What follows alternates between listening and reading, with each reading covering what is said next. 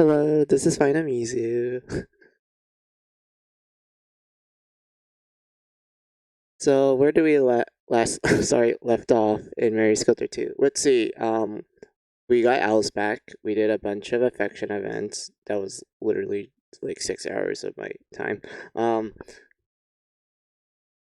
We got to the graveyard, and now we're going to continue to the graveyard. I'm hoping to finish the graveyard in this stream and unlock the shortcut for the jail tower and such, and then we're gonna do some affection events to kind of like wrap up the stream and such. So yeah, that's what I'm planning to do for the stream. I'm hoping that I could like do it under like maybe 4 hours, maybe 5 hours, like around that length and such. But like yeah, let's go to the game.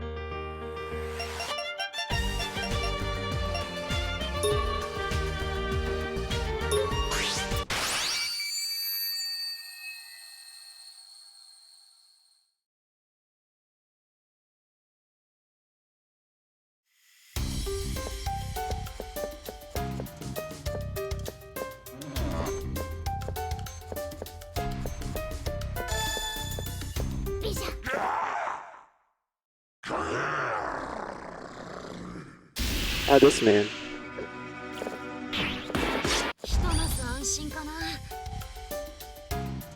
See ya.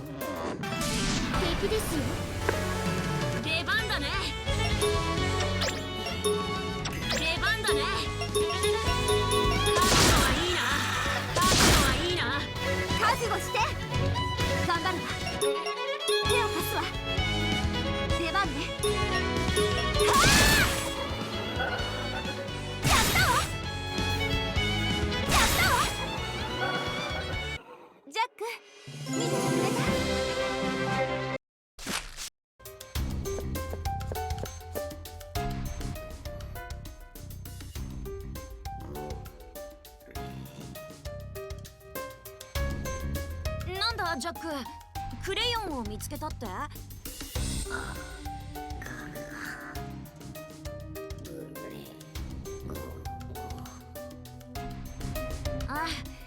それはクレヨンじゃないよ。口紅って言うんだ。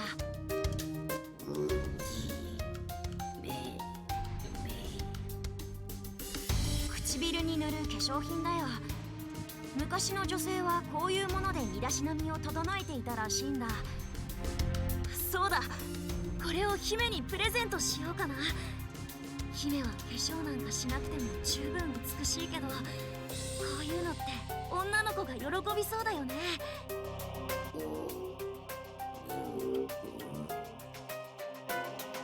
いや、僕はいらないよ。シンデレラ、何かいいものでも見つかったか？はい、今まさに目の前におつの手の中に。手の中ってこの口紅？お願いですわ。どうかそれを譲ってくださいませんか？これを。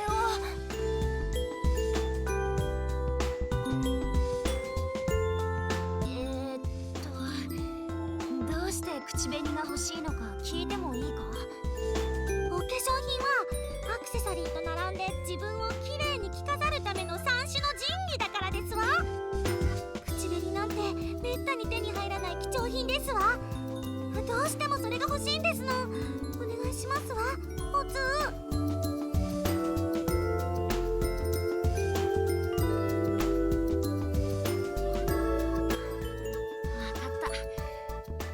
僕には必要ないものだし、いいよ。ありがとうございます。とっても嬉しいですわ。喜んでもらえてよかったよ。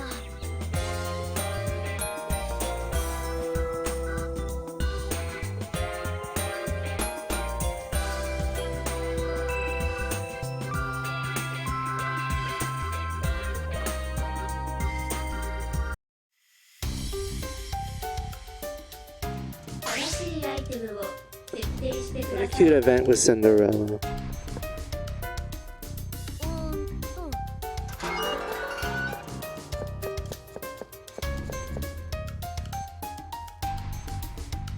行くよ。私の力見せてあげる。行くよ。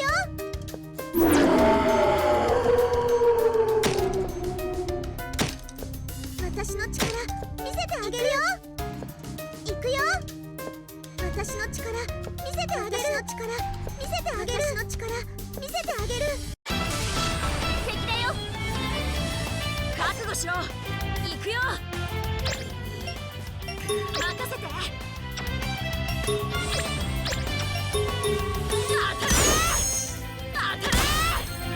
力が湧いてきます。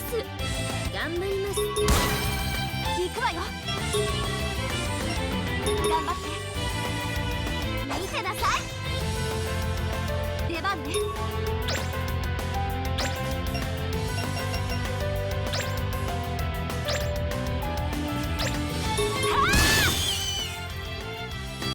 戦闘終了。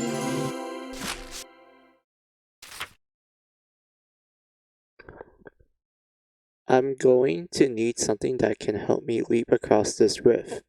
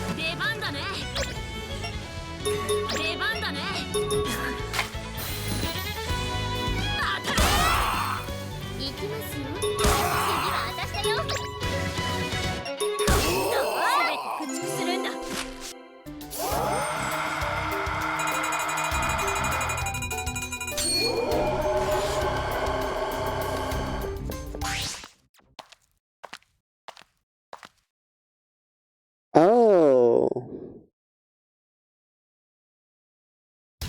This is another way to get into the graveyard. It's through the city streets. I forgot about that.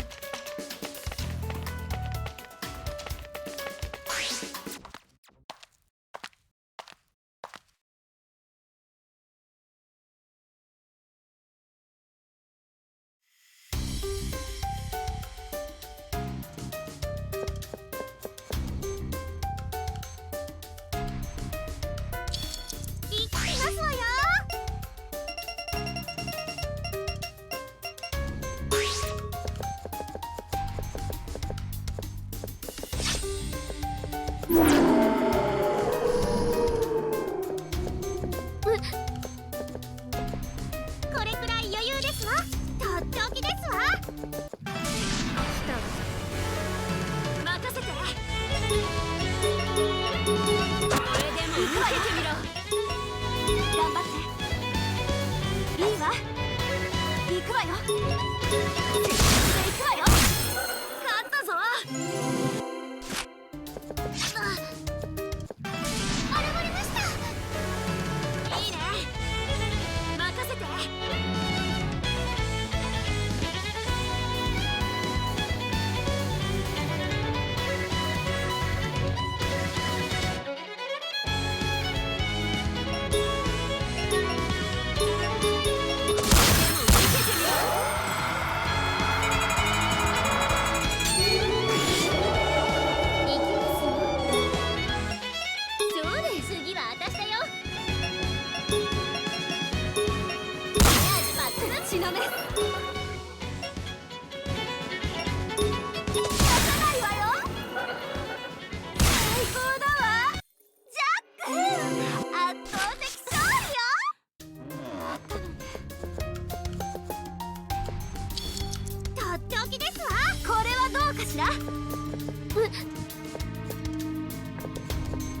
God, I love rabbit jump. It's so fun. I love it. Any like map skill that lets you greatly change how you move is like the best.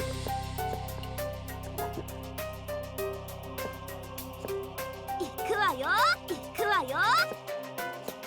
これはどうかしら。行くわよ。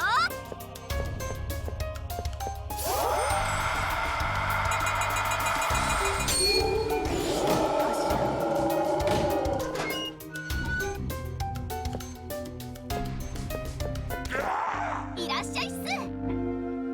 どれがいいっすか。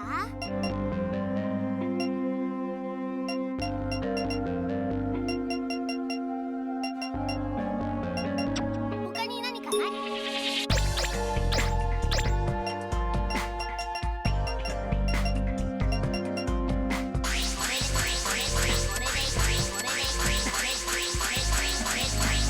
これでいいっすか。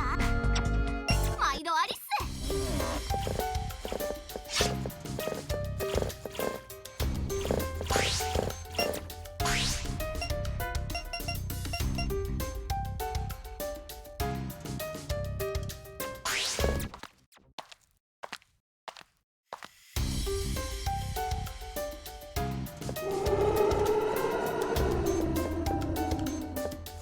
これはどうかしら。行くわよ。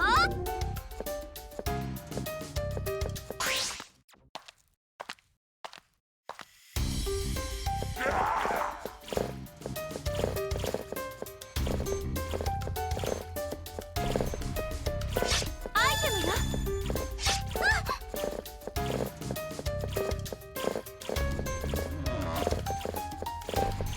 アイテムよ。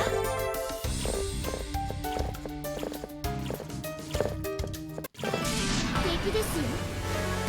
任せて。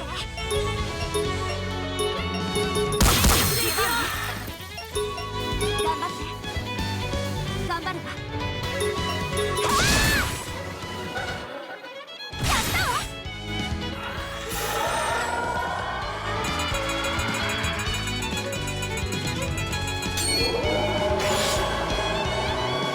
体が熱くなって興奮してきました。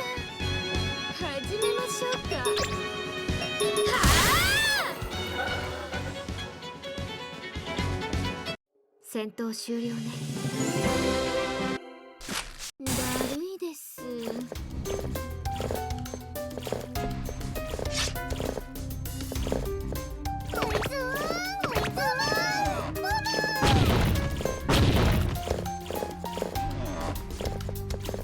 つけたわ。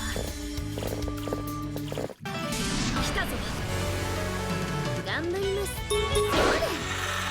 頑張るわ。頑張って。これで終わりにしてあげる。頑張るわ。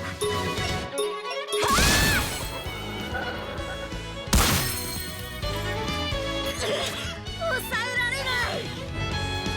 ぶちかます。やるぞ。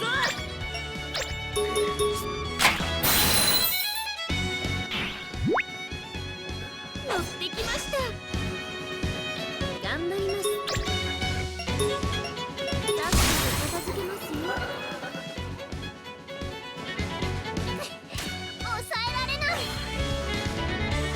力でぶち殺してやる。やらせて。ぶっ壊してやる。楽勝だ。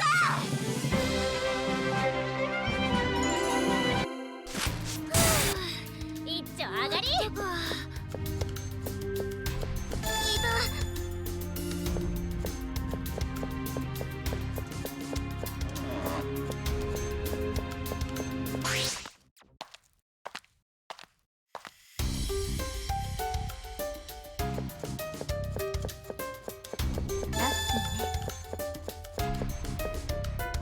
I'm kind of glad that this area gives you the what you call the gel pieces for instant bloom for your blood farms. It saves a lot of time. Like it really does save a lot of time. 気をつけてください。覚悟して頑張るわ。頑張って。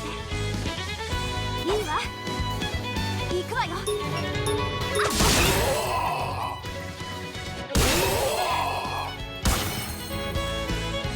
調子いいぞ。行くよ。当たれ。当たれ。ああ、この感じ。始めましょうか。目障りなんです。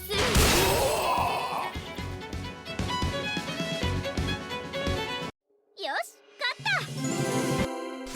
だるいです。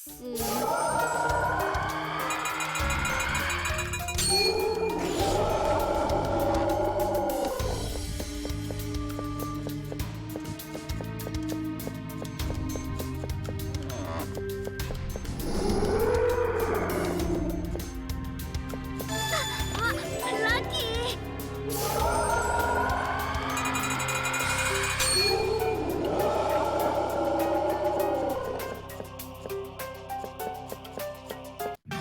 みんな戦闘準備任せて。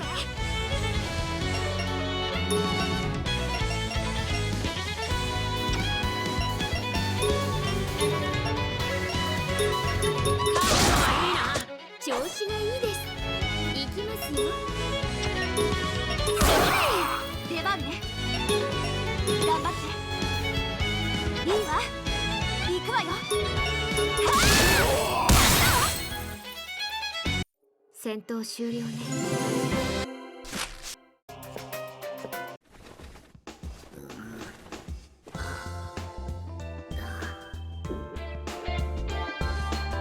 服があったって。どれどれ。あ、その服は。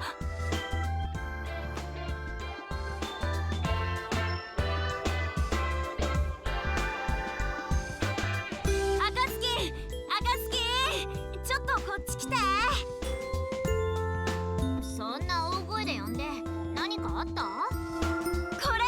この服ジャックが見つけたんだ。これ君に似合いそうだと思ったんだ。どう？こういうデザイン好きでしょ？すっごく好き。やっぱりそうだよね。すごくいいよこの服。フードの形や大きさも最高だし、赤い色も情熱的で私好みだし。ねえ、この服もらっちゃっていいの？もちろんだよ。ジャックも構わないか？や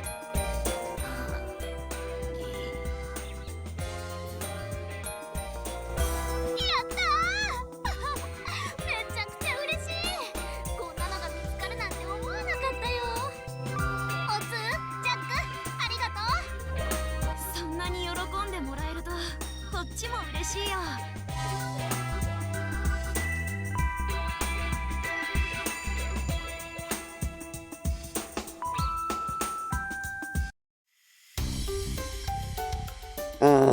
Sorry.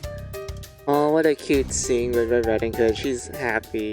She's no longer that depressed. I mean, it did kind of took away from it a little bit, but still, like, oh, what a cute scene. But it is kind of I guess, weird slash funny that we're getting these, like, events of, like, the girl, of, like, Jack and Osu finding something in the dungeon, and one of the girls are like, ooh, I want that, and such. We literally got 2 in a row. We got the first one from Cinderella, and then just entering the second area, we got one for Red. So that kind of tells me that, oh, they kind of have to rush it a little.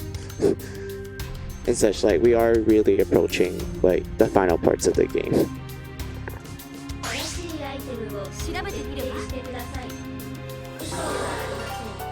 Also, I do like how the key that we need to use to open this one is a tulip, which I think that was the flower that Thumbelina was, like, she was born from. Like, the person who bought the seeds, planted, and then a tulip came out, and from the tulip, Thumbelina was born. And such. So I guess there's a little nice touch to the fairy tale. I'm not sure if I'm even correct with that. I don't really know the story of Thumbelina that well, like, compared to other fairy tales. So maybe that's the case, but let's go on.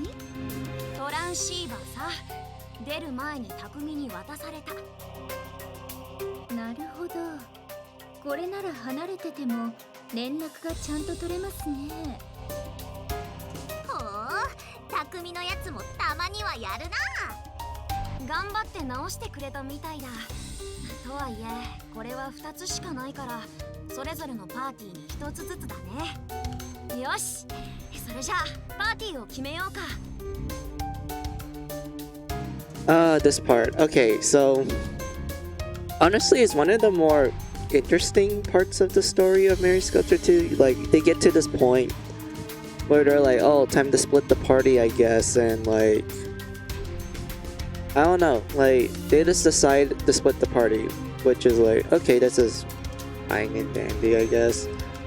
Of course, there are, like, some restrictions to it. Like, for example, at this end of the story, Alice will always be a permanent member here, and everyone else is, like, free game at that point. So, like, okay, when I first played this game, I only had, my party setup was this. So it was Osu, Alice, Gretel, Hamlin, Kaguya, and Snow White. That was my party setup when I first played this game. But now I'm feeling a little, I guess, different. So I'm gonna change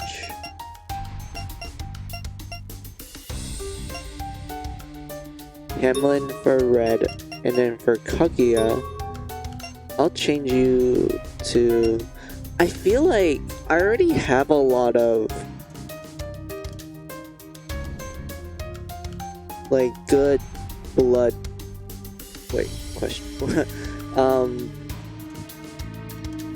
Characters that can just do Kagome easily, so I'm, like, kind of debating Like, which one should I carry? Because I never use mages that much in 2. Like, honestly, magic in Mary Sculptor 2 isn't that great. Even after I fix some of the even after I learned like some techniques to make magic at least viable, but like I don't know, man, like magic isn't that great. I kind of want to run Dumbelina and maybe Cinderella, but at the same time, like Sleepy though. Sleepy is the same as Kaguya. I don't know, like.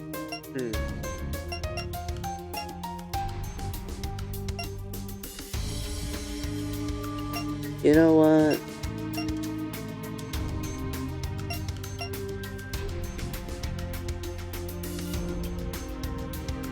Cinderella, you're gonna join the party. So let's see, my party setup is, let's see, Kagame Kagame, damage, items, damage, damage, and damage. Okay, I'm pretty sure like these 3 can do Kagame Kagame at least, because I do know I give them equipment that has a lot of like BL on it, so I'm just hoping that it will work out and everything. But like, yeah, I guess this is a fine party setup. Wait, can I actually exit out? Oh. じゃあこのパーティーで行くとしよう。互いに無理しないようにね。よし、では行くぞ。じゃあ出発。気をつけていきましょうね。無理しないで行くからね。じゃあ気をつけて。じゃあそれぞれ気をつけていこう。またパーティーを選び直したいときはみんなでここに戻ろう。Wait a minute, I'm kind of curious. Will we get different dialogue?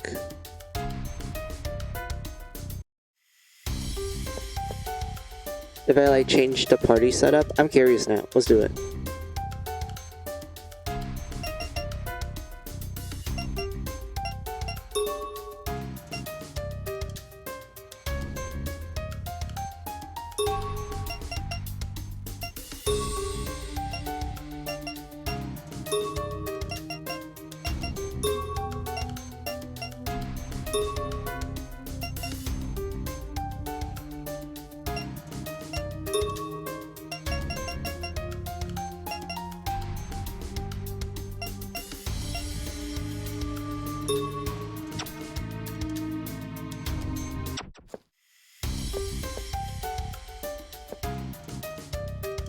Nope, I have to do it the first time round. Shit.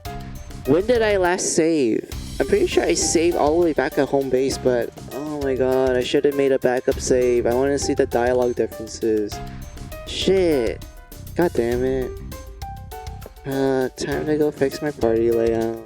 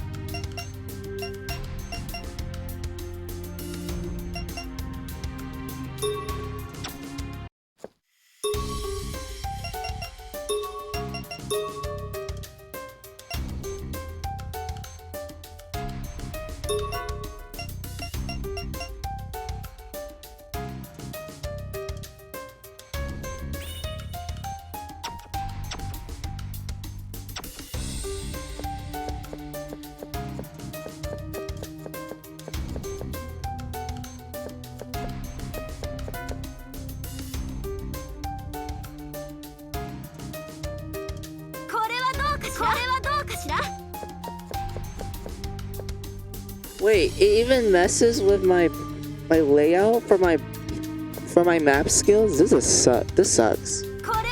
Why? Why did they do this to me?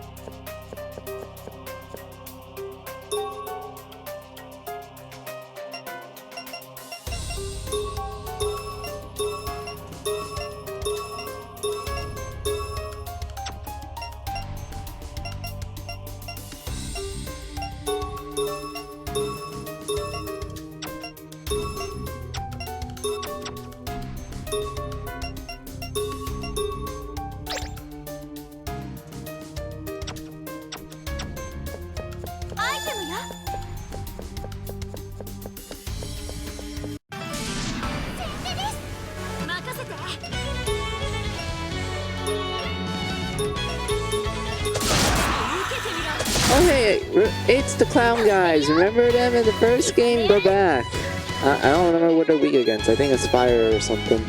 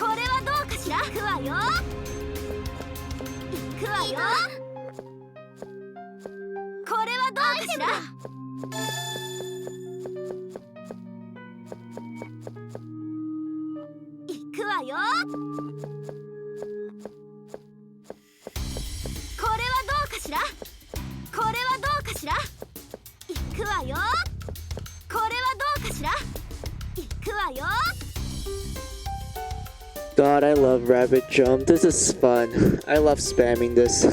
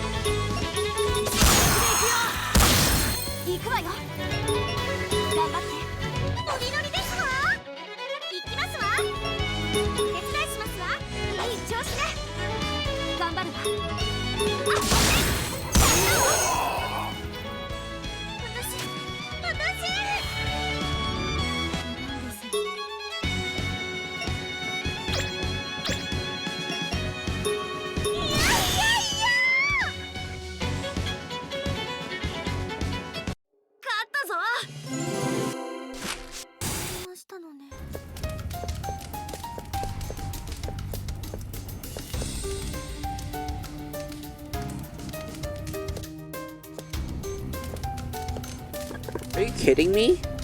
That means I need to go back and get Little Mermaid. Don't tell me the game is like, oh, you need Little Mermaid because of like these fire pits. Are you kidding me, game? Like, you could at least design the maps to at least compensate the fact that we might play differently and whatnot.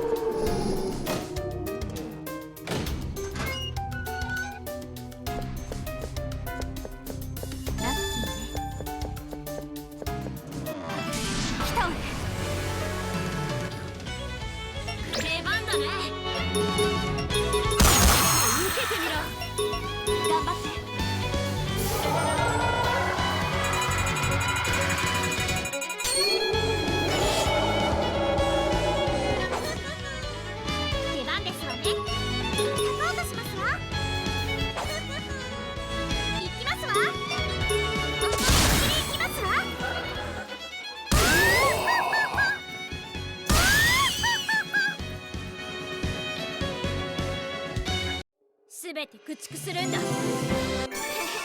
嬉しいな。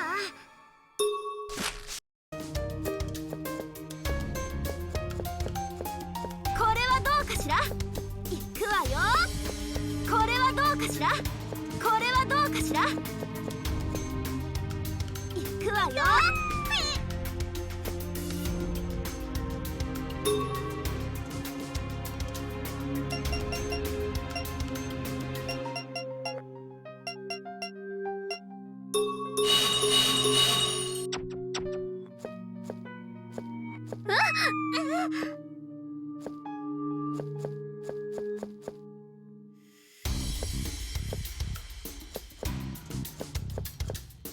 いくわよ。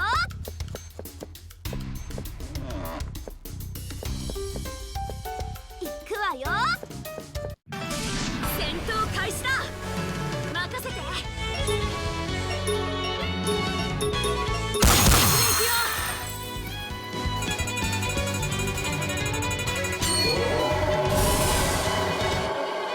行くわよ。頑張って。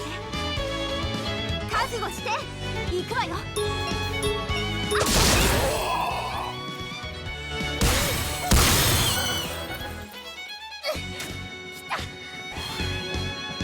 行くよ。ぶっ壊してやる。戦闘終了ね。一丁上がり。行くわよ。行くわよ。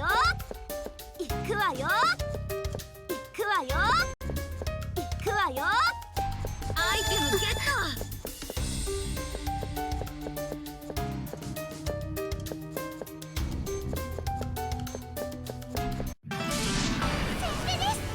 行くよ。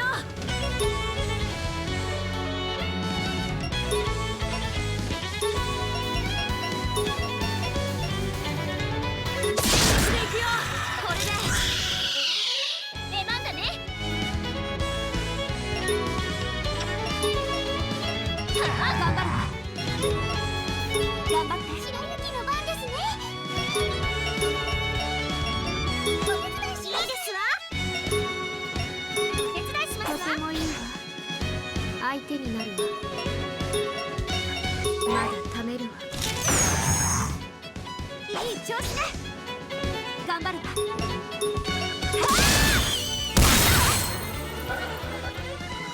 戦闘終了ね。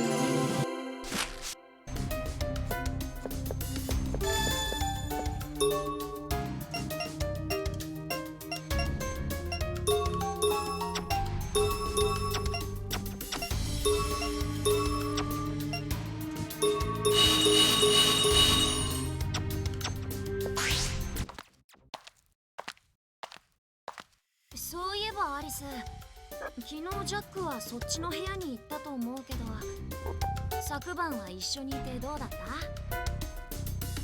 久しぶりに一緒に過ごせて嬉しかったわ。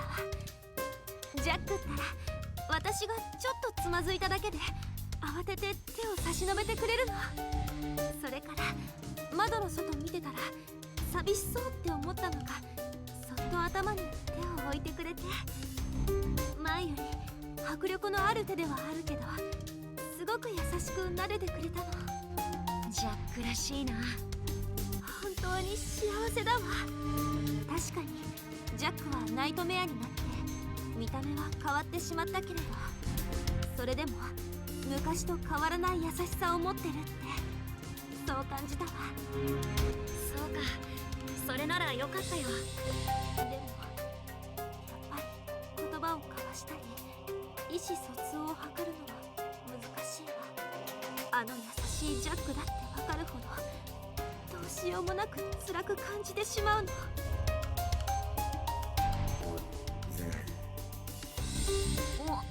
どうしたんだいジャック。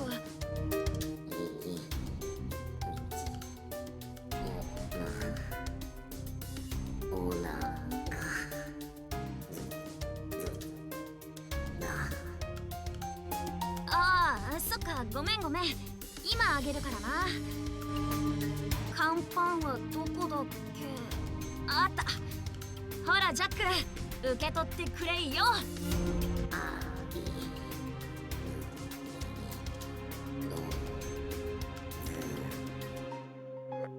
すごいわ。ジャックの言葉がちゃんとわかるのね。ジャックと意思疎通ができるなんてお通さんが羨ましいわ。私はジャックがしてほしいこと分かってあげられないから。僕にはなぜかナイトメアの感情が伝わってくるんだ。ジャックはアリスに出会えた時すごく強い喜びを発したよ。アリスと再会できて嬉しいってすごく喜んでいるんだよ。そうなの。そうジャックったらそんなに喜んでくれていたのね。嬉しいな。そうジャックが思ってくれてるなら今はそれで十分だわ。もしこの先また寂しいって思うようならこう考えてみればいいよ。真に頼りがいのある男はあえて多くを口にしないのだって。ずいぶん硬派な感じの男性ね。ちょっとジャックのイメージじゃないかも。でもそうね、言葉にできずともジャックの優しさは感じられるんですもの。捉え方を変えて接していってみるわ。その調子だよアリス。ありがとうおつーさん。少し自信出てきたわ。じゃあ先に進みましょう。初めて来る場所だな。What a cute scene with Alice. Like, they're quite lovey-dovey, aren't they, Jack and Alice? I mean, 2 really did ship like Jack and Alice a lot. I honestly feel like 2 and Finale really does ship the 2. Like in the first game, like you can kind of feel it, but at the same time you can ship Jack with the other girls. But like 2 and Finale, yeah, they really do go heavy on the Jack and Alice ship.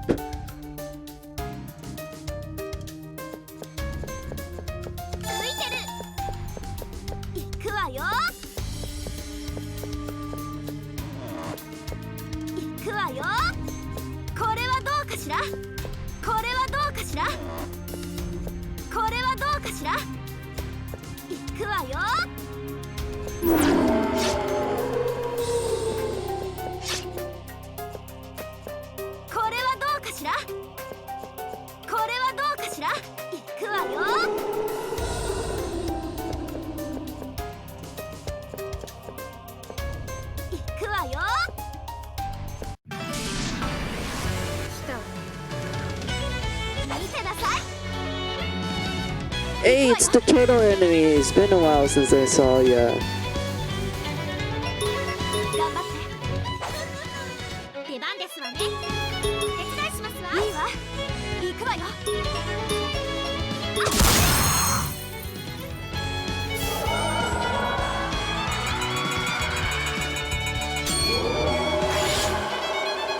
ノリノリですわ。出番ですわね。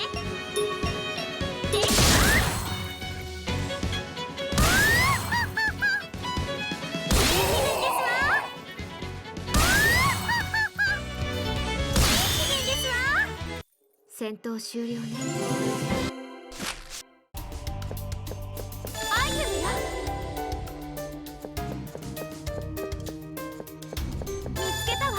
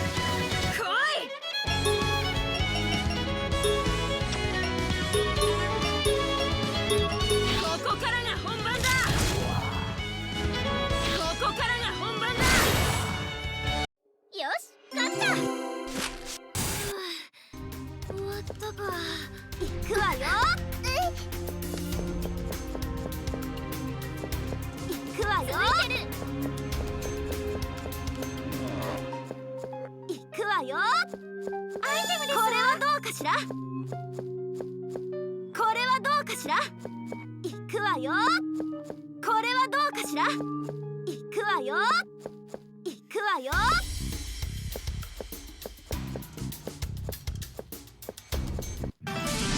先手必勝よ。出番だね。さあ次は私だよ。行くわよ。頑張って。白雪の番ですね。白雪頑張りますわ。サポートしますわ。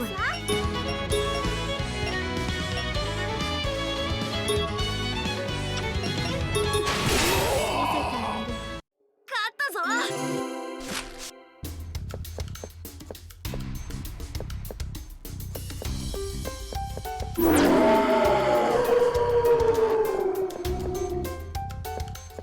これはどうかしら。いくわよ。いくわよ。あ、ラッキー。これはどうかしら。いくわよ。 God, I love this. I love spamming this. It's so fun. 行くよ。飽きましたわよ。さあ行きましょう。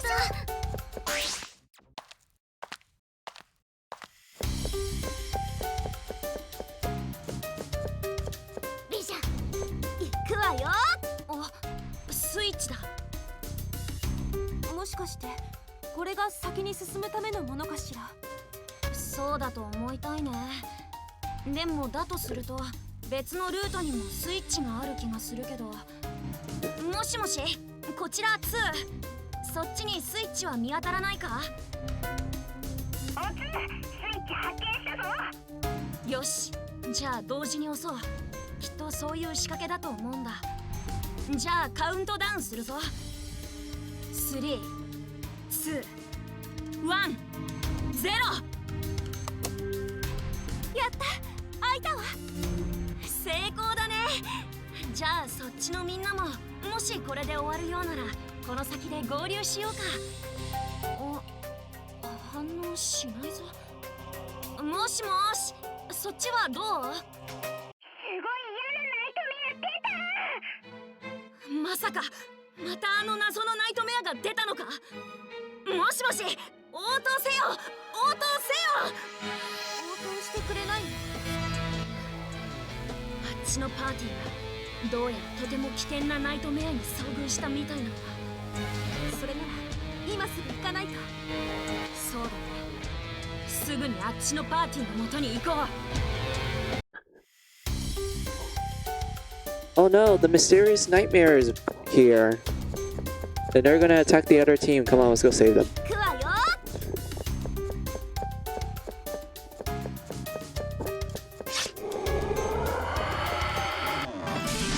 現れた。いいですわ。行きますわ。お手伝いしますわ。出番ですわね。お行きますわ。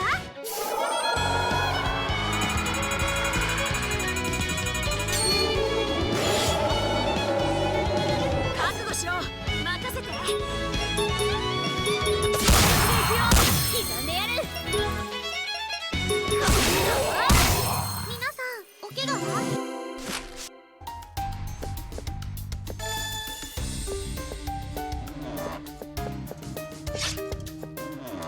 いいもの見つけました。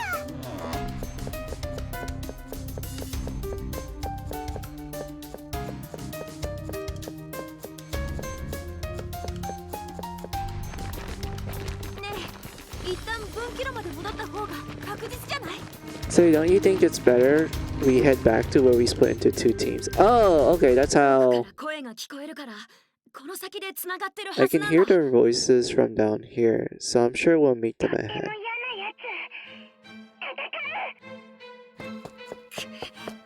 みんな逃げきれなさそうだな。悪いアリス、みんな先に行くよ。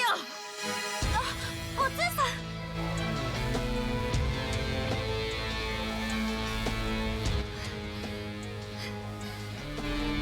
見つけた。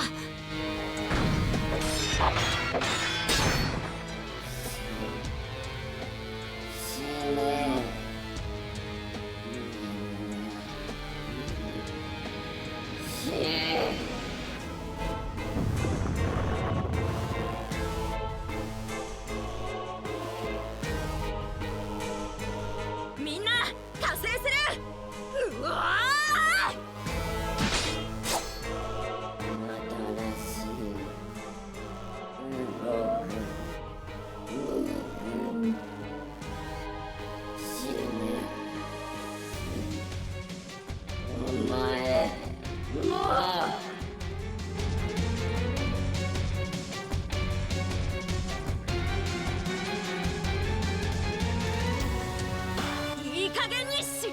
ナイトメア。やっと追いついた。おつーさん大丈夫だ。なんとか攻撃は受け止めてる。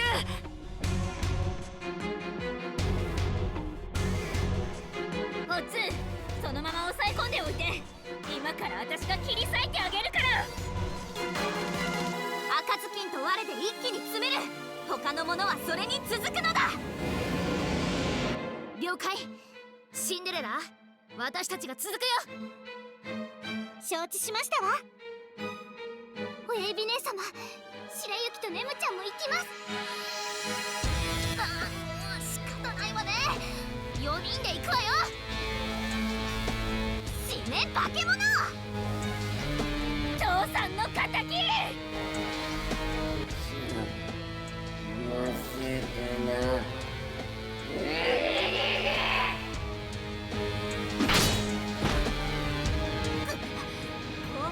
受け止めるか。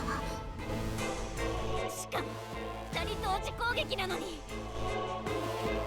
まだ攻撃は続いてんのよ。そうです、まだ。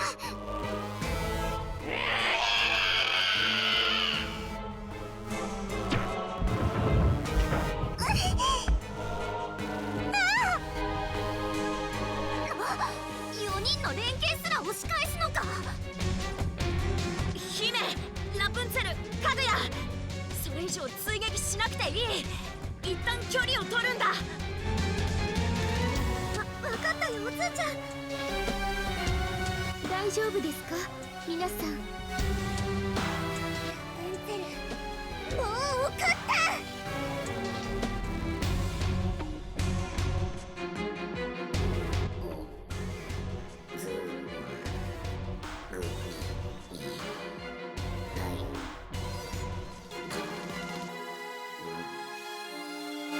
シャック、ありがとう。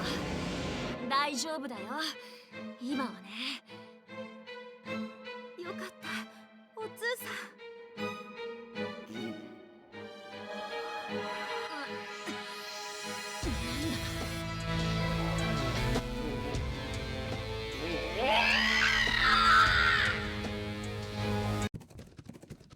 また逃げた？待て！逃げるな！どうして？我たちの強さと人数に恐れをなして逃げたのであろう。もう二度と来んな！でも正直今は逃げてくれて助かったわ。そうですわね。ちょうどパーティーが分かれてたから焦りましたわ。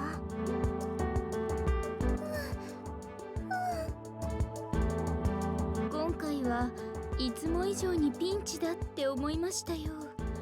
もう勘弁ですね。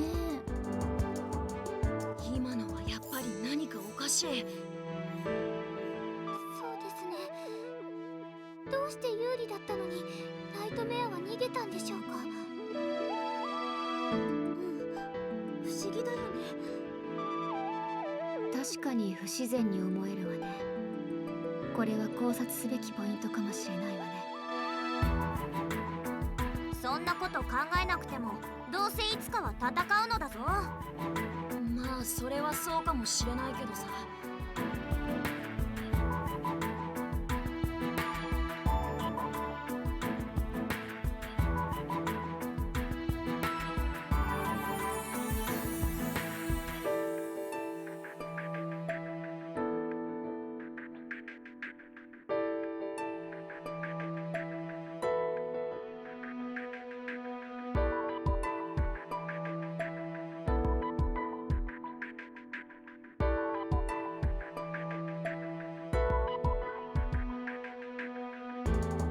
貴様らまた戦うことになったらその時は絶対に勝利するぞ。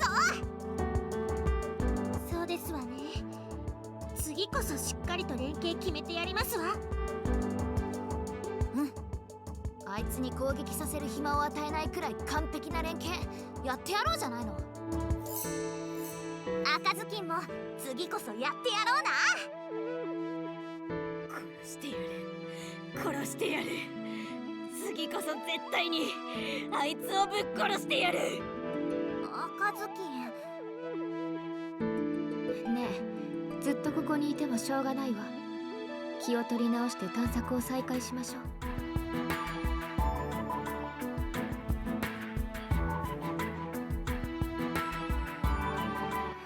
スー。ごめん。先を急ごう。何か分かったなら後で教えてね。分かったことがあったらちゃんと報告するよ。So we just encountered the mysterious nightmare. We learned how, I guess, powerful it is, and it has decided to run away again. So yeah, mysterious thing. But let's see. Ooh, this is not a bad spot. Man. Hold on. 何を選ぼう。うまく育つと楽しみだね。うまく育つとよし、これでいいね。それ、おい、それ、おい、それ、おい、それ。敵だ。So I think everyone's back in the party, so that's like good news for me. Wow.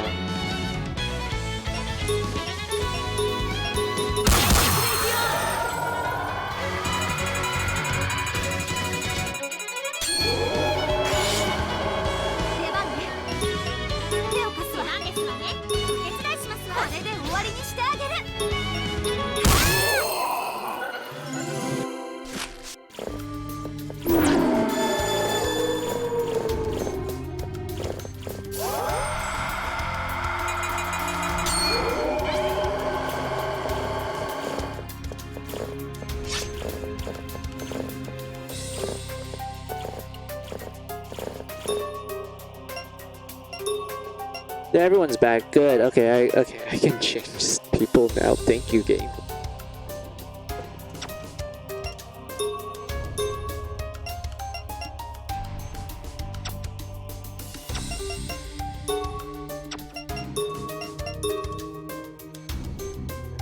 God, look at this mess. Look at this. I hate how they rearrange it.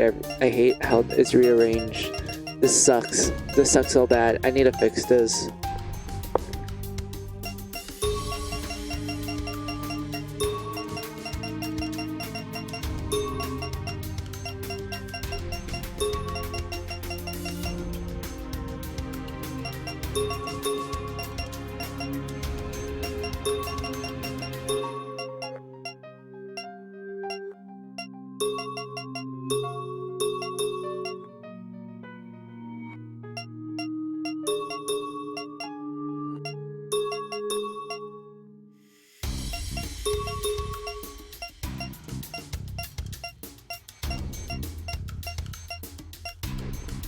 There, the natural order is all organized now, thank God.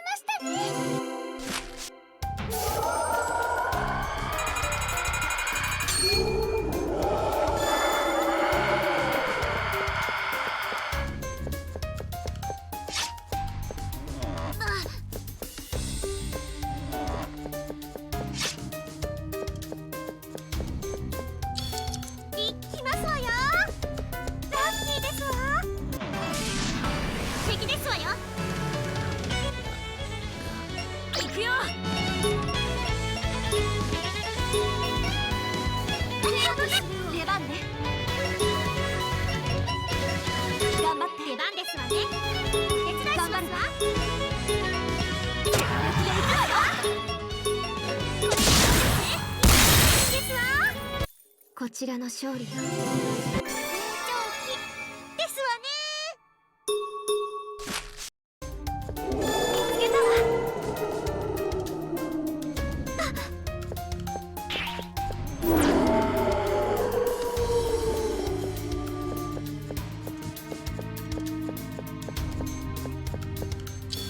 いきますわよ。アイテムよ。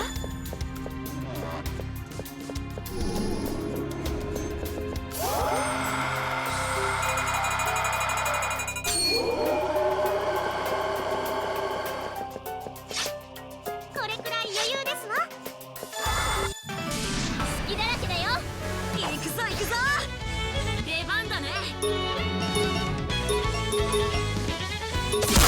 よ。出番だね。ジャック、私の本気見てて。出番ね。頑張って。白雪の番ですね。白雪もいますよ。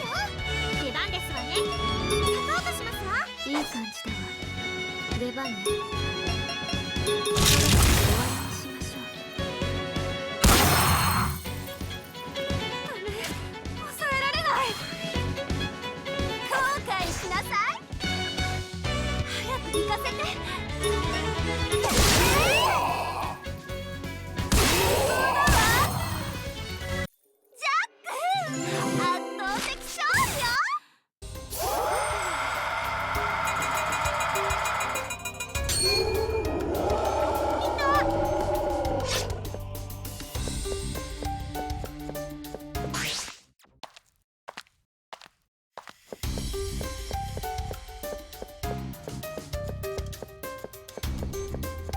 ビジャン、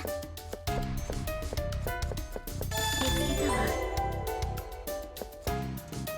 Yo, suit prototype? I actually need that. Oh my god.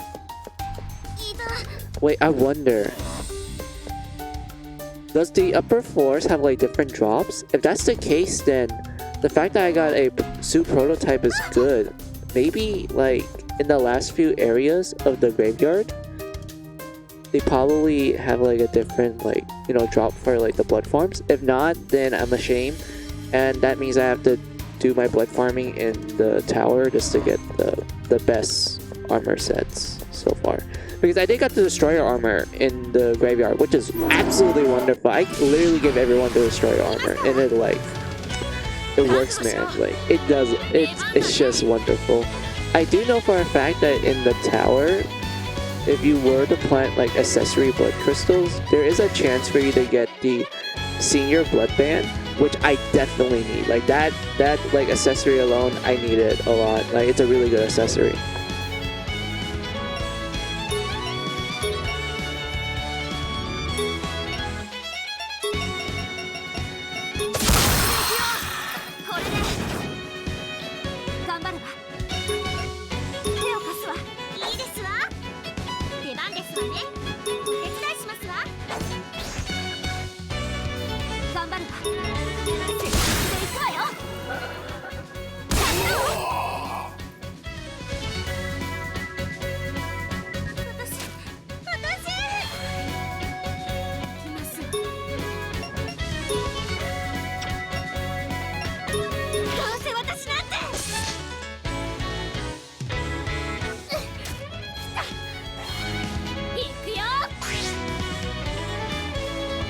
Man, they resist it? Shit, that means I need to increase Cinderella's a lot more.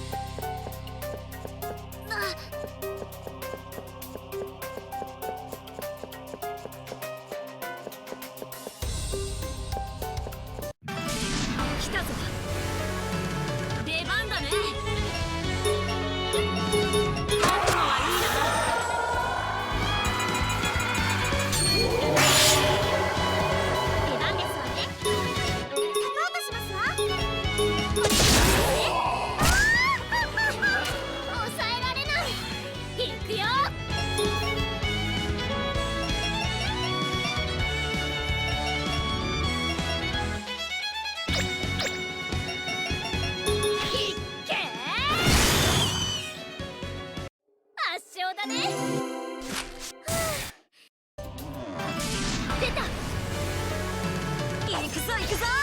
任せて。出番だね。これで乗ってるよ。次は私だよ。Oh, wait, I did a brain fart. I meant to deep breathe. Sorry, Jack. I didn't mean to do that.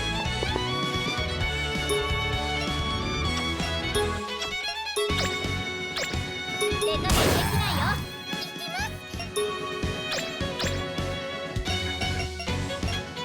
す。頑張りますわ。思いっきりいきますわ。血のね。できない。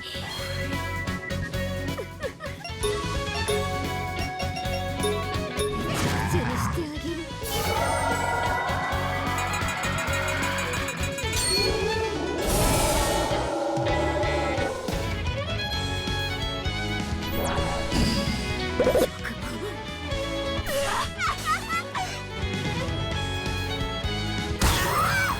皆さん、お怪我は？あれ。終わったのね。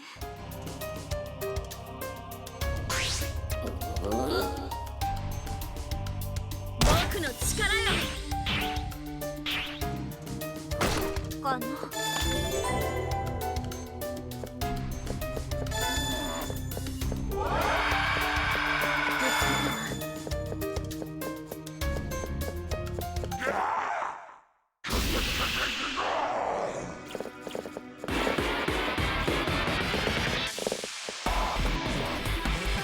頑張りますわ。お手伝いしますわ。いいですわ。行きますわ。できた。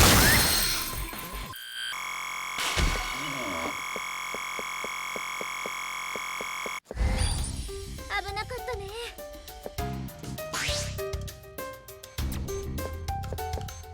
どうしようかしら。よし、これでいいね。楽しみですわ。それ、おい、それ、それ、それ、それ。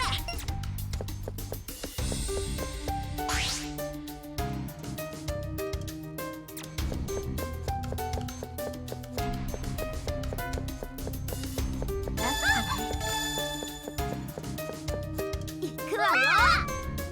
行くわよ。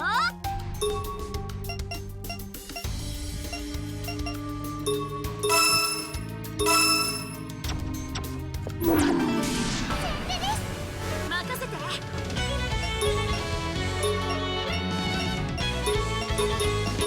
も受けるよね。頑張って。白雪の番ですね。お手伝いします。絶好調ですわ。頑張りますわ。サポートしますわ。もう少し出番ね。勝てましたね。アイテムよ。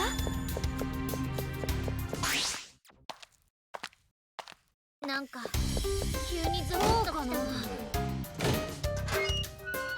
そうだな。開いた開いた。急に王冠が。なんだか嫌な雰囲気ですわ。不吉だわよ。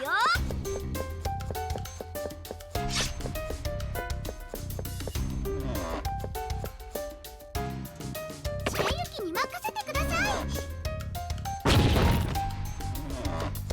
アイテムですわ。アイテムゲット。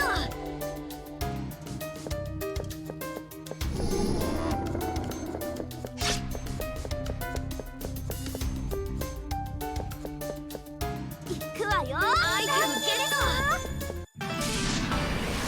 Kind of weird that you get literal beginner equipment from some of the harvest drops. Like, this is the graveyard. This is like the second to last dungeon, mind you. So the fact that we're getting like beginner equipment from the gathering spots is kind of weird.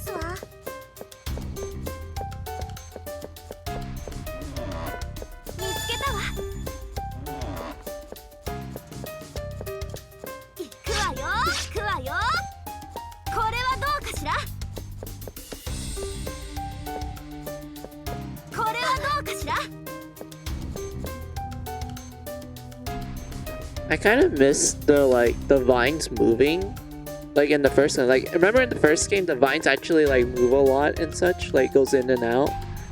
Yeah, they don't really move in this game, which is kind of a shame. みんな戦闘準備調子いいぞ行くよ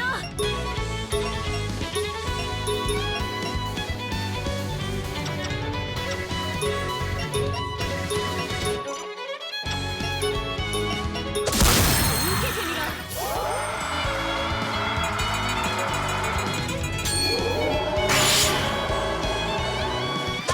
いいな行くわよ手を貸すわ見てなさい行くわよ行くわよ抑えられない泣きわめけやらせていっちゃってもう抑えられませんいけますよ暴れちゃいますよ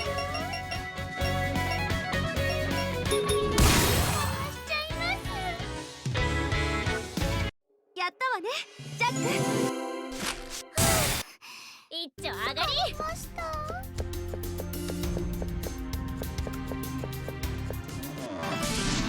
来たわね出番だね全力でいくよ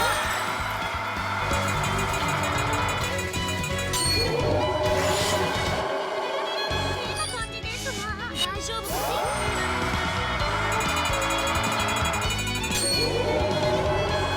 し刻んでやる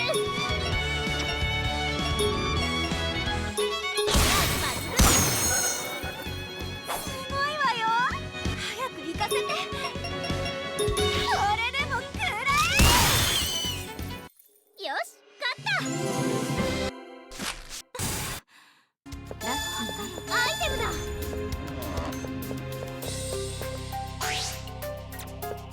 行くわよ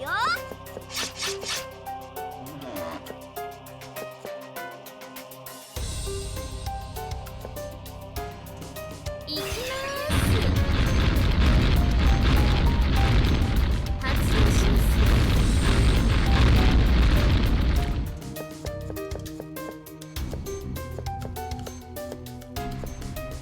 やりましたよ犬かひっちゅーひっちゅーひっちゅーひっちゅー How's the poison bubbles from the first game? They're back. Make you slow as ever. Oops, wrong button. 犬か犬か犬かひっちゅーひっちゅーひっちゅーひっちゅー敵だよ行くよ出番ですわねお手伝いしますわ行きますわ思いっきり行きますわ来たやらせてぶっ壊してやる戦闘終了ね一丁上がり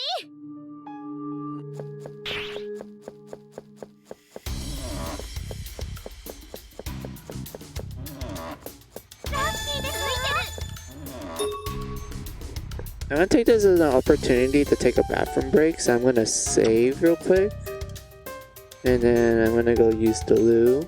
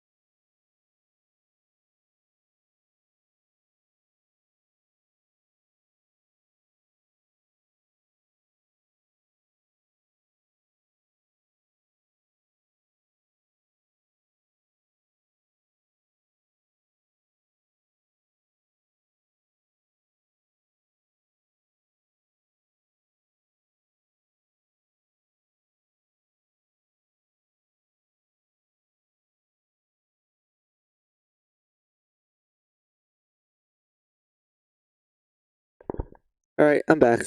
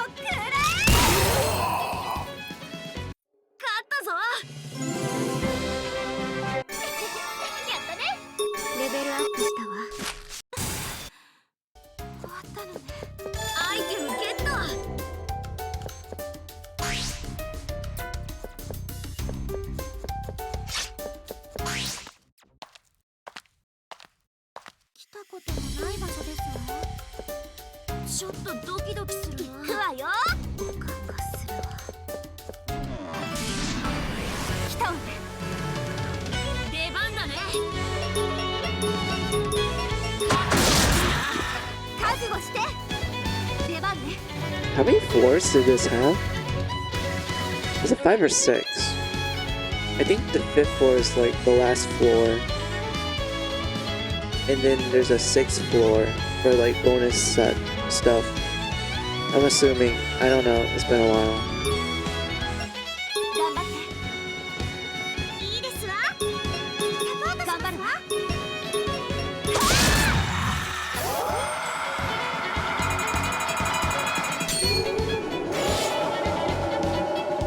ノリノリですわ。行きますわ。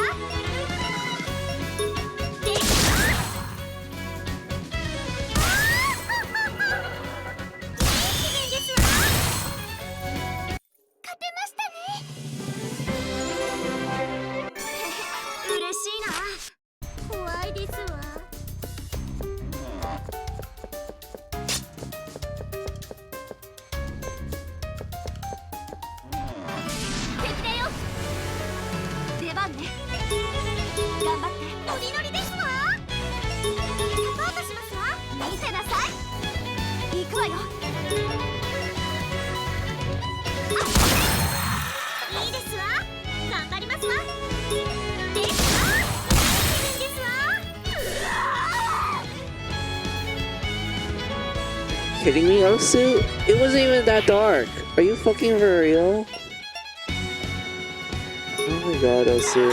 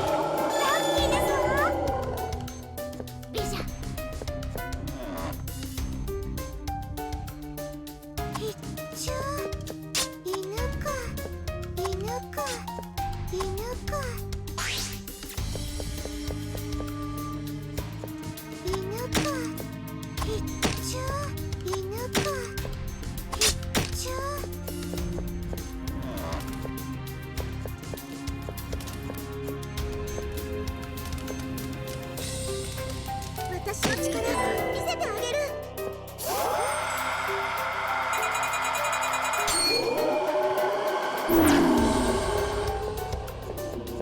いた。私の力見せてあげるよ。私の力見せてあげる。行くよ。Oh my god, this is an actual good spot. Sorry, this is an actual good blood farm spot. Holy shit, this is good. Oh my god. 育つを楽しんでください。うまく育つこれでよし。楽しみだな。おい、それそれ。隙だらけだよ。任せて。任せて。全力で行くよ。さあ、行くわよ。手を貸すわ。の番ですね。出番ですわね。相手になるわ。まだ止める。頑張る。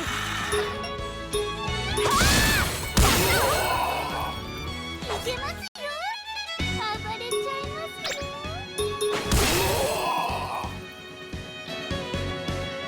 皆さん、お怪我は？疲れました。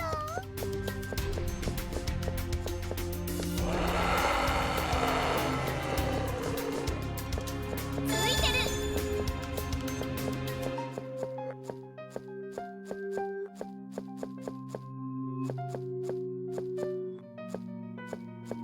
ラッキーね。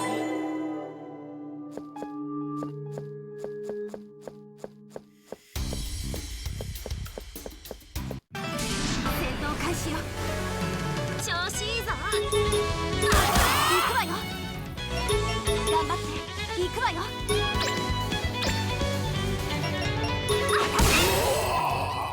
皆さん、お怪我は？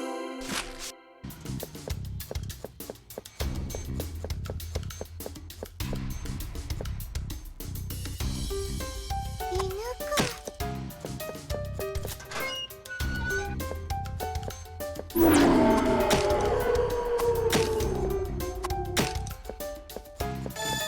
アイテムよ。Alright, this is what we need. 気ありですわ。出番だね。出番だね。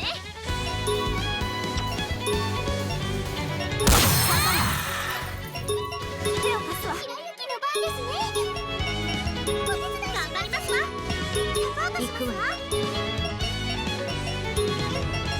まだ止める。い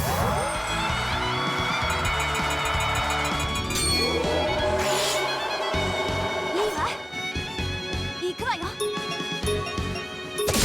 くわよ。皆さん、お怪我は？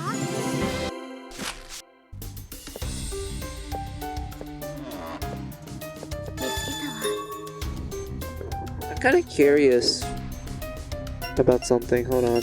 Let me put in dummy. There we go.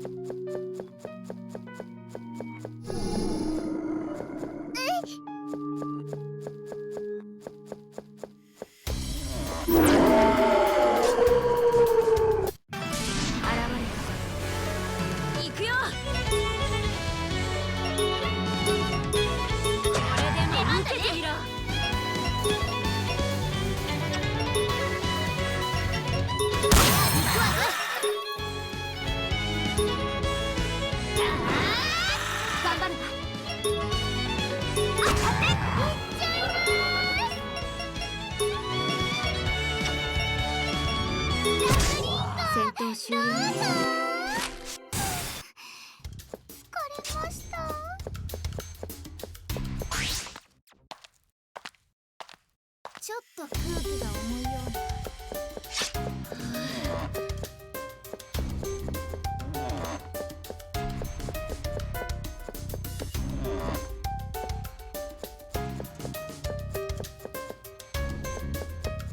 新しいアイテムを設定してください。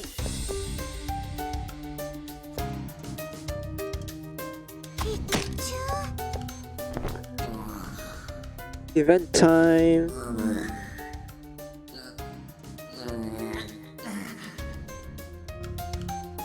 ジャック、どうかしたのか？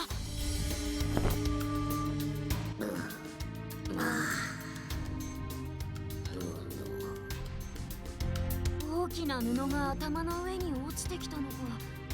大丈夫だったか？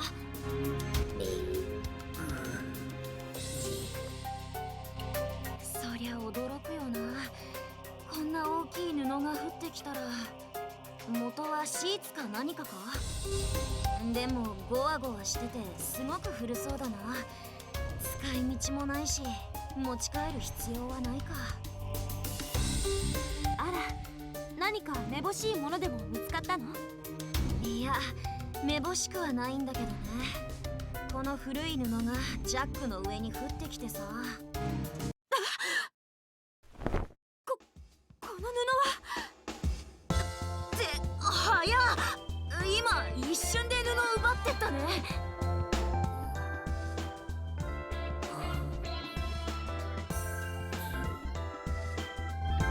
2人ともこの布はテーブルクロスよ。テーブ茶会の時には欠かせないアイテムよ。テーブルクロスのかけ方にもいろいろあって、お茶会を盛り上げる影の立役者と言っても過言ではないわ。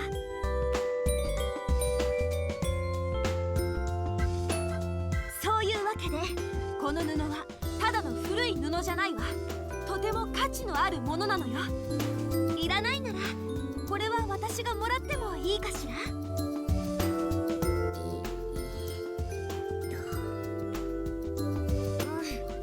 特に使うわけでもないし、この布はアリスが持っていた方がいいみたいだから。ありがとう。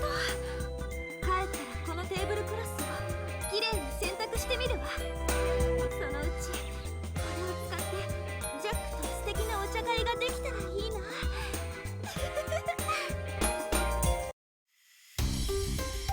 Wow, what a cute event with Alice. Getting tablecloth for her future tea parties. 行くわよ。頑張って。いい調子ね。行くわよ。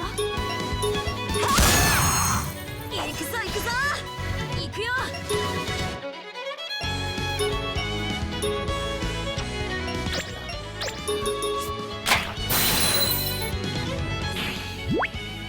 めちゃくちゃにしてやる。次は私だよ。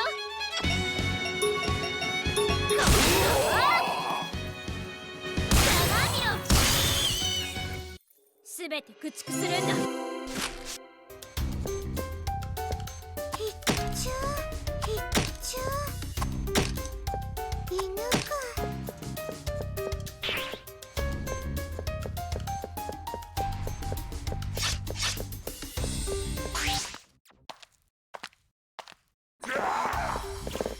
嫌な感じがするわ。嫌だな。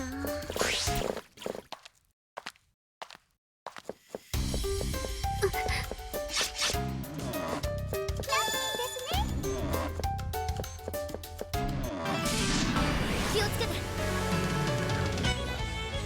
出番だね。受けてみろ。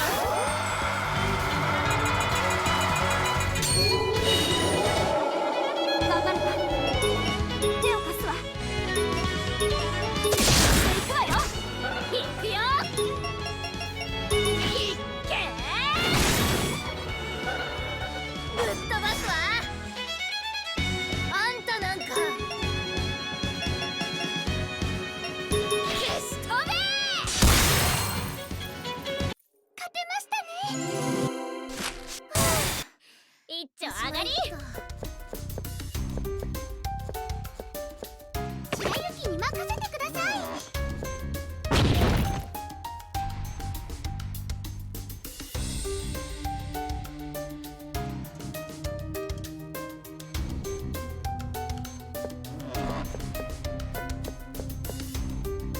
犬か。ひっちゅひっちゅ行くわよ。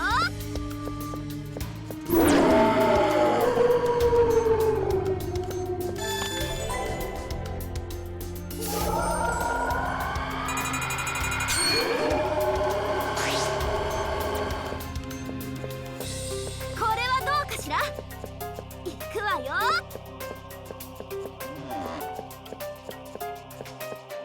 怪しいアイテムを設調べるわよ。定してください。現れたわ。任せて。覚悟は決めてやる。こ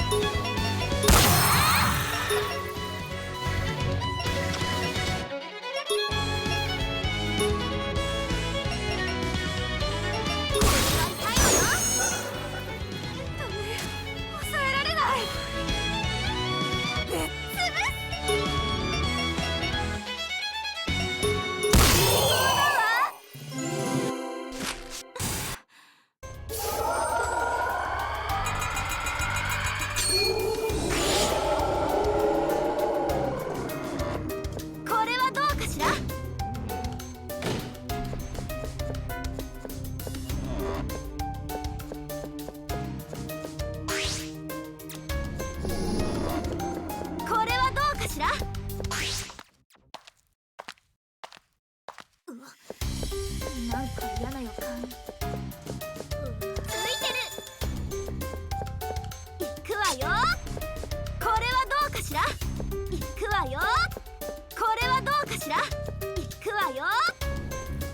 Thank you, Jail Blessing. I can spam Rabbit Jump now. It only costs 1 SP. Wonderful. これはどうかしら。ついてる。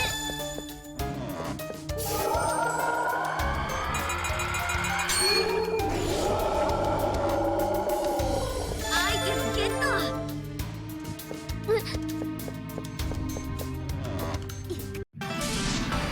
隙あり。行くよ。でも受けてみやる。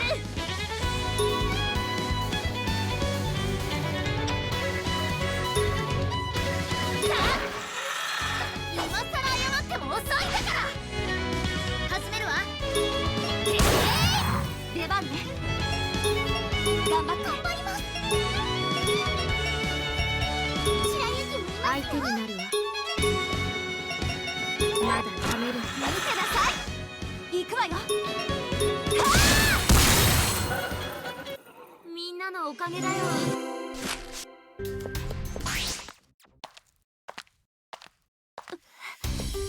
急に王冠が行くわよ。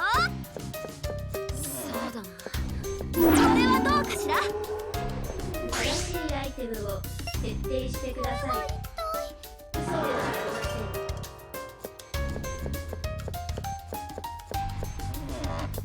行くわよ。かしら。行くわよ。敵だわ。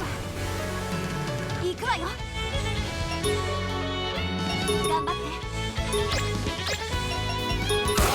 くわよ。当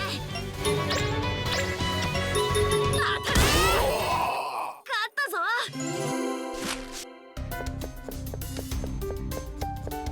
これはどうかしら。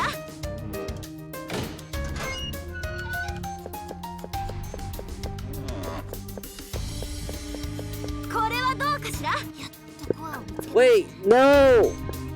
Oh my god, I fucked up. I literally rapid jump into the Guardian battle. Fuck. I wanted to save. Oh god damn it. Fine game. こう。ああ、あれを壊して監獄塔を伸ばしていくんだよ。そういえば私が目覚めた時もこれとそっくりのコアがあったわ。本当か、アリス。コアのそばで目覚めた。アリス、その話後で詳しく聞かせてくれ。そうね。まずはコアを破壊しましょうか。これを壊せばさっきの異常な強さのナイトメアとも戦えますの？いや、多分違うと思う。さっきのナイトメアは別にこの元墓所エリアに限らず出没してきたから、おそらくは対応してないでしょうね。じゃあもう一体の方のナイトメアだけなんですね。残念だけど仕方ないね。そんなの全部殺せばいいだけだよ。我も同意見だな。全部倒せば済む話だ。パニンが現れました。さあまずはこいつに我らの強さを見せてやろうではないか。相変わらず血の気が多いわね。そこは頼もしいと言うべきであるぞ、グレーテル。私もハーメルに負けていられませんわ。気合十分だな。よしみんな、僕たちも続くぞ。Oh, I'm a dumbass. Why? Why did I do that? At least we can fight. Also, like, it is kind of funny that we get this mecha enemy from Mary Sculptor 2 and onwards.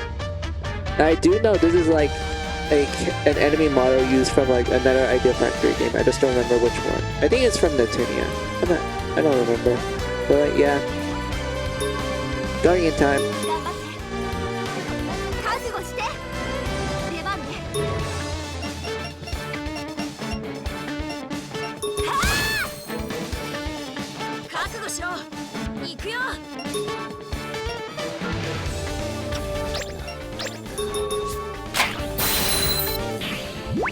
覚悟しなよ。出番だね。いいわ、任せなさい。見てます。白雪の番ですね。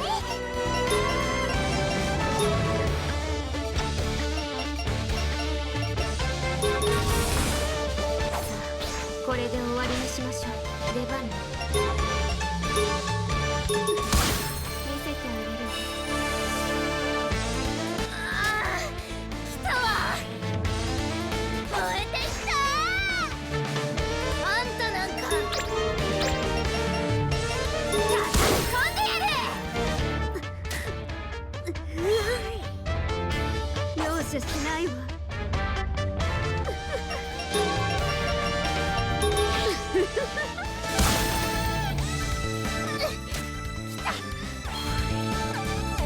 思いっきり暴れてやる。行くよ。 Hell yeah, level 3, let's go! Rage Rush time! いっけー。 Look at that! Oh my god! Kagame Kagame, level 3, crit, Rage Rush, beautiful, hit the enemy 5 times. But I kinda wished I did the jail trial to make it more difficult. Like, I literally accidentally went to that battle without the jail trial, so fuck. I really wanted to fight it. 一丁上がり。 This time though, I will make the Nightmare fighter. So I will make the Nightmare harder and such, because I do know that I'm not sure when the Nightmare appears. I think it's the next floor, so yeah, let's just pray. 今回も無事にコアを壊せそうです。 Not pray, let's just hope that I remember. ではコアを破壊するとしよう。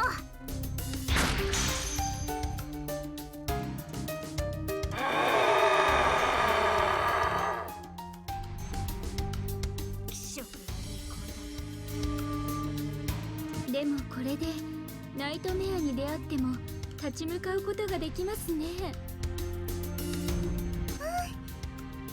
逃げ続けなくて済む。コアを破壊することほど安心感が増す瞬間はないわよね。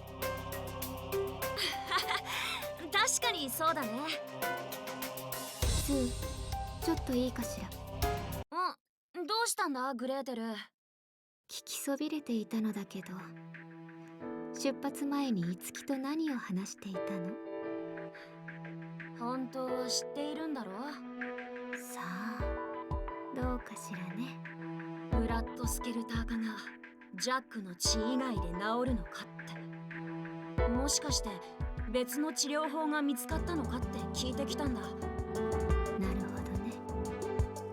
それ、白雪も気になってました。私も不思議でしょうがないよ。二人も気づいてたのか。それで2、あなたは何と答えたのかしら。もちろん見つかってないって答えたよ。そんな別の治療法なんて見つかってないし、見つかったとしたら報告してるってね。ですよね。グレーテルさんも別の治療法なんて少しも知りませんよね。もちろん憶測の段階なら胸に秘めるけど、断定できる情報に昇華したら提供するわよ。一体どういうことなんだろうね。いつきはアリスがあそこまで一切怪我がない無事な姿なのも不思議だって言ってたよ。言われてみればそうですね。ブラッドスケルター化しておいて全く傷ついていませんでしたね。それどころか出会った時と服装も全く一緒で、破れたり汚れたりもしてないんだよね。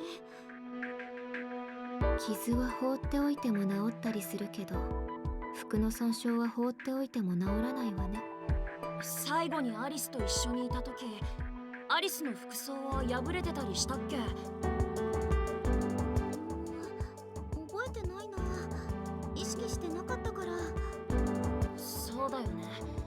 僕も意識してなかったから覚えてないな。となるとブラッドスケルター化したものの奇跡的に服が損傷しなかったって可能性は捨てきれないんでしょうか。ブラッドスケルター化した時に無事でその後も敵と出会ってなければ十分その可能性はあるわね。それに荷物の中に裁縫道具があれば多少破れたくらいなら直せるでしょうね。答えは出ないね。じゃあとりあえずその件は置いておこうか。ねえ、みんなはジャックの血以外のブラッドスケルター化の治療法があると思う？そうだな、もしかしたらあるのかもとは思ってしまったけど。そうだね。もし別の治療法があるのならそれもまた一つの希望になるしね。例えばだけどコアの近くに行くとブラッドスケルター化が治るなんていうのはどうかしら。なるほど。でもそれだとシンデレラの時はどうなんだって話になるんだよね。それ以外にも今までコアの近くで戦ったりしたけれど全くそんな兆候を見せたことはなかったよね。そうよね。確かに考えづらいわね。監獄島に行くと治るなんてことはありませんか？行っただけで治るというのはさすがに考えにくいわね。じゃあ監獄島のコアに治療する力があるとか？そうね。それについてはもしかしたらあるかもしれないわね。他の独房エリアとは違う性質を監獄島のコアが兼ね備えているのであればね。じゃあ現段階では治療法があるかもしれないしないかもしれないと。どっちの可能性もあるとしか言えないってことだね。ただ樹はそれらアリスの置かれた状況や状態を考える限り話も半信半疑でしか聞けないって言ってたよ。それに疑問はまだあるわ。どうしてブラッドスケルター化したアリスは監獄島になんて行ったのかしら。監獄島のそれもコアの近くですもんね。普通なら万人がいる危険な場所です。単なる偶然なのかな。ブラッドスケルター化した状態はいわば暴走状態だ。だから僕たちの想像もつかない行動をとる可能性はある。あるいは何か本能的なものだったりするんでしょうか。それだとシンデレラもそこにいなければ辻褄が合わないわね。それにかぐや姫や赤ずきんだって監獄島に向かっていなければいけないわ。もしかしたら監獄島に向かっている最中だったとか。戦うか逃げるかそれだけのことしかできない気はするけれど。こ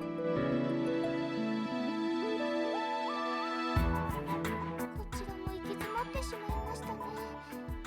ブラッドスケルター化のサンプルがもっとあればわかるかもしれないわね。一応言っておくけど実証を得るために誰かがブラッドスケルター化するのはなしだ。さすがにそこまではできないよね。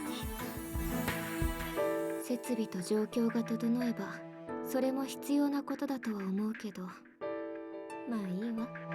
謎は深まるばかりですね。でも以前に比べたらなんかこう謎のほころびっていうのかな、そういうのが見えてきてる気がするよ。そうだね。確かに少しずつだけど分かってきてる気がする。諦めずにこれからもこうやって話し合っていこう。アリスよ、次はいよいよナイトメアと戦うぞ。気合を入れるのだ。ええ、もちろん絶対に勝つつもりよ。へえ、すごいやる気じゃないアリス。よし、そろそろ出発しようみんな。いつナイトメアに遭遇してもおかしくない。だから慎重に行こう。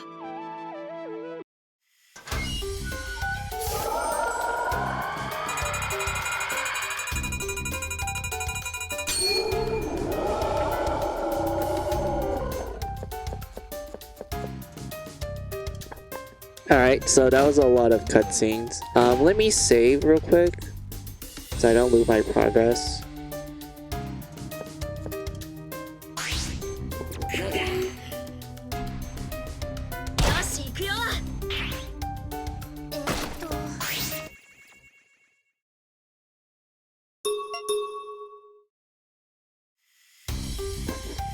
So let's kind of talk about what the characters were saying during that cutscene. So they're all kind of talking about the whole how it's weird that Alice just got back from Blood Skelter, and she explains that she was near core and such, which, you know, opened the possibilities of there might be another cure other than Jack's blood.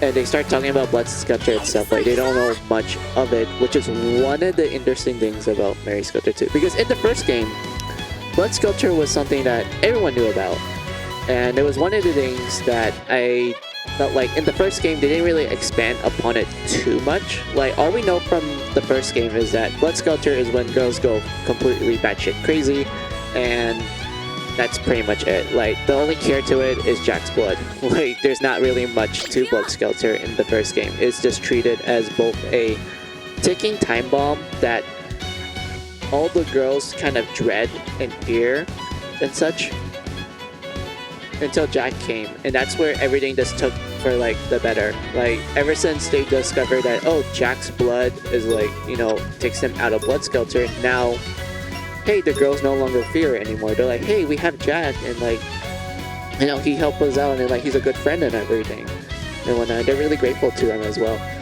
In the second game, it's kind of the same case, but they just, like, they didn't know about it from the get-go. They're like, what the fuck is this, like, thing? And I didn't know we had these inside of us this entire time, sort of thing.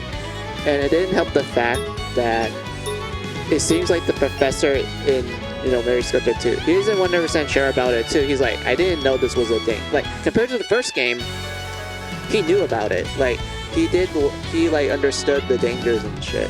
But in the second game, he only, like, you know, he was exposed to it a little more later, and he's like, oh, I don't have enough time for me to, like, you know, write a conclusion to, like, what the fuck Blood Skelter is.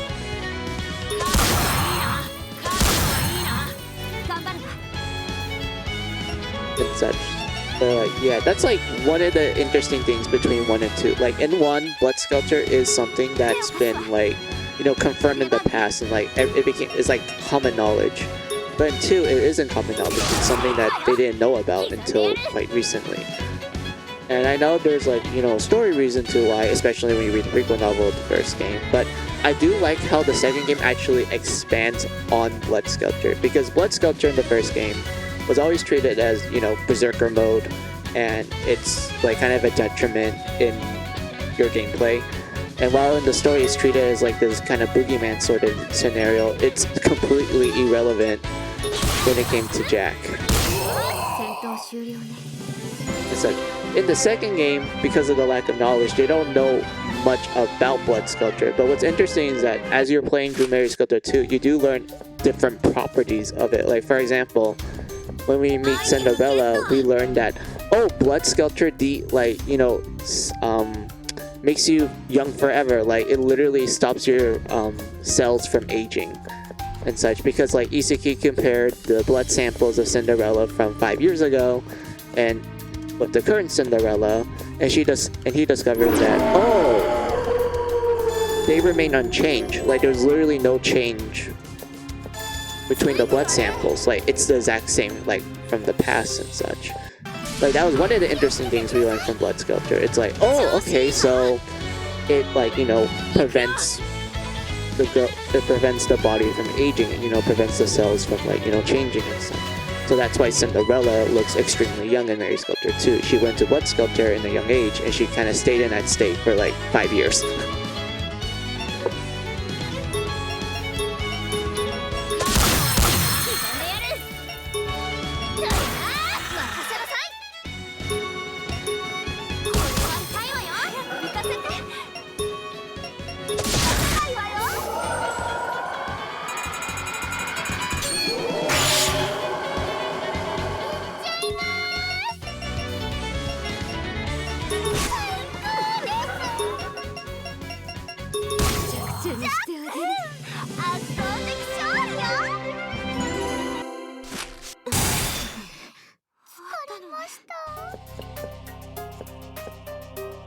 and everything. But yeah, I do like how Mary Sculptor 2 handles the world building. Like, from the things we learned from the first game, you're like, okay, like this is interesting and whatnot. But 2 really did greatly expand upon it. Like, we learn a lot about these concepts and ideas from the first game, and then 2 is like, oh hey, remember this? Like, guess what?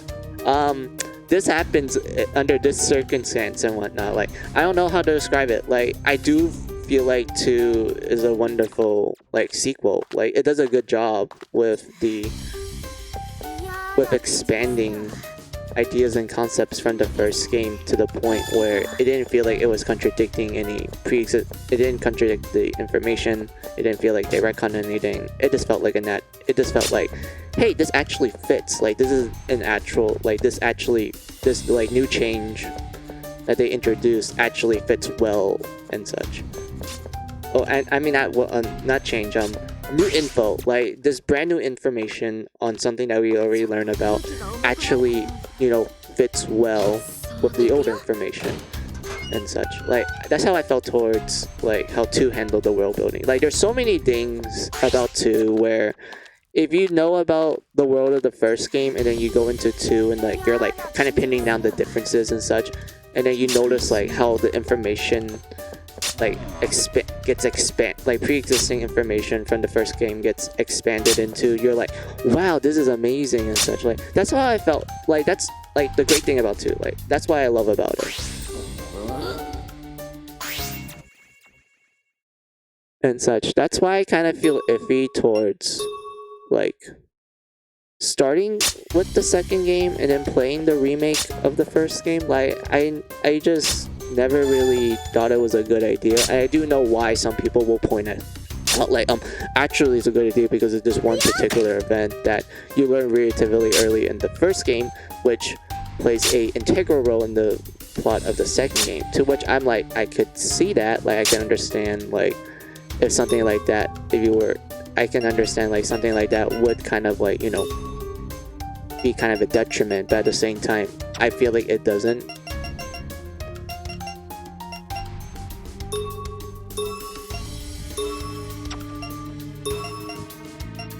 Because like 2 does a lot to kind of distinguish itself from like what you, well actually no, I don't know how to say this. Like, it's really hard for me to say it. God, like I kind of need to collect my dots later. But first, let me turn on the jail trials and we can go fight the nightmare. And also I need to save as well.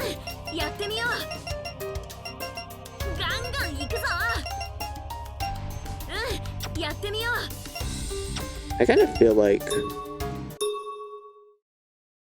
I'm way over a level for this. Like, I really do feel like I'm over a level for this. Like, I didn't expect my team to be like level 70-ish. Like, I remember going into this area as like level 60-ish, and then I end this area as level 70. It's weird.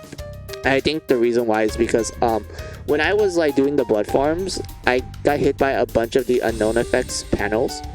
And I kept clicking on them, so as a result, everyone does gain a bunch of levels quickly. I don't know why I just thought like, oh, this is a good idea, like I want an extra level, and then I realized that I made the game effectively a lot more easier and such, because, you know, they have higher levels now. That means more stats equals like they have an easier time.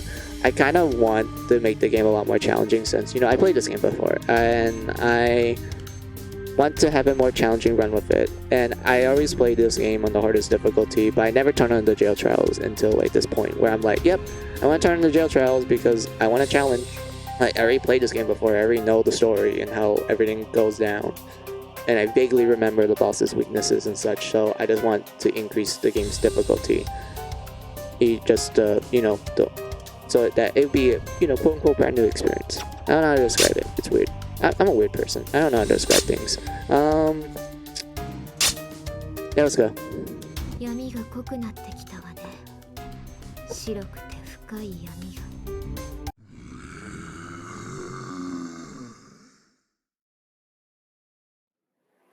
ナイトメアは全て殺す。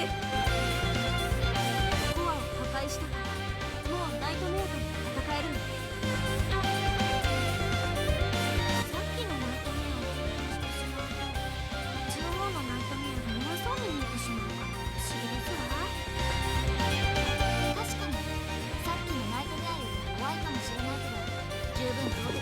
I do like how the buggy bee is like partially covering Cinderella. Like the wings are like just covering her earlier. 今回はそうはいかぬぞ。そうだね。今は心強い仲間が全員揃ってる。だから僕たちが負けることはない。みんな準備はいいか。行くぞ。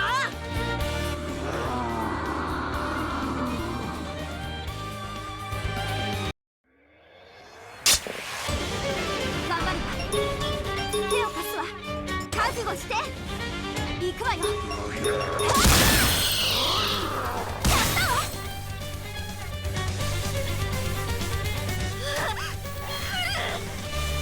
ちかますやるぞ。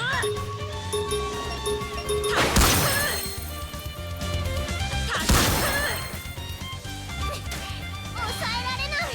いくよ。いっけー。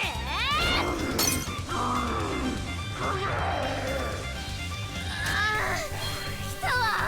いい調子よ。やってやる。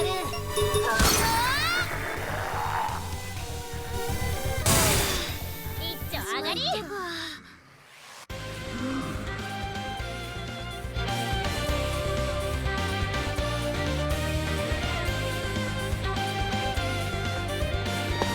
Oh, hey Stella!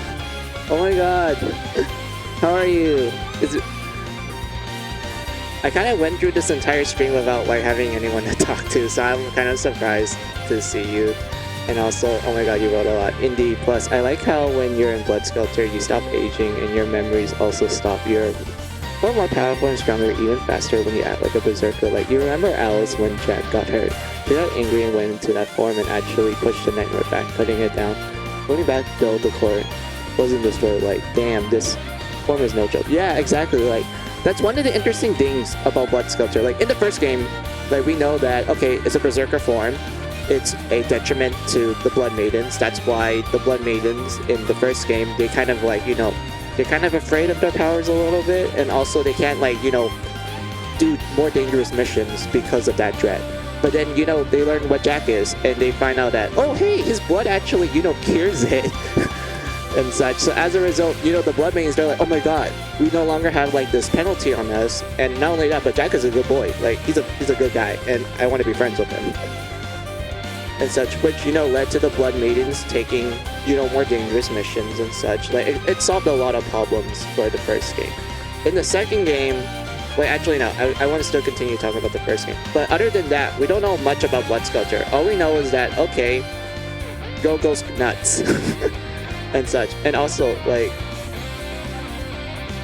I do find it funny that in the second game, they wonder, like, oh, like, when you go into Blood Sculptor, do you have to, like, get new clothes and such? Even though in the first game, when Alice got out of Blood Sculptor for the first time, she still had her clothes. So that makes me go like, well, there's your reason, like, your clothes don't get destroyed at all. It just goes into some weird pocket dimension. And then when you get out of Blood Sculptor, it just comes back on you. And whatnot. But, like, yeah, let's go to the second game. So in the second game, the cast doesn't know what Blood Sculptor is. So they're like, oh, what is this thing? Like, we didn't know we had this in us. And the professor he's kind of aware of it, but at the same time, he's like, I don't have enough concrete evidence to like prove that it's an actual thing. So for now, like, it's a hypothesis, it's a theory that he can't fully prove yet. And then as you're playing through Mary Sculptor 2, you learn more about the Blood Sculptor, where, like you said earlier, Stella, like, you know, Alice became strong enough to actually push back the nightmare, and some of the armor pieces are like, you know, getting destroyed quite rapidly, despite the fact that, you know, they didn't destroy the core yet. And such. And we get to the Cinderella case where we learn that, oh yeah, like, you know, you stop aging. Like, Cinderella's been stuck in that form for like 5 years, and she's just like, oh wow, how long has it been? And such. And like, Isaki even like explains it even further, where he compares the blood samples between, you know, Cinderella from 5 years ago and Cinderella now. They practically are just like, the cells never change at all, which is like, yeah, that's an interesting thing to point out. And then we get to Red, where after we destroy the core of the station grounds and we get to, like, you know, look for Red and such, we find out that she's already fighting the nightmare. and she already destroyed all of its armor really quickly. So of course that makes you go like, wait, so she was by herself, she was in Blood Skelter, she found the nightmare, and just destroyed the armor like it's nothing. And she's kind of like in a stalemate at that point because, you know, she was feeling tired and such, but like still. The fact that 2 actually greatly expands on Blood Skelter is like, you know, absolutely wonderful. Like I do like it a lot. But like, yeah, let's continue on with the boss battle.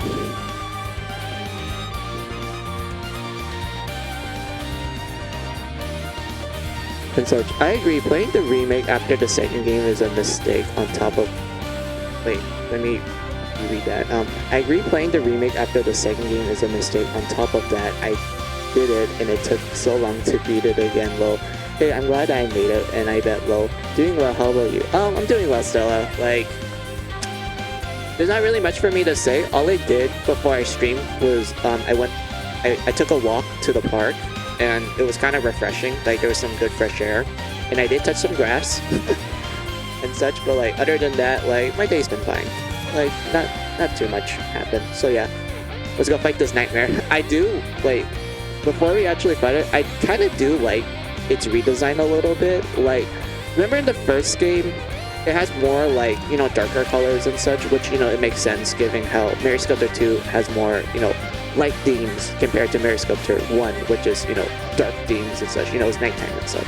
But other than like, you know, it uses a lot more gold instead of like, you know, bronze, like rust in the first game. I do like how they literally just made the mouth just all about the lips. Like, the lips is like the major, you know, like thing about this nightmare. And when you understand the significance of why it has such big lips, like, it kind of makes you go like, oh, I get it. I get why it's like, you know, designed that way. But enough talk. Let's fight the nightmare.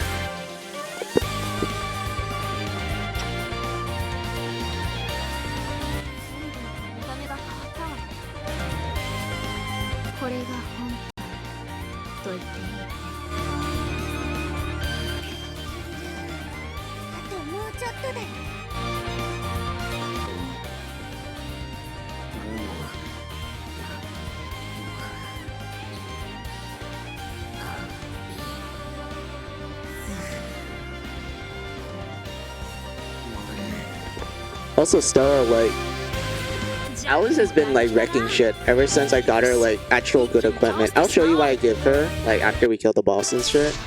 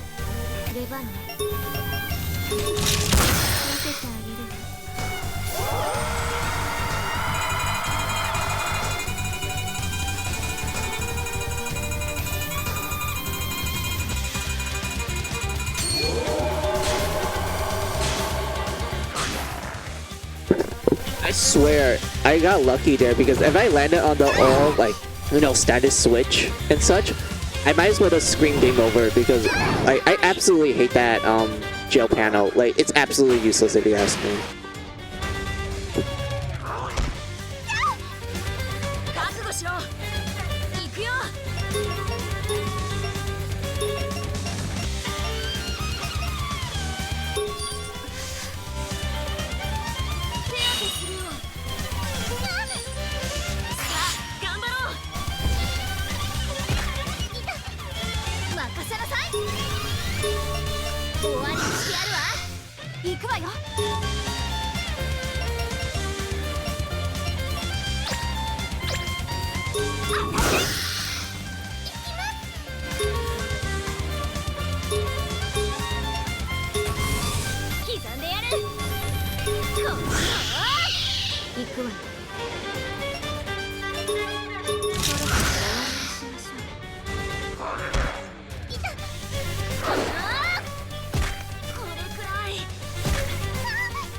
Hey, counter! Hell yeah! Counter is great. I love counter. あんたなんか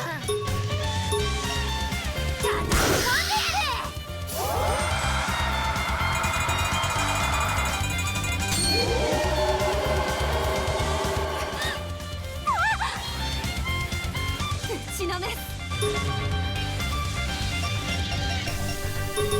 れでも食らえ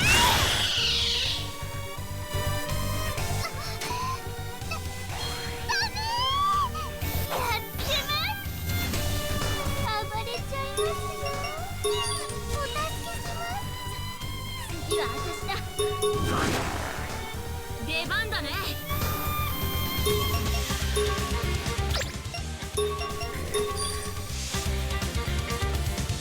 大丈夫かい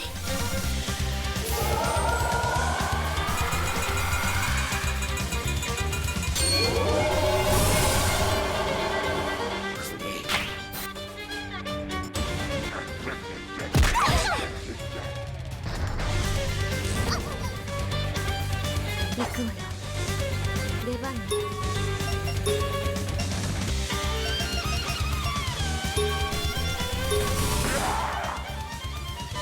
いけますよ暴れちゃいますよお助けしますさあ覚悟はできたでしょうねあんたなんかすごいわよ早く行かせてしっかりしなさい疲れました白雪の番ですね I pressed the wrong spell. Shit. 抑えられないやらせていっけいい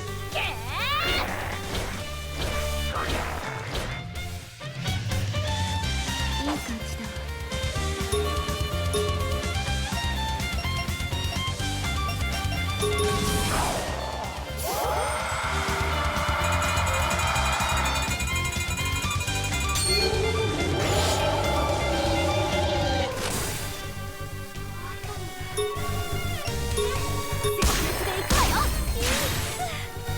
Oh, well, at least Alice can kill it. Man, 圧勝ね I kind of wished I was able to Kagome with Snow White, but I used the wrong spell. God damn it. But at least Alice managed to kill it with, like, you know, crit and rage rush plus charge. Like, God. But yeah, I'll start reading your comment. Just wait. 一丁上がりアリスそっちに行ったぞ任せては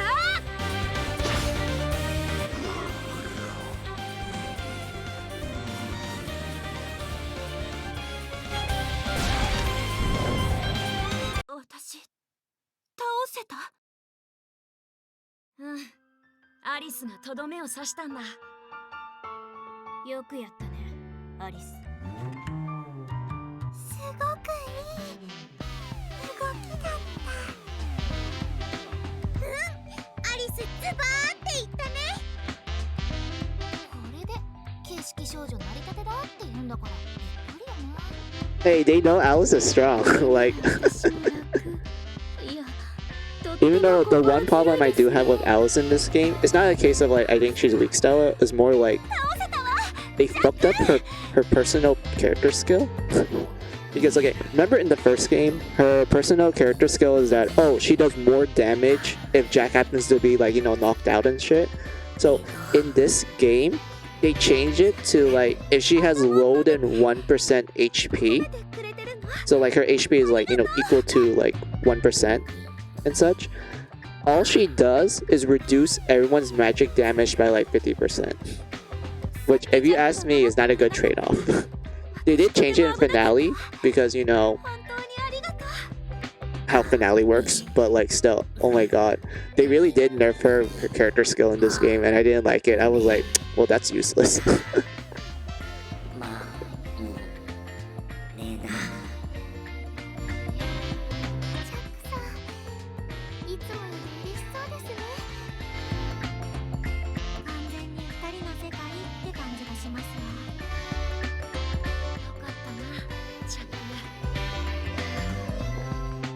But yeah, what else do you said? That's good. Glad to hear that. I see you're a level above me by touching some grass. I agree. Okay, I agree. It's really good how the first game goes into the character stories and treat Blood's character like it's a huge problem, but you don't know why. The only thing you go off is both Alice and Little Mermaid going through that form. And in this game, you learn a lot more, and it feels like you're learning / growing with the characters. Yes, I do agree with it. Like, 2 really does feel like a sequel rather than like an entry point. I can like go into more detail of that when we actually finish 2, and then I can kind of give you like my overall like opinion on it and everything and such, because you know it'll make less sense of what I'm talking about unless you know about the true ending and shit. But like yeah, I'll hold that topic until then. Glad to hear my Alice doing amazing as always. She looks so hot in her Destroyer outfit. That's a shame. Ooh, even the game is like, yeah, Alice got the final little checks. Give her wife head pats. Oh really? Damn, yeah. And such. Actually, from all of that grinding that I did, everyone has like good equipment and shit. But like, I feel like Alice got significantly better from my grinding and shit. So the one thing I want to do next is that when we get to the jail tower, aka the final dungeon, I'm hoping we could get not only a specific jail piece, but also a certain accessory that I want to give everyone because I think it will help them out in the long run.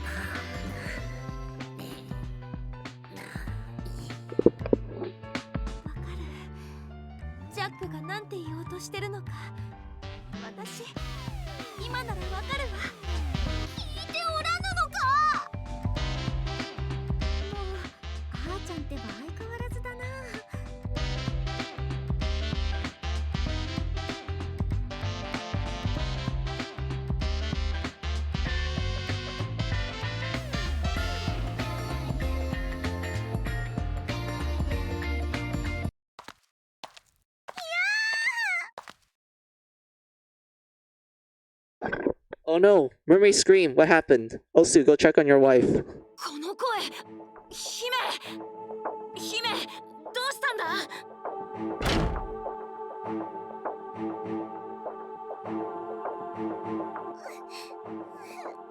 おつーちゃん。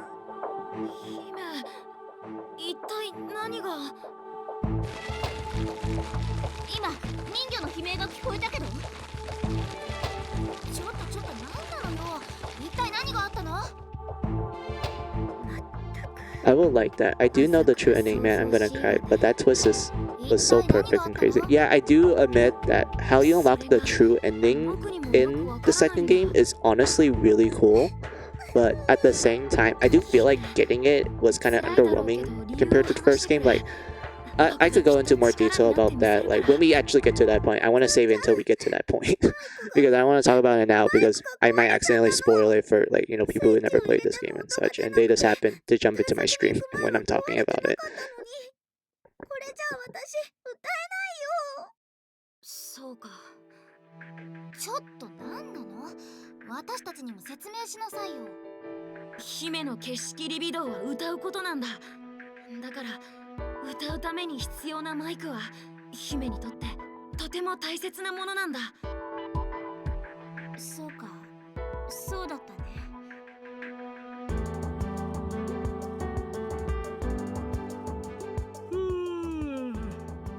みんなこんな朝早くにどうしたの？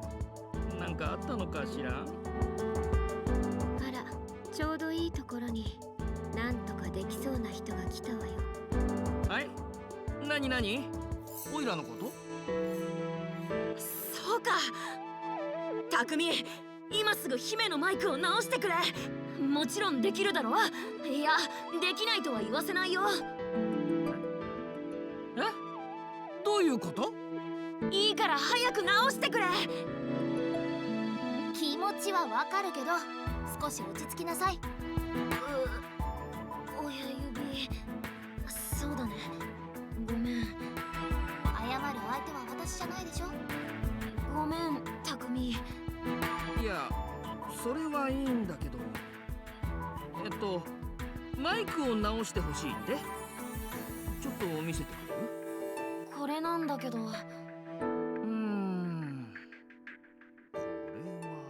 れはどうだい、直せるかい？残念だけど今は無理ね。手持ちの部品じゃ足りないわ。そんな。ということは部品があれば直せるのね。どこにあるか心当たりはある？元解放地区に行けばあるかもしれない。だそうよ。目的地は決まったわね。ああ、そうだね。元解放地区に部品を取りに行こう。よし、そうと決まればさっさと行くよ。みんな待って。姫、僕に任せてください。マイクは必ず直してみせましょう。そうじゃなくて、マイク直さなくて大丈夫だから。姫、どうして？ごめんね、さっきは取り乱して。でももう大丈夫だから。マイクがなくても歌うことはできるから、みんなに迷惑はかけられないよ。何を言ってるんだ。迷惑なもんか。そうよ、人魚姫にはいつも助けられてるのよ。 Everything is worth it for little sister. Come on. Let's agree with that, Stella. Everything's worth it for the baby 素 sister. 直に私らに頼ればいいんだよ。でもだってお姉ちゃん、黎明の仲間のこと思い出すから、元解放地区には行きたくないかなって。可愛い妹のためならそのくらいいくらでも我慢できる。お姉ちゃん、それに消し切り微動なら話は別だ。それがどれだけ苦しいか私らが一番よくわかってるからね。みんなありがとう。当たり前のことをしてるだけですよ。僕たちは仲間なのですから。よし、それじゃあ準備ができたら元解放地区に向かおう。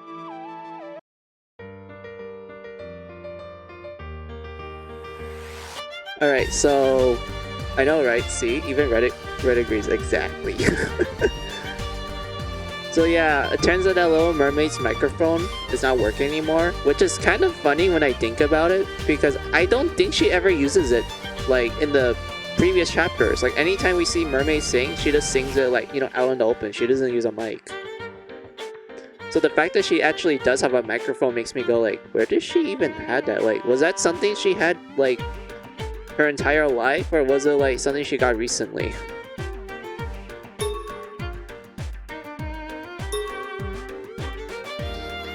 Oh hey, Gretel.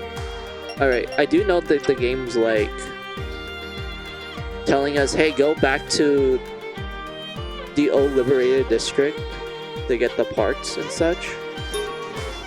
But let's do some affection events first. Actually, no, I want to turn in a side quest that I remember I was going to do. It was... Are you kidding me? I was literally off by Dree, and I spent so much time in the graveyard. Are you for real, game? Looks like I need to, like, turn on the jail trials to increase the item drops. Fuck that. I'll do that later. I could do that grinding later. So yeah, let's go, before we go back to the old Liberation District, let's go talk to Gretel. I wonder what kind of schemes is she thinking of.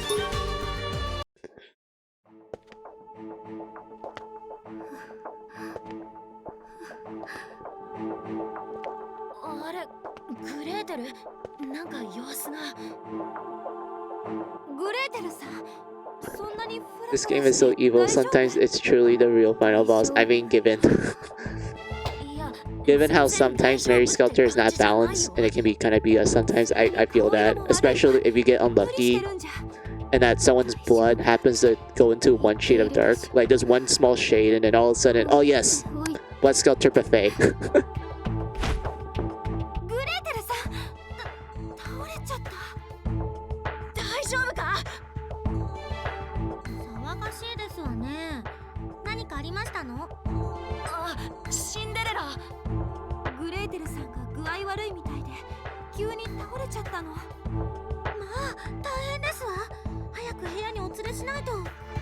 そうね。グレーテルさんの部屋まで運ぶの手伝ってくれる？もちろんですわ。よし、行こう。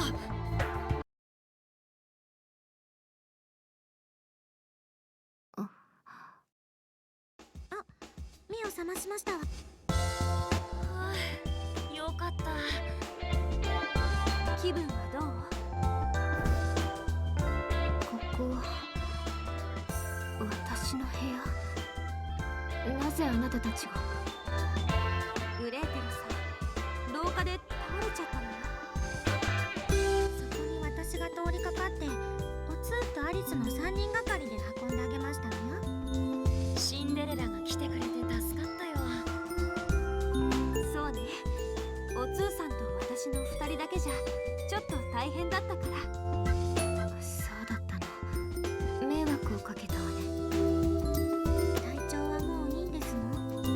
ええ、しばらく横になったおかげでだいぶ元気よ。だけどびっくりしたわ。突然倒れるんだもの。どうしてあんなフラフラな状態になっていたの？つい研究に没頭してしまったの。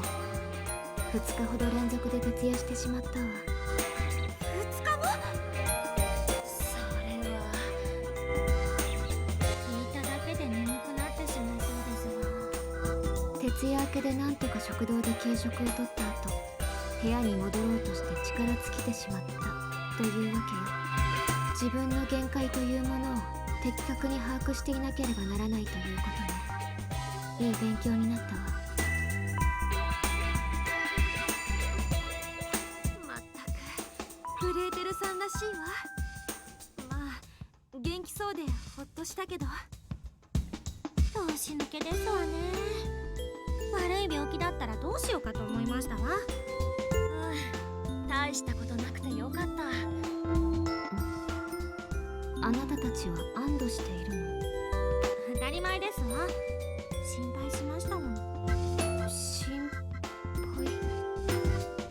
グレーテルさん、やっぱりまだ具合が悪いんじゃ。いえ、大丈夫よ。ただ意外だっただけ。あなたたちは私を心配したのね。そうだけど、もしかして分かってなかったの？でもようやく気づいたわ。普通すぐわかることですわよ。やっぱり変わり者ですわね。心配という感情は心の負担になり、肉体にも悪影響を及ぼすと聞いたことがあるわ。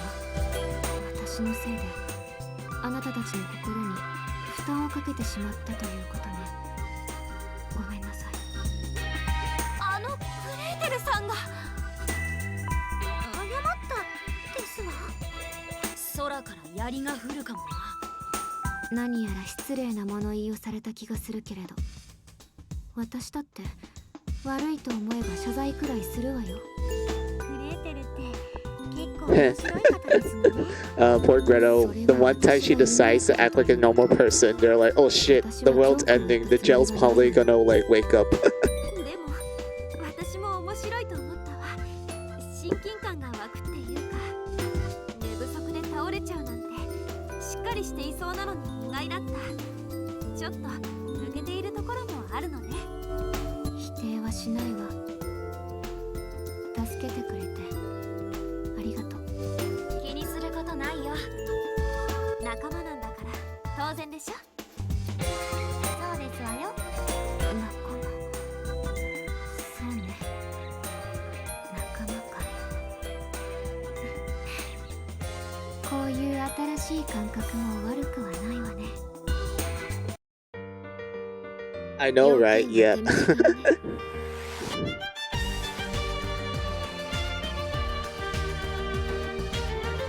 Yep.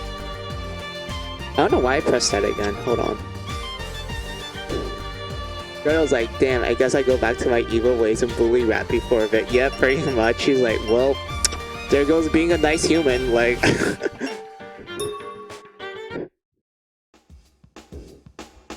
Dumbelina and Alice together? Well, that's unusual. Okay, given it's Dumbelina and Alice, and there's no Little Mermaid, they're probably going to be talking about some interesting topics, quote unquote, if you get what I mean. ここでの生活には慣れた？え Oh, never mind. This isn't a real え conversation. ま My だ bad. 少し戸惑う部分もあるけど、そう？その割には浮かない顔をしているようだけど。それはよし、一番乗りは我のものだ。あとちょっとで追い抜けたのに。我は最強だからな。あら、ちょうどいいところに。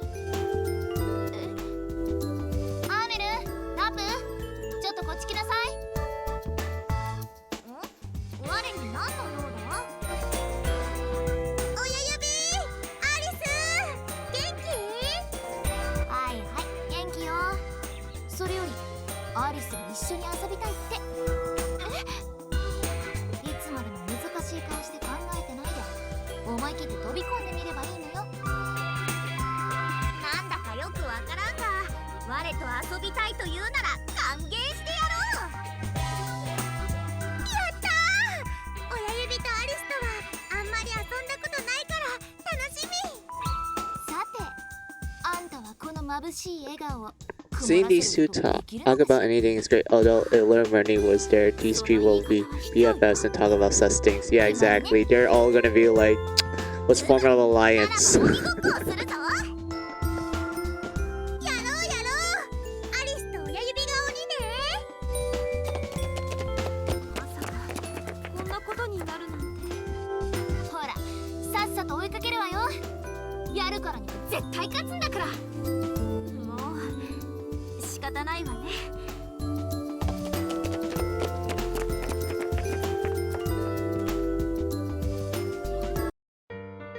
What a nice scene. Alice is just, you know, having fun. Like, she's literally just like, okay, let's just have fun with the kids, I guess. and Dummy is like, yeah, just do it. Don't be sus about it. Like, don't be nervous about it. Just go.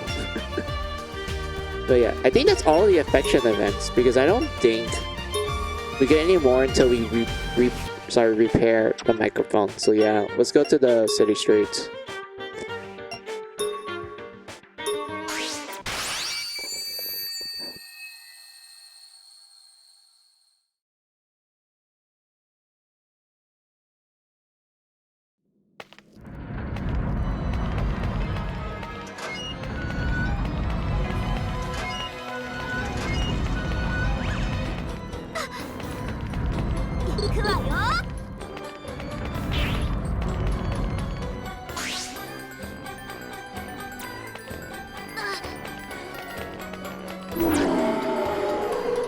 So they have to be careful what they say around sleeping because we all remember how that turned out. Yes, they just self-destructed. They're just like, yep, we can't, oh no.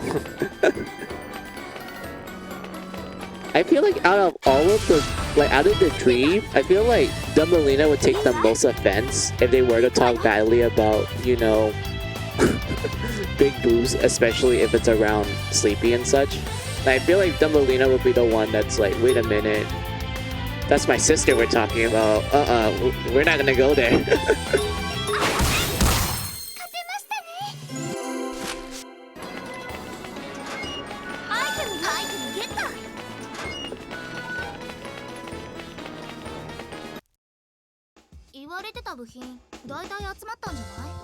I think that's all about we need for parts. Alright. I still find it, like, interesting that the old Liberation District still has, like, smoke everywhere. And such. I thought, like, the smoke will die off and everything, but, like, this is still there. So that's interesting to know.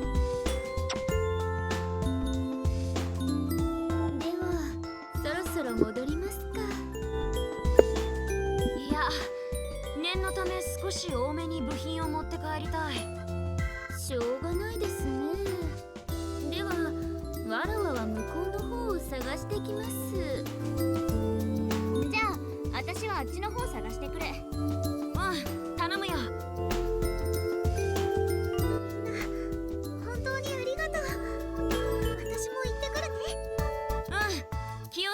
さて僕も頑張らないと。よ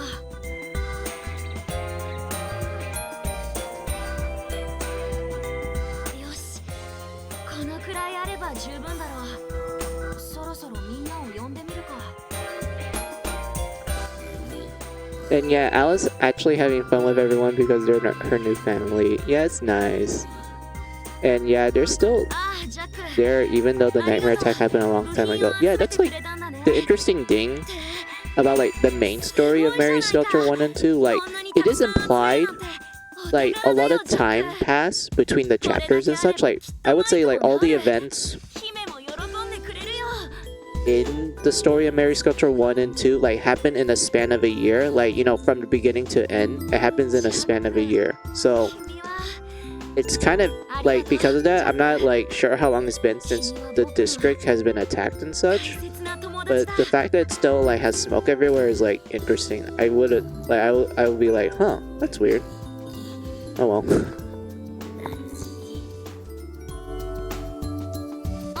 い、おつー。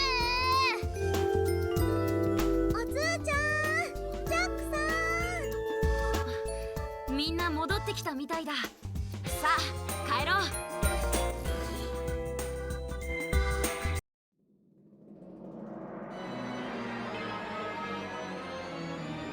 Alright, return to the Liberation District. They literally just made us go like, oh hey, go to city streets. Alright, here's a cutscene.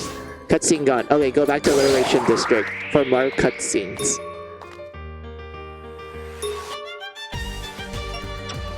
And such, but like, yeah. Let's go talk to our eccentric blacksmith, Takumi. I mean, Takumi's weird. I don't mean it like in a negative way. It's more of a case of like, you don't really get much from the guy. Like, we learned that, okay, this guy has a bunch of accents, and the reason why is because he thinks it's cool, so he just mixed the accents together and such. Like, yeah. Like, other than that, all we know is that he's kind of the goofball. And everything, like, I don't know. Like, Takumi is like one of the side characters I feel like doesn't get too much exposure compared to like other ones like Isiki. I feel like Kade does get a lot of moments in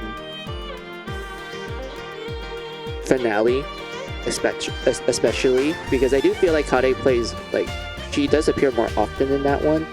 Isiki is kind of like just there too when I think about it. Like, Isiki and Takumi, like, you don't really know much of them. Like, I feel like the only time they shine was in their side story novel, but like in the games themselves, like, we don't really like get a lot of scenes with them. Like, they do get scenes, but like, you know, it's not that much compared to everyone else, sort of thing. Like, you know what I mean by that statement. I do feel like, other than those two, maybe Toa? Yeah, Toa. Like, Toa also didn't get much from the first game, and he's, you know, extremely absent in the second game because, you know, he died in the very start. But finale, he did get a lot of cutscenes, which I do like a lot. That one honestly made me go like, yeah, this is good. And when I can't never see him get married. Yeah, Takumi, oh, I feel bad for him though, because like, you know, he's that one character that's like, oh man, everyone's getting married except me. I kind of want to get I kind of want to get a girlfriend as well. I feel bad for him. I'm like, man, maybe let him end up with someone. I don't care if he's like, if the person's like a girl or a guy. I don't care. Just let him end up with someone at least. And such. She's the new mom in finale besides Mommy Miko. Yes, I do feel like finale, they made like a good chunk of the side characters be like, you know, the mom figures and such. Like, Kade is like one of them for finale. And then we have Mommy Miko, of course. We have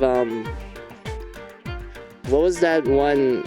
I don't remember the name, but that one like Order of the Sun follower, like, you know, the girl you talk to for like your quests and such. Like, yeah, she's also like good mom material as well. Who else was mom material in finale? Oh yeah, that one substitute for the rescue center in the first game, because remember in the first game Miku and Haru will be like absent for a bit, so there's like, you know, substitutes for like their areas and everything. For like, you know, Haru's case, you know, Carla takes over because, you know, she's his apprentice student, so it makes sense that she takes over her master's, like, you know, role and such.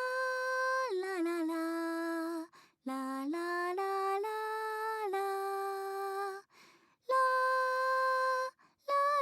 ラララララ。綺麗な歌。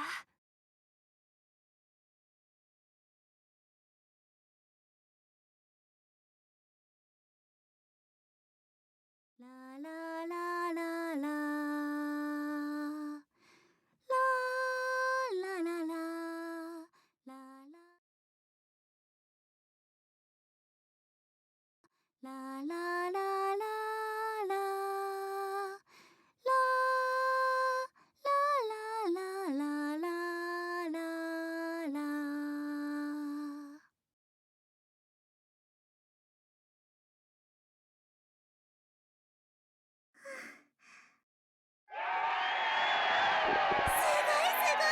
Look, we got a console. Sorry, we got Little Mermaid to sing for everyone. How wonderful. She went from being shy to like actually having a concert. Jack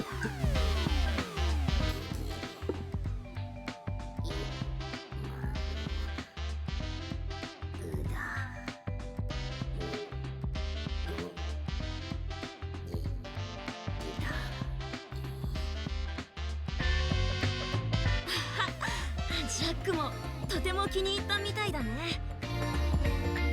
きゃーすてきおつーちゃんがハマるのもわかるわ。すごいです。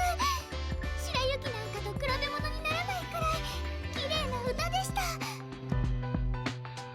さすが人魚姫だな。ずっと聴いていたいくらいだったぞ。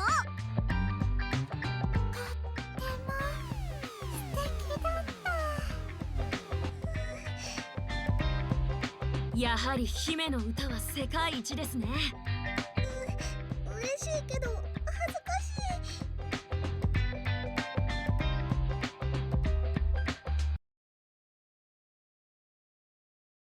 Oh look, it's final. It's the final chapter. Which is kind of weird that they just call it final chapter, even though like we all know from the first game that the jail tower is divided into two parts, and even in the first game they divided the chapters into two parts. So like it's kind of weird that they just say like, oh, final chapter. I'm like, bruh, the tower is long. It's literally a two-part tower. Like, come on. There's a lot of stuff that happens in it. And such, but like, yeah, that's all I have to say for that. So yeah, we're gonna go to the jail tower now, Stella. All of this like time we've been like growing the jail and shit, we're finally getting to the tower, like in the first game. And you did wrote something, so let me like pull up my phone so I can read the whole thing. Hold on.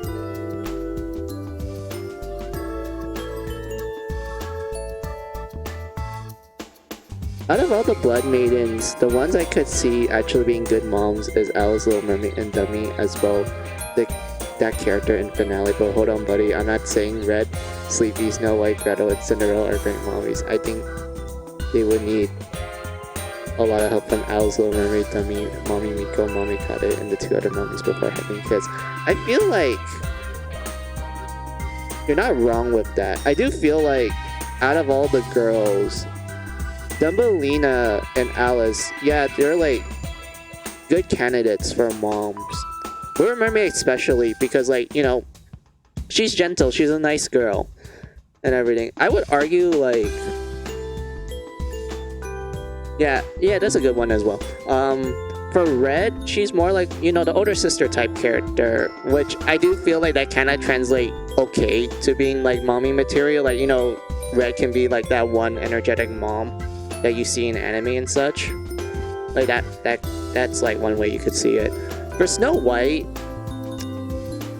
I don't know, like Snow White is like she's like clumsy and such. You know, she's the clumsy mom. Like she's a gentle heart and soul, but she gets kind of depressed too easily. And then for Gretel, like she's a scientist mom. Like she's literally just a scientist mom.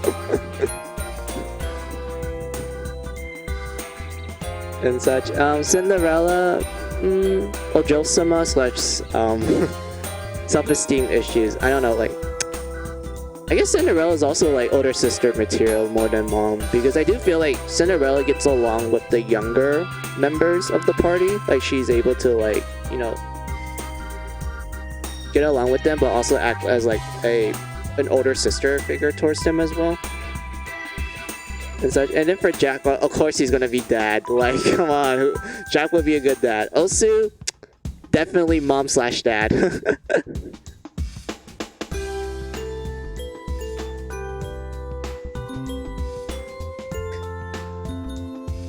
And such. Haru can be like the uncle. You know that one uncle that's like, yes, he's kind of a drunk, but he's a good guy.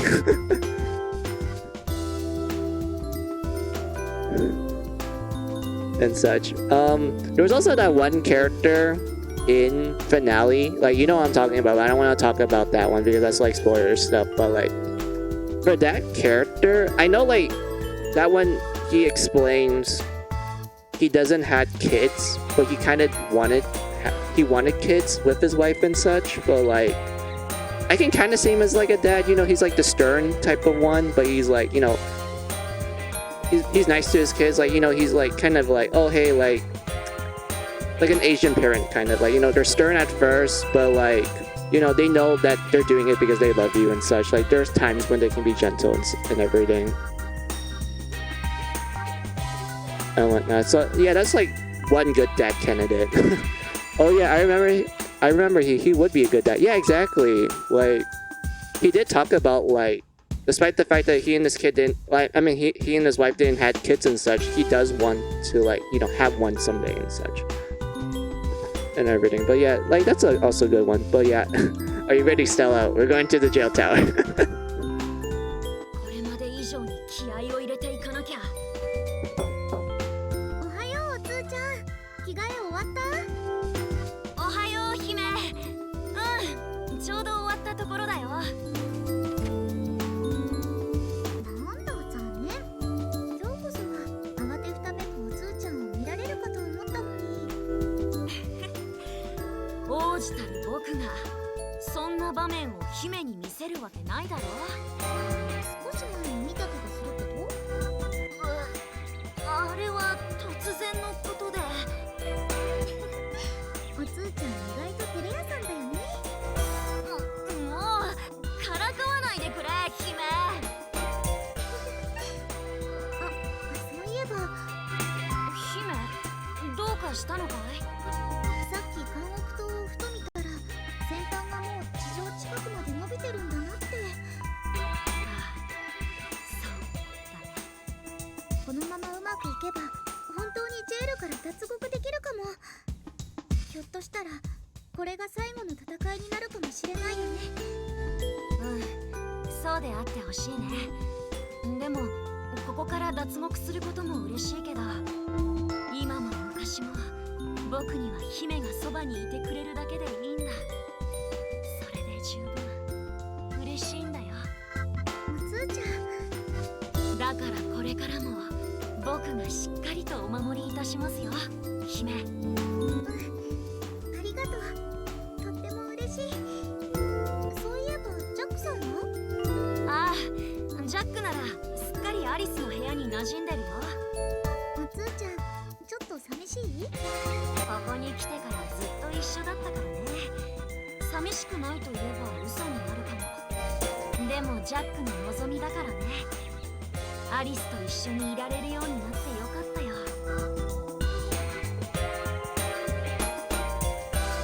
そうだね。ジャックさんもアリスさんもお互い再会できてよかったよね。お互いにすごく喜んでるもん。ただあの二人の結びつきは強すぎて正直少し心配だ。心配って？どちらかが欠けてしまったらもう片方も生きてはいられない。たとえ生きていたとしてもそれはもう以前のジャックやアリスではなくなっている。そんな危うさを感じるんだ。そんな、でもすまない。姫を不安にさせるつもりはなかったんだ。きっと僕の考えすぎだね。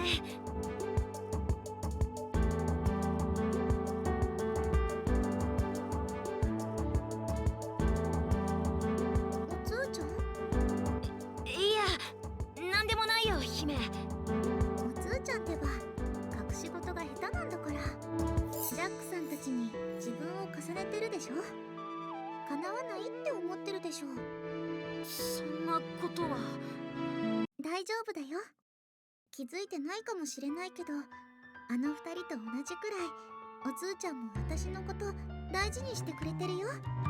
だからね、あの時のジャックさんのように無茶したりしないでね。そうかな。僕は姫の王子様としてふさわしいかい？おつーちゃんの思いちゃんと受け取ってます。そっか、そうだったんだね。とまっすぐに姫に届いてるんだね。ありがとう姫。お礼なんて言わないで。それは私のセリフだよ。おつーちゃんの思い、それにジャックさんたち、他のみんなもそう。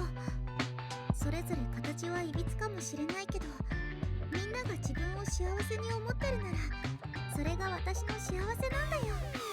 じゃあみんな今以上に幸せにならないといけないね。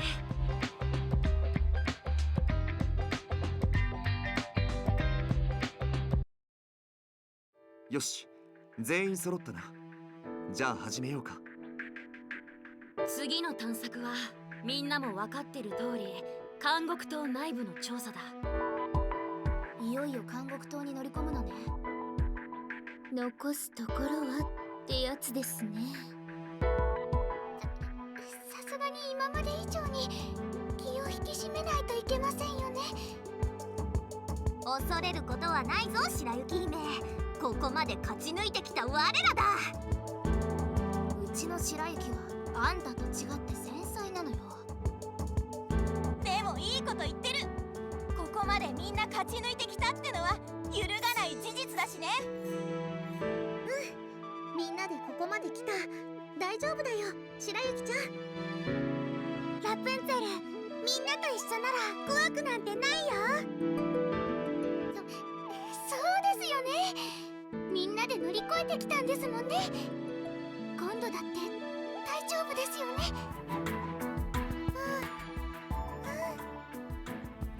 みんなとなら大丈夫。それでだ、もしも監獄島が上まで伸びきっていたら今回で脱獄できるかもしれない。でももちろん脱獄できるとしてもここに残るみんなを置いていくってわけじゃないから安心してくれ。今さらお前らを疑ったりするかよ。脱獄できる場合は脱出ルートを確保した後にみんなを誘導するから。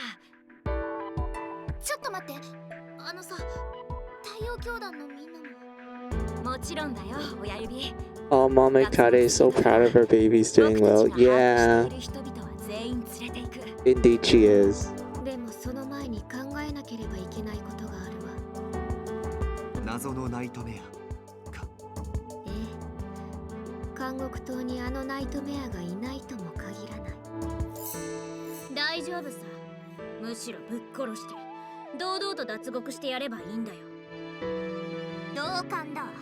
今度はきっちりと我の強さを体に刻み込んでやる。遭遇しないに越したことはないんじゃないかしら。無茶はしないでほしいな。みんながボロボロになって帰ってくるのもう見たくないから。大丈夫だよ光。目的は脱獄。無理にこちらから探すつもりはないよ。そうだよ、無茶はダメだよお姉ちゃん。分かってるって。赤ずきんは頼もしいが、もう少し自分を抑えねばな。偉そうにふんぞり返ってるけど、あなたもよハーメル。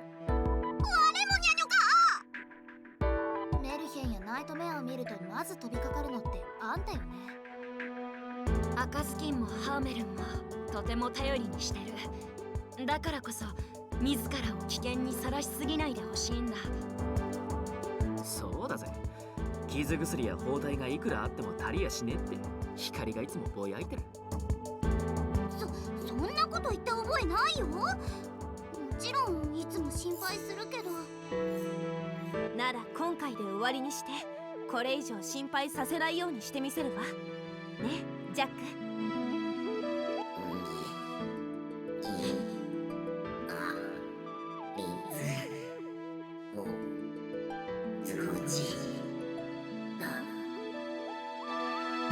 アリスもジャックも気合は十分だね。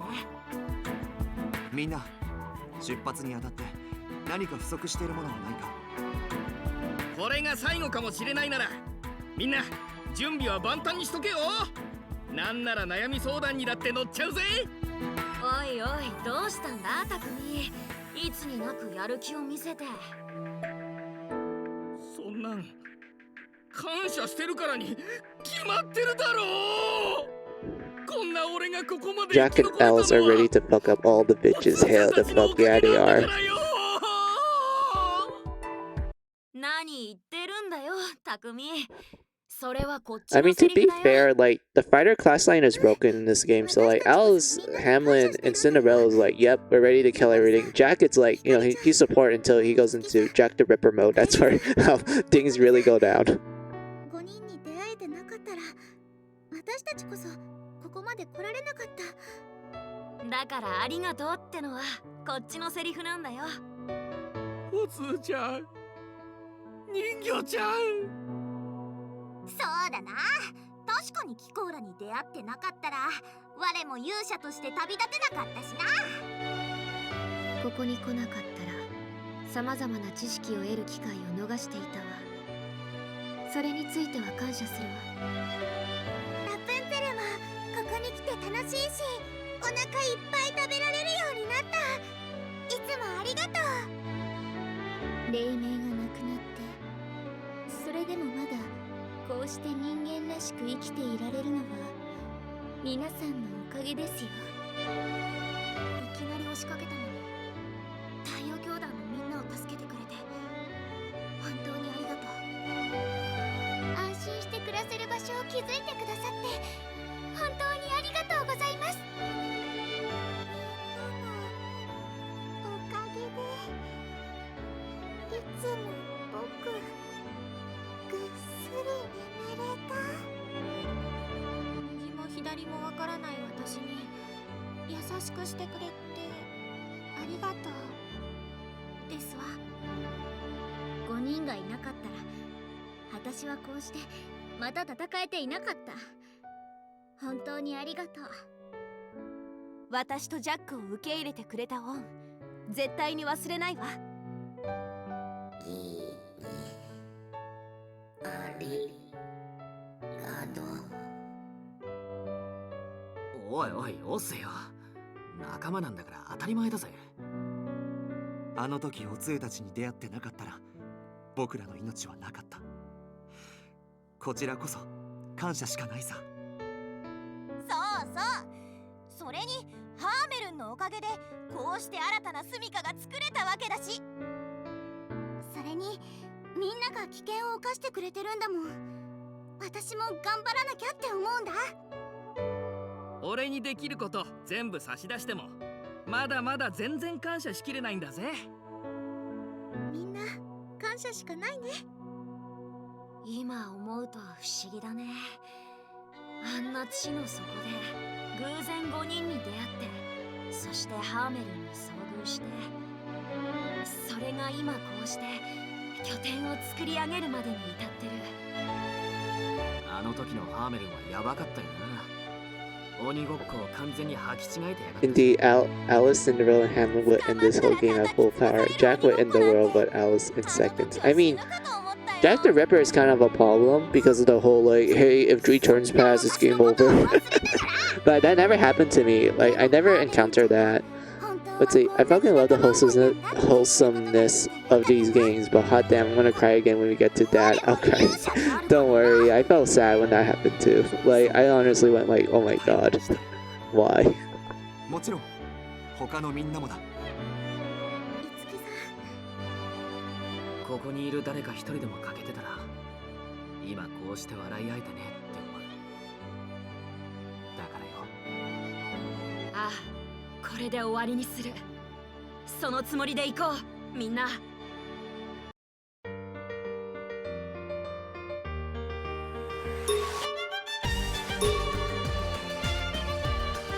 God damn, we got a lot more events. Okay. Hey, this is what I'm gonna do. We're actually no, there's a long cutscene where we actually try to go to the jail tower as well. Fuck. Wait a minute. I just thought of something. Hold on.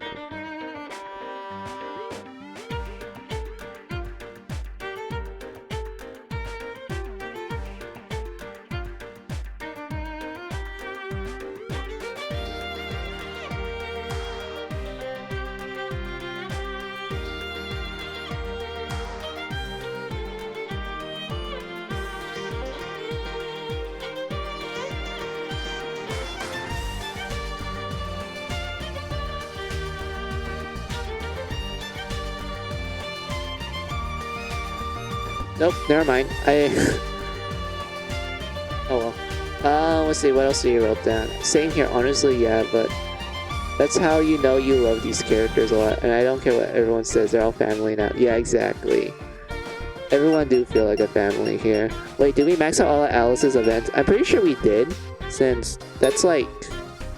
We got everyone's... like, massacre skills. Wait, that's the wrong button. Hold on. I don't know why I'm going to Osu first, because, you know, Osu always starts with all our massacre skills unlocked. So I'm assuming that in 2, everyone only has, like, a total of 5 or 6 massacre skills. I know they use G for genocide because, you know, it's the English... I mean, it's the Japanese, like, you know, terminology and everything, so... Yeah. So, yeah. Alice has all of her genocide skills. Red has it. Thumbelina. Logic. I mean, Gretel, not Logic. Snow White. Little Mermaid. Hamlin. Rapunzel. Kaguya. Sleeping Beauty. Cinderella. Yeah, it looks like everyone has it. So, I'm assuming we already did everyone. Except for the, you know, the very last one. The one that's called... The very last one that every girl has. And when you look at the name, you realize that, wait a minute. Oh no. And such, but like, yeah. So yeah, we're gonna do all of these affection events.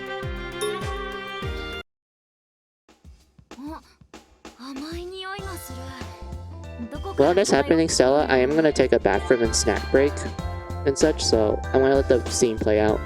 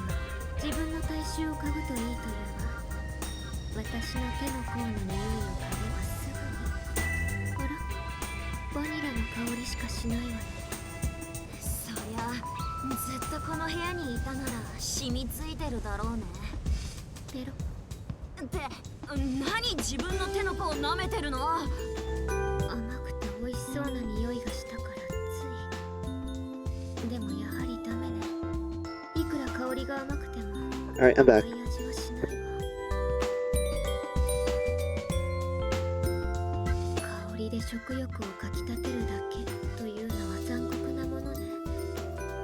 だけではなく、やはり実際に甘いお菓子が食べたいわ。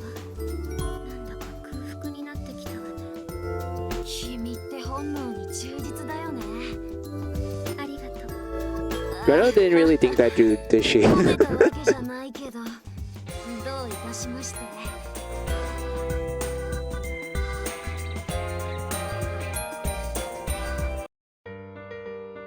どうかした？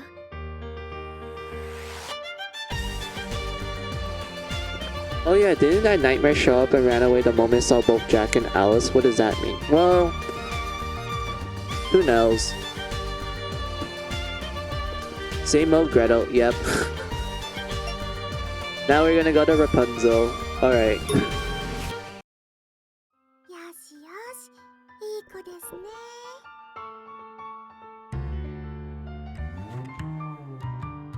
あ、おつーじゃなくて、お父さんが帰ってきましたよ。お父さん？お父さんはワンちゃんのジャックのお散歩に行ってくれてたんだよ。おままごとの話か。 At least Jack got a promotion. He went from being emergency food in the first game to being the family dog. Like, because remember in the first game, Rapunzel literally just sees Jack as emergency food. ただいま、お母さん。 At least in the second game, he got promoted to family dog. That's a plus. お散歩行ってくれてお疲れ様。ああ、僕は仕事から帰ってきた後に犬の散歩に行っていたことになってるんだ。意外と凝った設定。今夕ご飯の準備するからね。楽しそうに遊んでるな。おままごとセットをあげてよかったね、ジャック。うん、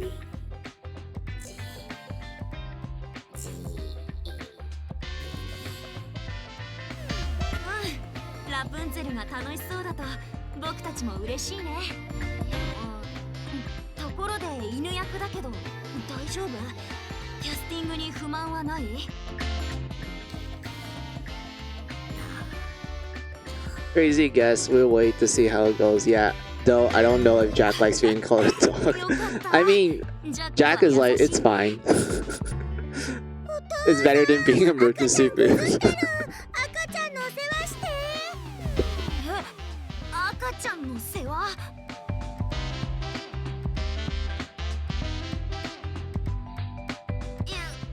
よーしよしよし、ベロベロパー。高い高い。あ、ダメ。 But Jack likes seeing Rapunzel happy, but having fun and just goes with it. Indeed, plus Alice wouldn't like it. I mean, 確かにそんな話も聞いた。 honestly, I don't know what Rapunzel would think of Alice though. Like, would she think of Alice as like, you know, the family daughter? Or maybe like the aunt? Question mark. I know like for Gretel, she's probably gonna be the scary the scary family member. おむつも変えられないの？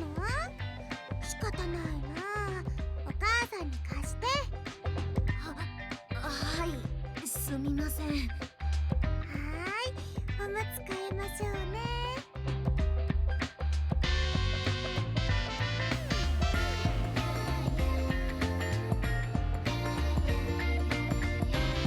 So you also need help to be a good mom/dad. Yep. I'm surprised we didn't mention Rapunzel because like it seems like from what we're learning from here, she seems to understand how to take care of like babies and such. That's like good mom material, right? Granted, you know the problems with her age, but like the fact that she's actually like knowledgeable about it is like, wow, that's actually pretty cool. 子供欲しいからいっぱい勉強したんだよ。早く子供欲しいな。それはいつかそのうちね。ねえねえ、ラプンツェル、いいお母さんになれるかな？なれるかな？ああ、きっとなれるよ。わーい！じゃあこのおままごとセットでもっともっと練習する。お父さんも一緒に練習しようね。わかったよ、お母さん。僕もおむつ替えくらいできないとき姫にカッコつかないしね。入って入って。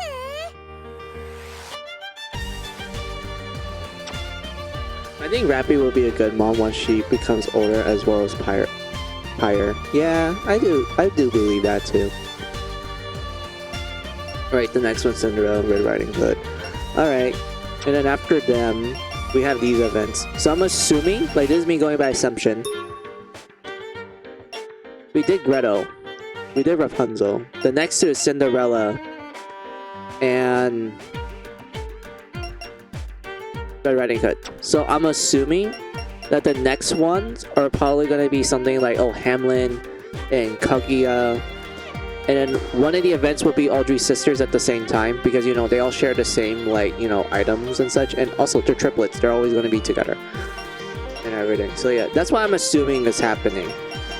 Even though I don't see Alice, though. But I'm assuming her event will come much later.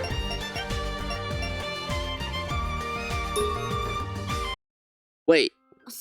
I was gonna do Cinderella. Why did I do the other one? Great. I messed up the order. Oh well. I'll fix that after we finish this event. ほら、前に漫画描きセットをハーメルにあげただろう。あれからどうなったかなってふと気になったんだ。漫画を描くって張り切ってたけど、今頃もう飽きちゃってたりしてな。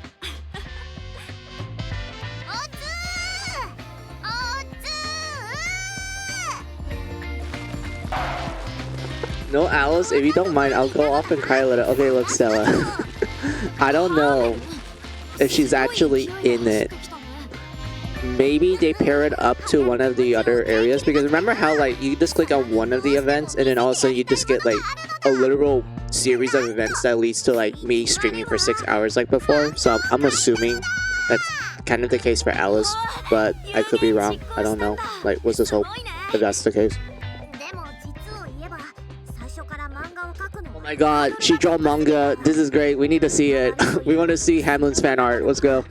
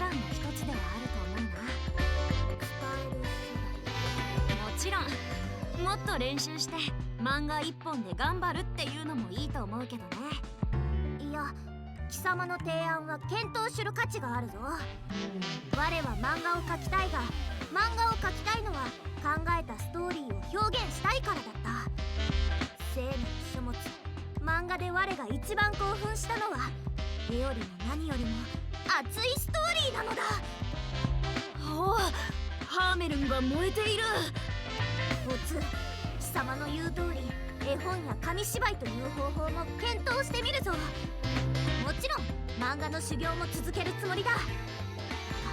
漫画にこだわる必要はにゃいと分かったのだ。ありがとうおつ貴様のおかげだ。よしやるぞ我は。その息だよハーメルン。我の戦いはまだ始まったばかりだ。ハーメルンすごく楽しそうだな。漫画描きセットを拾ってよかったねジャック。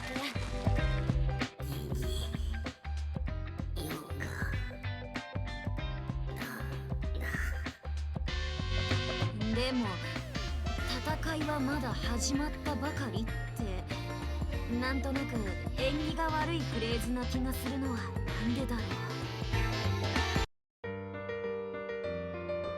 う。Hamlin just being happy with her manga, being absolute chuny. How adorable. Alright, Cinderella, Cinderella.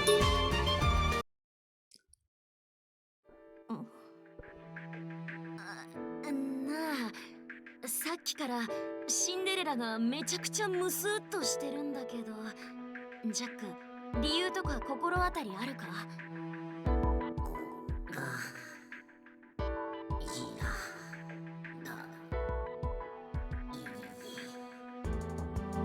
知らないか。ムス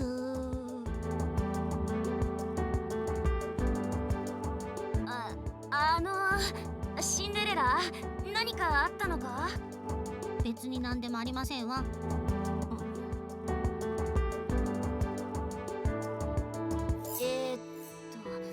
機嫌悪い。そんなことありませんわ。ちょっと自分に嫌気がさしてるだけですわ。自分にってどうかしたのか？自分にが。ごめんよく聞こえなかったんだけど。だから口紅が。口紅が似合いませんの。この間あげた口紅が？そうですわ。もう全然似合いませんの。絶望的なほどに。せっかくいただいた口紅なのに私が使っても唇が真っ赤でへんとこになっちゃうんですの。ハーメルに金魚食べたみたいだぞって笑顔で言われてすごくショックでしたわ。だって Jack is such a good buddy. Cinderella pouting sounds super cute. The fact that 落ち着いてシンデレラ。金魚を食べ Sorry, ても just 唇 sneezed. は赤くならないよ。 the fact that Hamlin just describes Cinderella with the makeup as her eating a goldfish is like an interesting sight. I'm like, what does that even mean? What does it mean to like, oh, you look like you ate a goldfish? Like, what kind of look is that? 女性の色なんですわね。そう気を落とさないで。仮に似合わなかったとしてもそれはまだ君が子供だからであって。どうせ私は子供ですわ。お化粧ができると思ってワクワクしてましたのにがっかりですわ。いつかそのうち口紅が似合うような素敵なレディーになりたいですわ。なれるさきっと。根拠は勘？当てになりませんわね。ありきたりで安っぽい慰めの言葉ですわ。おつんに言われると不思議と信じられる気がしますわ。信じていいよ。シンデレラはきっと綺麗な女の人になる。口紅はその時に使えばいい。そうですわね。口紅が似合うレディーになれるように頑張ることにしますわ。おつありがとうございます。おかげで新しい目標ができましたわ。 Also, look at what you did. You made Cinderella look bad, alright? Time for a good bitch slap. I mean, from Little Mermaid, I think she will like it a lot.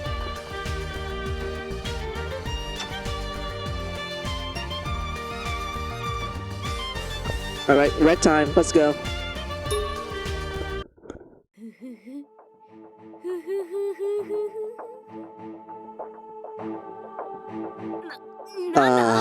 The creepy laughter, wonderful.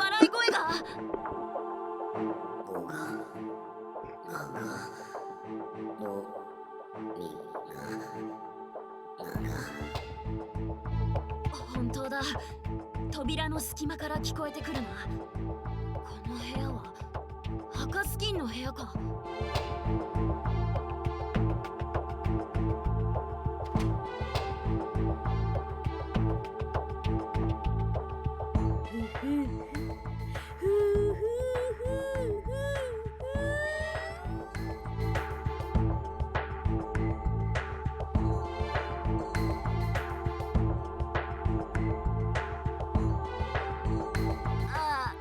赤スキン、ご機嫌だね。何かいいことでもあったの？あれ、おつー、どうして私の部屋に？いやー、変な愉快な笑い声が廊下まで聞こえてきたから、どうしたのかと気になって。だってすごく嬉しいんだもん。この赤いパーカー見れば見るほど私の好みにドンピシャで、ああ見てるだけで幸せ。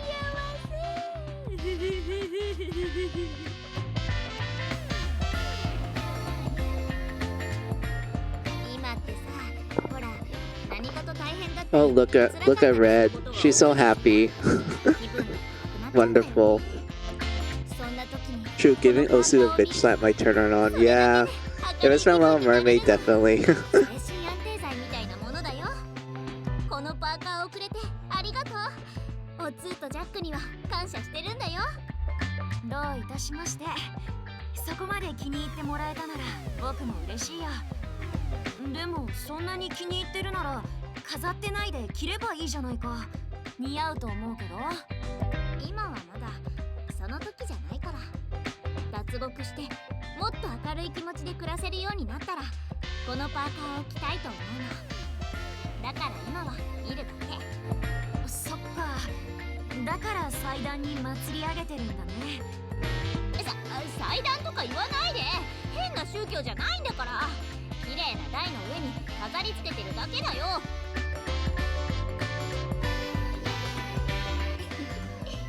早くこのパーカーを可愛く着られる日が来るといいな。へえ、かわいい赤ずきんか。いいね、僕も早く見てみたいな。あんまり想像しないで。自分で可愛くとか言ったけど、やっぱりちょっと恥ずかしい。いいじゃないか、期待してるよ、かわいい赤ずきんちゃん。年上をからかうんじゃないの。どうかしたのRed fangirling over something that makes her happy, wholesome as fuck, agree. The fact that she's happy is wonderful, especially given the amount of crap she has to deal with in this game. But yeah, alright, cafeteria. あと2ミリ。いえ、Oh, it is Alice. Alice is the cafeteria one. Alright. Oh yeah, because Osu doesn't get one. Mermaid was her microphone, even though like that was like a major story event, so that doesn't count. Hamlin wins the pens. And then we did everyone else. So I'm assuming the last two. We're doing the one with Alice, so I'm assuming that the last two we have to do is Kaguya and the three sisters. And maybe they merge the two together because you know the way how events work in this game, where once you go into an area, they're just like, here you go, here's a bombardment of a bunch of events that's gonna cost like 2 hours for you to go through. Like I don't know about this game, like but yeah, let's just hope that I am right with that hypothesis. So let's go. Alice time. See, Stella, it's Alice. Hooray!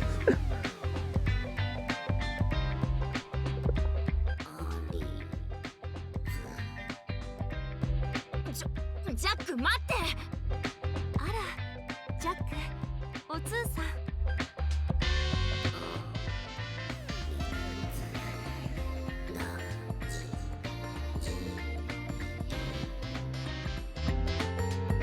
僕も気になったんだ。ずいぶん真剣な顔してたけど、何してたの？ちょうどいいテーブルがあったから、この間もらったテーブルクロスをかけてみていたの。それがこの間の古い布？ずいぶん見違えたね。でしょ？洗ってシワを伸ばしたらこんなに綺麗になったのよ。やっぱり私の見立て通りだったわ。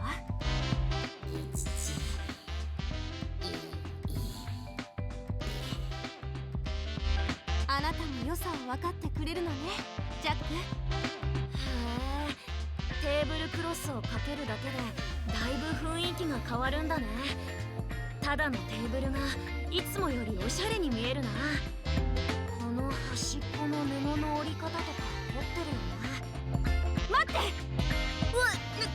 何？そのテーブルクロスはミリ単位で計算し尽くして整えている最中なの。まだ完成していないから今は触らないで。はい。テーブルクロスはかけ方を変えるだけでも違う雰囲気になるから、どういう風にかけようか考えるのも楽しいのよ。私ね、大勢でテーブルを囲むような素敵なお茶会パーティーを開くのが夢なの。大きなテーブルに素敵なティーセット楽しみだわ。テーブルのセッティングもどんな風にしようか今から迷っちゃうわね。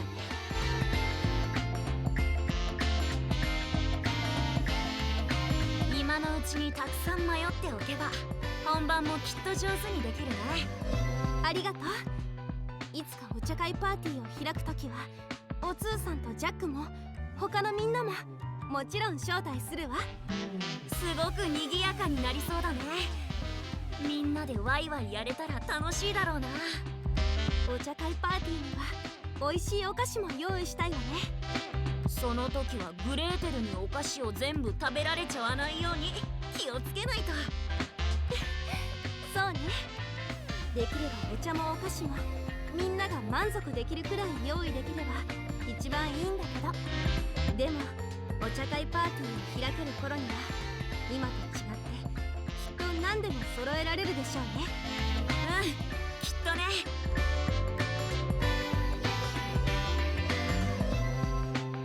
このテーブルクロスをもらったおかげで夢が広がったわ。二人ともありがとう。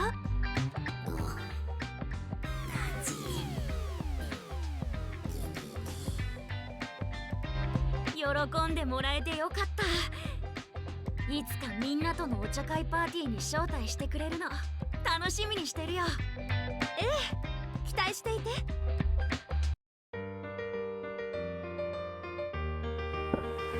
What a sweet event. Alright. There.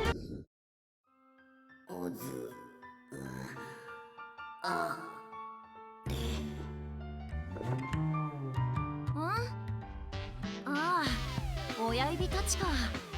三姉妹で顔突き合わせて何してるんだろう。みんな揃ったわね。これから三姉妹重要会議を始めるわ。はい議題はもちろんこれ。この間ゲットした三つ股イヤホンについてよ。使い道をどうするかですね。音楽。そうね。本来の使い道は音楽を聴くことよ。I like how they have this serious meeting just to talk about earphones. 音楽を聴ける機会がないわ。かといって大事にしまい込むだけじゃ芸がない。何か他に使い道がないか考えるのよ。三人寄れば文殊の知恵。あら、よくそんな言葉知ってたわね。偉いわ、ネム。ネムちゃんの言う通り、3人で知恵を絞れば何かいい案も出ますよね。頑張りましょう。実は白雪も一つアイディアを考えてきたんです。どんなアイデアなの？教えて。このイヤホンはスピーカーが6個あるので6本のコードがありますよね。まずこれを丁寧に編み込んでいきます。6本を編み込むの？まずの時点でちょっと難易度高いわね。そうして出来上がりましたのがこちら。塔のカゴみたいに編んだ部分を目に当てて、残ったプラグ部分のコードで頭に固定すればアイマスクの完成です。なるほどね。確かに手先の器用さが求められるけど、仕上がりは悪くないわ。だけどさ、イヤホンで作る意味あるのかしら。寝るとき使う？高くて使い心地がいまいちなので、ちょっと寝るときには向きませんよね。だから起きてるときに使います。鏡が怖いときに使うんです。通路に鏡があってもこれさえあれば大丈夫。鏡を見ずに通過することができるんですよ。Like breaking the mirror, Snow White? Like you just アイマスクで目を塞いで use the earbuds and just smack the mirror to break it into pieces? 確かにそうですね。すみません。いいアイディアだと思ったんですけど。でも真っ先にアイデア出してくれたのは助かったわ。ありがとう。私もツッコミ入れてるばかりじゃダメね。ちゃんとアイデア出さないと。ねえ、今の白雪の案を聞いて思いついたんだけど、あえてイヤホンを耳つけるっていうのもありじゃない？これをこうして結んで、こうしてこうすれば、ほら変わったデザインのチョーカーになったわ。どことなく前衛的でおしゃれですね。悪くないでしょ。これを首に巻けば、なんか首に絡まってちょっときついわね。まずいわこれ。 Oh. しまっ。 Okay, I do like the small detail that her eyes went from like her normal color into massacre pink mode, which makes you go like, wait, is she gonna go into blood skelter because of the lack of air? Oh no, this is not good. And such, but yeah, I think I accidentally skipped the dialogue that was spoken, so I need to go press the log. まずいわこれ。首しまっ。苦しい。 Honestly, this isn't the second time she's like, you know, she's about to die from a lack of air. Remember the bath scene with the three sisters? And how Dumbelina's like trying her best to be supportive how much her sister's grown. But at the same time she's like, how come I'm the only one that's small? Why can't I be bullying like them? And then and you know, like they all reaffirmed to Dumbelina, oh, it doesn't matter, like we all love each other and such. And then, you know, they gave each other a group hug. And then Dumbelina was literally gonna die from snooze. I mean from boobs, not snooze. From you know what I mean by chest.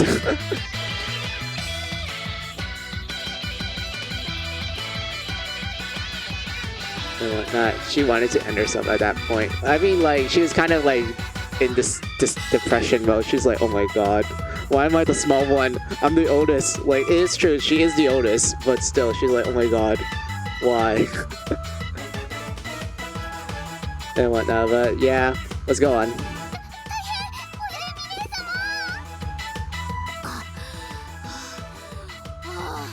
危なかった。フードは首に巻いちゃダメね。小さい子が真似してもいけないし。このイヤホンどうしましょう。他に何か使い道は。耳イヤホンを耳につける。 It should have been me, not her. It's not fair. God, I remember that Yukio meme about him like complaining, it should have been me, not him. And such. God, I wish. I kind of want to rewatch Yukio now because it's been a while since I actually like both played the game and also watched the anime and manga and read the manga and everything.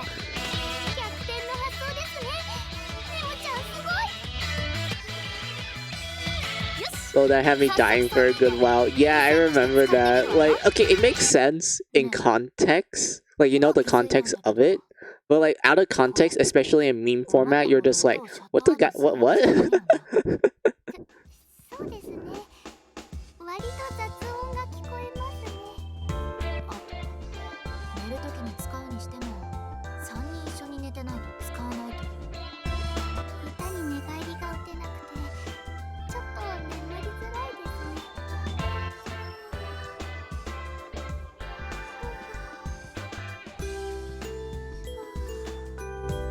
メムはもう寝ちゃってるけど。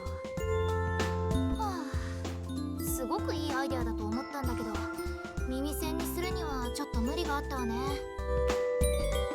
ぱり音楽を聴く以外の方法ではイヤホンを役立てることは難しいんでしょうか。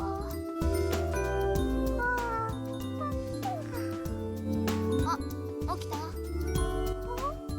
ねえ、今のところイヤホンの使い道は保留って感じかしら。音楽を聴けたらよかったんですけどね。せっかくの三つ股イヤホンなのに変です。そのうち。そうね、きっとそのうちこのイヤホンで音楽を聴けるような日が来るわ。その時が来たら3人でこのイヤホンを使うのよ。約束ね。約束です。Indeed, I might rewatch Yukio myself, and yeah, Dumbledore was so lucky to be hugged by two amazing sisters in a bath, wishing it had been me though. I mean, I know like the context of that one is like, you know, fan service reasons, but at the same time, taking a bath with like other people sounds nice and such. I think it's because I'm used to like, you know, Japanese like culture norms where it's like, oh, it's completely normal for like people to take baths together, like and such. Like I know like in anime sometimes they're like, oh, they shouldn't be taking baths together because like, you know, oh, this guy likes her and that, you know, they feel embarrassed and shit. But like other times it's like seen as like a normal thing. Like it's just normal to them. They're like, yeah, it's normal to take a bath with other people, especially like hot springs. Like it's normal to like take baths with strangers and like, you know, have like a nice conversation with them and such. I know it's like a difference between cultures because I do know like for a majority of Western people, they're like, wait, people take baths together? Like that's a normal thing? I'm used to like taking it by myself and such. Or maybe I used to when I was younger, but I don't do it anymore. And such. For my case, I did grow up in an Asian household where that was really normal. Like it was really normal for us to take baths together and such. So I just thought of it as like, oh, this is just normal and such. So when I heard my friends say like, oh, they didn't do that, then they didn't do that and such, like, you know, they take baths together and everything, I'm like, huh, that's kind of odd and such. But like, you know, it's a case of like, you know, different cultures having different like values and such. And because of that, some cultures are like, oh, this is completely normal. Others are like, oh, this is completely weird. Like, I don't think this is like a normal thing and such. You know, it's a difference between cultures. I do understand that. And whatnot. Even a brother and sister taking a bath together is nice. Yeah, I do agree with that. Oh, you're lucky. I mean, I wouldn't really call it lucky. It was just kind of a normal thing. It was just like, well, I didn't really think too much of it. Okay, I think that's every event. So I'm assuming that Kage's event happened way earlier because I remember one of the events she did talk about the whole pillow thing that we give her and such. So I'm assuming that that's every single event we did. I could double check by like saving and then checking the title screen.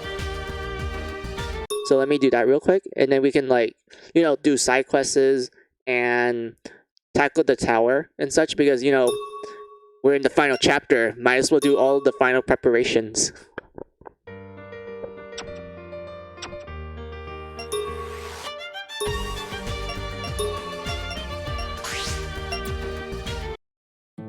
Going back to Yukio, I only saw the first 4 series.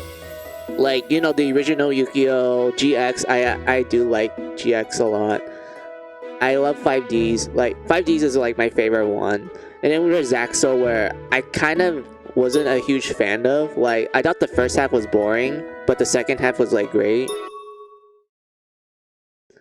And such, but like the Yu-Gi-Oh series after that, I have like zero knowledge of. Like, I have no idea about it. So let me double check stuff real quick. Yeah. Momori. Wait. Moment. I know. More. I don't know how to. I don't know what I'm doing. I don't know what the fuck I'm saying. Yeah, but let me double check this real quick. Yeah, that's everything. Hey, Stella, we did it. We did every single affection event. Every single girl's affection event. Well done. Really? You saw that? I mean, like, for me, Yu-Gi-Oh! Original Yu-Gi-Oh! GX and 5D slapped so hard. Yeah, I do agree. And such. I love the first 3 seasons. I am aware that people complain about it not being accurate to the game at the time, even though I want to point out that at the time of the anime, more specifically the manga, the game was brand new. They didn't have established rules yet. They were still working out the kinks. So it makes sense that the anime had like these random rules because it wasn't really like well established at the time. Even when the card game came out, it wasn't really well established. And such. And later seasons, they actually established the rules and everything, and some things changed. Like, for example, can I tell you like a funny comment that I saw in YouTube? So there was a funny comment I saw in YouTube with the first episode of GX where Jaden summoned a monster in defense mode, and the comment said like, hey, he broke the rule. You can't summon monsters in defense mode. You can only summon them in attack mode. But another comment replies that actually you can. That was a ding back then. Like, you can indeed summon monsters in defense mode at the time. And such. And later years they decided to change that rule so that you can only summon monsters in attack mode. And such. So to me, that tells me that okay, the anime was pretty much like, they're just following the rules that was happening at the time. And early Yu-Gi-Oh! They didn't have established rules. Like, they were still working out the kinks. And such. So whenever the newer fans of Yu-Gi-Oh! That's familiar with the newer rules and they see the older anime, they're like, oh, this is like against the rules and such. But I'm like, bro, that's what it was like back then. Like, that was literally how the game played back then. We didn't have all these fancy rules like you guys have and the fancy summoning like pendulums and like ABC and ZX. Like, I don't know what the fuck Yu-Gi-Oh! Is nowadays. There's so many rules to it and so many different ways you can win. It's just like, what the fuck is happening?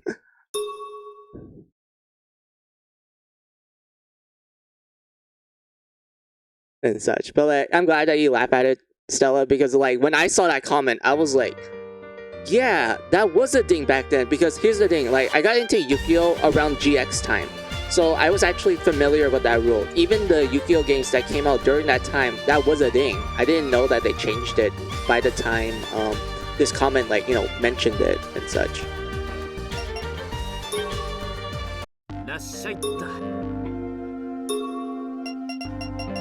How many is there? Okay, hunger. Okay, I can do this. Libido, hell the fuck yeah. Sleep, gonna take a while, but I can do. Wait, Joe, are you saying this? The reward for you to make the jail sleep desire be what do you call it? Fulfilled? You let the jail have the sleep desire filled out at least 3 times. You get the mysterious piece, and that's the piece that I actually want. And such. I didn't know that was an actual reward you get. Oh my god, that's actually cool because I can start duplicating it and such. After I get the piece and then I do the glitch that I showed you from previous streams and such. But yeah, oh my god, that's actually really good.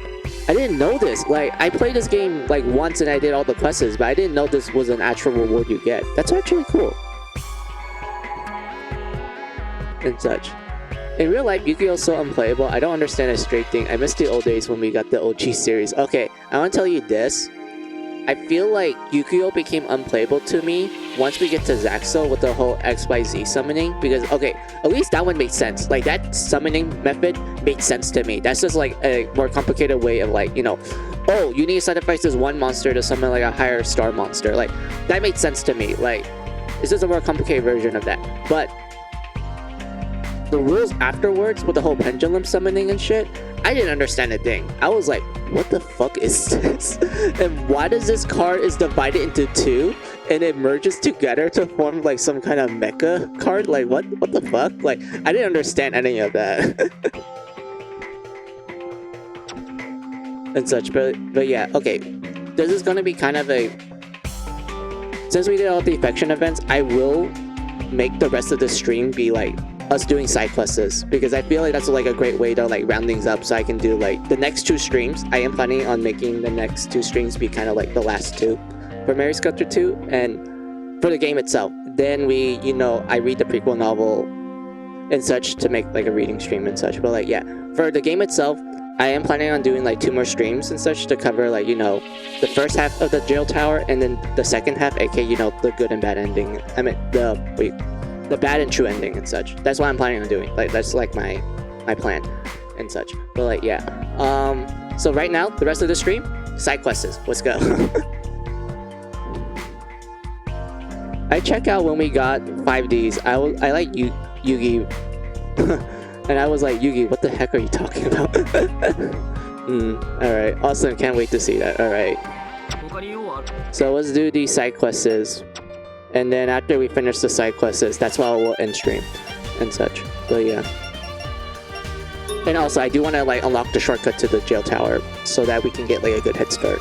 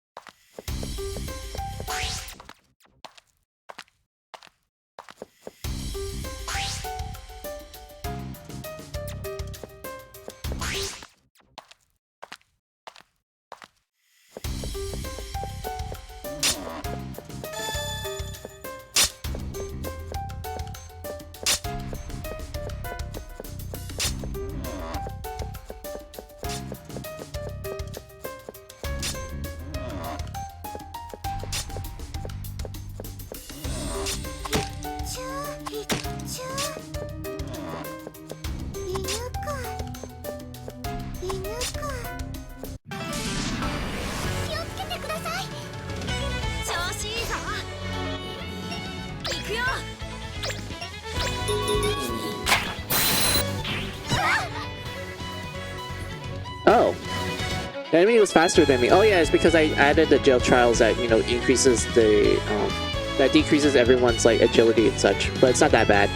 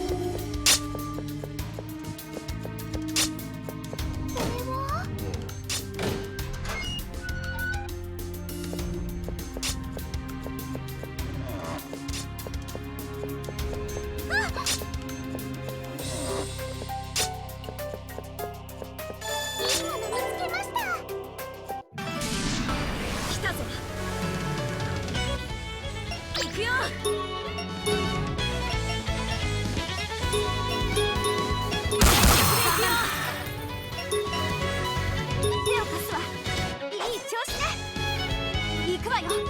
全力でいくわよ。ちゃんと。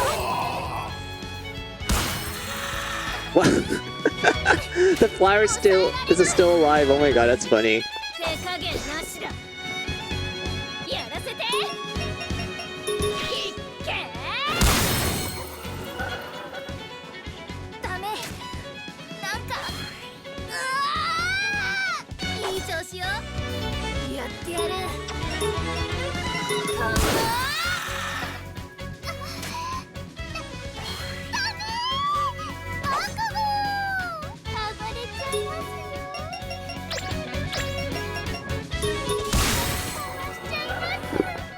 Why did I press the wrong thing? I wanted to do the fire one. Why did I press the wind one? God damn it. 一丁上がり。 Oh yeah, I forgot to show you everyone's equipment. Oh, we unlocked the upper floor. Nice. That's good. Good, good, good. So like from the grinding that I did, I found out that this area indeed gives you the destroyer armor, which is wonderful because like look at this. Look at the agility. It's 54. That's a lot. And it also has like, you know, the added benefit of increasing damage to enemies. I don't know how much though, but like it still works. Like, you know, extra damage is cool. And I managed to get one, like, I managed to get everyone at least, you know, actually no, everyone has a destroyer armor. So Osu has one, Alice has one, look at that, 45 agility. Red has one, 53. Dumbelina has one that's like, you know, max cap, but she doesn't have like, you know, BL or ST on it, which sucks, but I'm like, Jody's high though. Like, she gets a lot of good benefits from it, so it's fine. Gretel doesn't get one, and the reason why is because I'm looking for a particular armor that will increase not only her agility, but also her tech as well. And I can't really find it yet, so for now, she's stuck with the Valkyrie cloak, which is like, you know, mid-game armor, but it still works for her. Like, Gretel still tanks shit, so it's fine. Snow White, destroyer armor. Mermaid. Oh yeah, the scientist cloak. I completely forgot about that. Where did I found that? That's actually... Yeah, that's a little bit better than the Valkyrie cloak. Wait a minute, I think I know the reason why I made Gretel had it. It was because of the luck. I wanted Gretel to have more luck so that her status effects actually hit more often. Okay, no. Oh, that's why I did that. Okay. Huh. Let's see, Hamlin gets the destroyer armor. Rapunzel, destroyer armor. I know I made her a mage, but like, you can't sneeze on like more agility. More agility is great. Kaguya, you know, destroyer armor. Sleeping Beauty, destroyer armor. Cinderella, destroyer armor. So yeah, everyone has good armor. I'm hoping to get better accessories for everyone later on.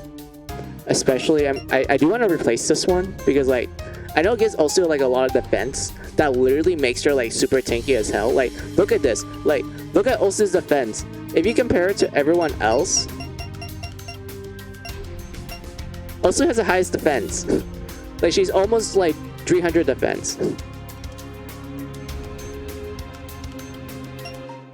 And such. But like, yeah, I am hoping to like replace Osu's other like equipment so that she can be fast or something, or maybe a lot more tanky while also being fast as well. And like, you know, I'm just praying that I will get better accessories later on. Wait, what is this? Wait a minute. I could get this to Gretel actually. Hold on, let me check something. Where's Gretel? Hey Gretel. Alright. Wisdom. It's not bad. But, fuck, that's not good though. What about this one? This one's also not that bad. This one, if I just don't care about like Gretel being any use of a magic dealer, I just want her to have speed. I guess that one works. Oh, you know what? I'll think about this later. Let's go on with the side quest.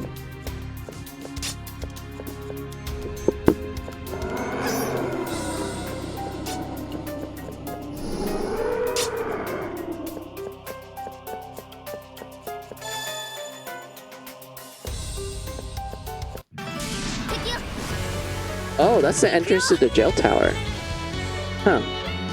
Interesting. Alright.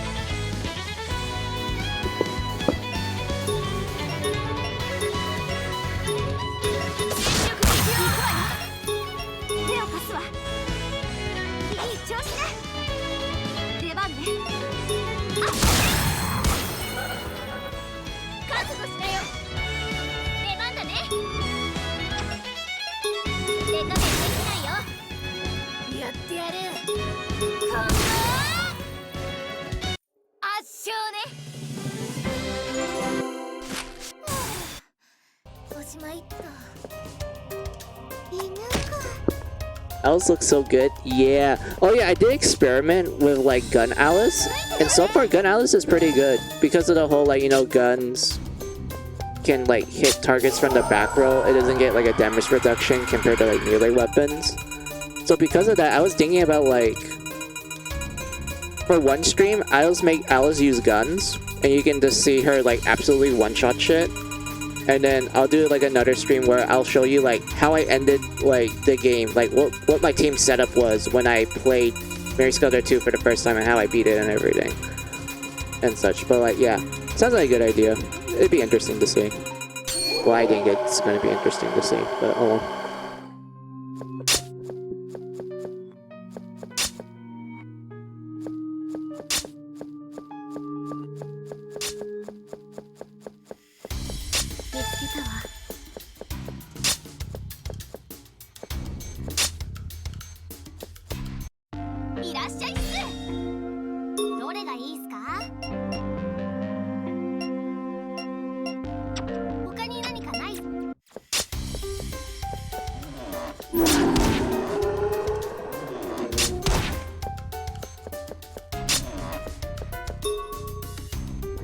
Please do. Alright. Oh yeah, Stella, I was gonna show you this. Look at this. Look how they nerfed it. Look at this. In the first game, oh, Alice gives everyone like a big damage boost if Jack gets knocked down. Mary Skelter 2 Alice's character skill. Lowers magic damage received when Alice's HP is 1% or less. That's not useful. That's garbage. Like, who would, like, put someone at, like, 1% health? Like, think about it. Like, who would put someone at 1% health? Unless you, like, find a way to, like, make the enemies only do, like, single-digit damage, then, like, that's fine and dandy, but, like, who will actually do this? Like, this doesn't, like, you know, make sense.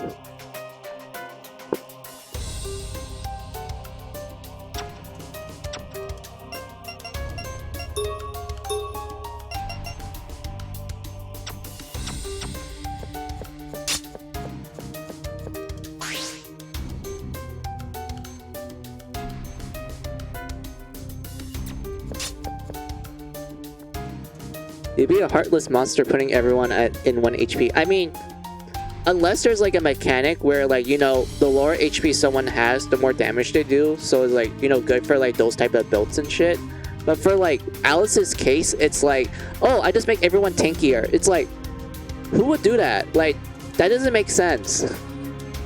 Like if, like I said before, like if it's like, oh, I increase everyone's damage by like a certain percentage based on like how much HP I have left, then like that's completely good. Like that's completely fine. Like that could be like game busting sometimes, but like, oh, I just make everyone tanky when I have like 1% HP left. It's like, what? No one would do that. Like that does not make sense. It never does make sense at all. Like, yeah, exactly, you agree with me, Stella. Like skills where they're like, oh, hey, I increase my damage output if I low HP, that's completely cool. That's like fine and dandy. Like that one made sense to me. I'm like, oh, okay, like that's good.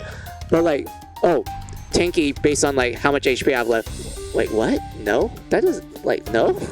Like, even Rapunzel is like better than like Alice's. Like, look at this. Like, hold on. Oh, look at Red's. Like, this one is good. Like, look at this. Like, oh, increased party's damage output when Red's HP is at 75% or less. Like, that one is good. Like, this one's like a good thing that you can like, you know, see a benefit of. Dignity, this one's actually cool. Like, the fact that you can actually pull this out really easily depending on like your level up and your equipment, like the amount of HP your equipment gives you and such. This is actually easy to pull off if you do some like math and shit. This one is interesting. This one is actually funny because I remember in Finale, a lot of Snow White's level ups I got from her, they always end her HP digit at 7. So because of that, it's always activated. So it's always activated. So because of that, like Snow White in Finale for me, she literally does like made everyone hit hard. Like, it's absolutely hilarious. And she didn't need to have like less HP or anything. She can have full HP. But if her last digit happens to be 7, she's just like, hey everyone, free damage. Like, go nuts, go crazy. Like, it's fucking hilarious. Yeah, here's another one that I thought was dumb. Little Mermaid, look at this melody. Lowers physical damage received when Little Mermaid's HP is 1% or less. Like, are you kidding me? This isn't good. Hamlin, you know, same as Snow White. This is actually useful. I can actually like really useful in Finale. I remember actually being able to pull this off, and like everyone was just critting and shit. Like, it's amazing. I like these type of skills. See, even Rapunzel has a better like, you know what I just point out, than like Alice and Little Mermaid. Like, I know it says chance of reducing party's physical damage when received when her HP is like a certain amount, but like a chance is better than like, oh, it's guaranteed, but this person needs to have ridiculously low amount of HP just to pull it off. Like, no. Same Kaguya as well. Like, this one works. Like, this one actually works. This one actually saved my ass a lot when I was fighting the final boss. But yeah, this one worked. This one is actually interesting. I never made Sleeping Beauty poison. Like, I always cure everyone's poison and such, but this one's actually interesting to pull off if you manage to like use Poison Bomb and then it hits like, you know, Sleeping Beauty and she can just like use it to her advantage. Cinderella, this one's actually good because like, you know, follow up attack, like who doesn't want to follow up attack? That equals more damage, DPSing and such. I do find it funny that Osu doesn't have one at all. Like, she doesn't have a character skill. She only has a licking skill. I feel like she was meant to have one, but they either decided not to give her it in like the last minute, or they just forgot. Because Osu does get one in Finale, and that one's like really game busted and such. So I'm assuming that they didn't think about giving Osu a character skill in Mary Sculptor 2. Is either that or they just forgot. They're like, oh shit, we forgot to make one for Osu. Oh well. And whatnot. But like, yeah, Osu does get one in Finale, and oh my god, it's fucking great. Like, Stella, you play Finale, you know how busted Osu's character skill is. Like, my god. いつまでこうしてればいいんだい?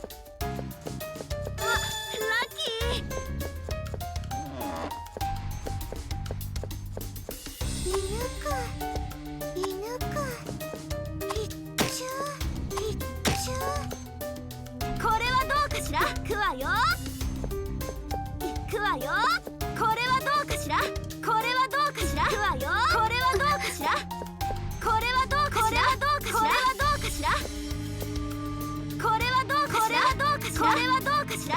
これはどうかしら。これはどうかしら。行くわよ。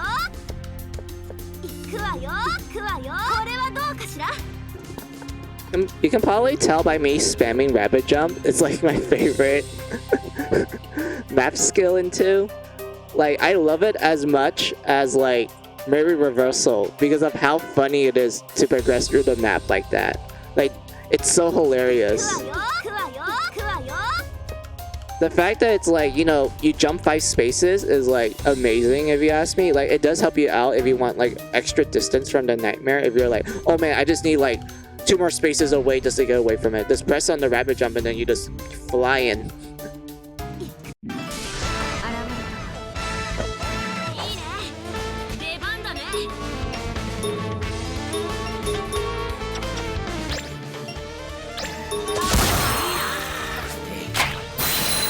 Wait, I screwed up. Sorry, Jack. Oh, sorry, my man. Oh god. They killed him fast.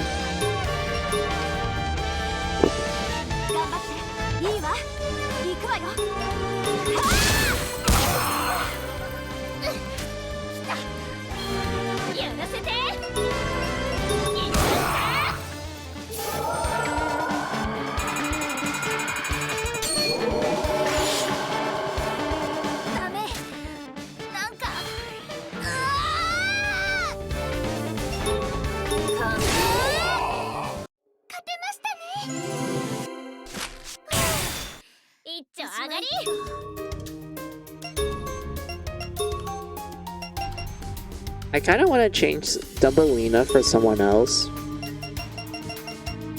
Actually, no. I do want these two. But at the same time, I could actually afford removing one of them and replace them with someone else. Fuck, hold on.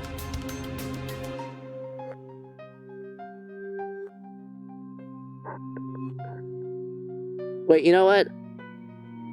I'm gonna let Dumbelina in the party for a bit for the first half of the side quests. For the second half, I'm gonna be switching around people.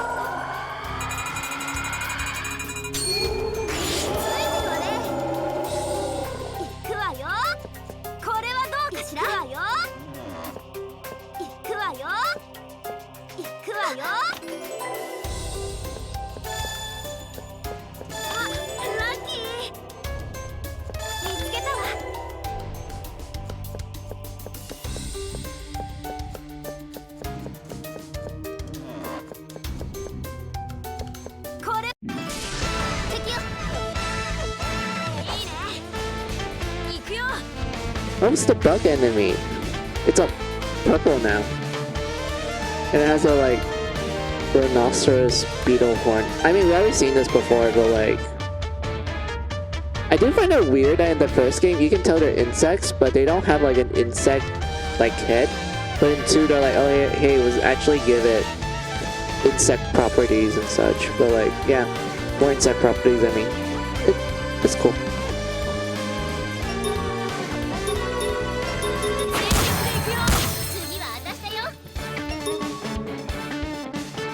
Wait a minute. These enemies are faster than Gretel. I just realized it. I was like looking at the turn order. I'm like, oh.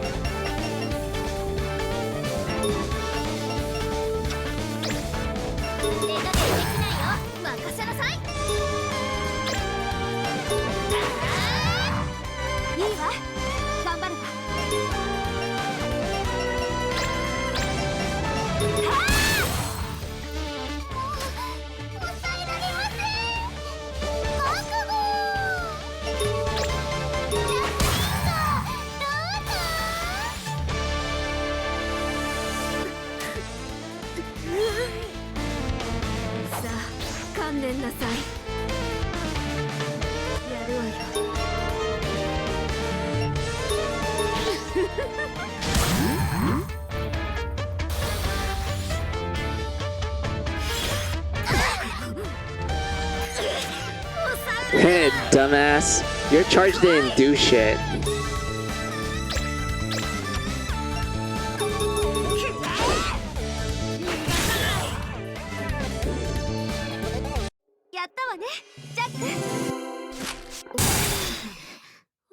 You should have seen how Alice does charge. She can kill everything.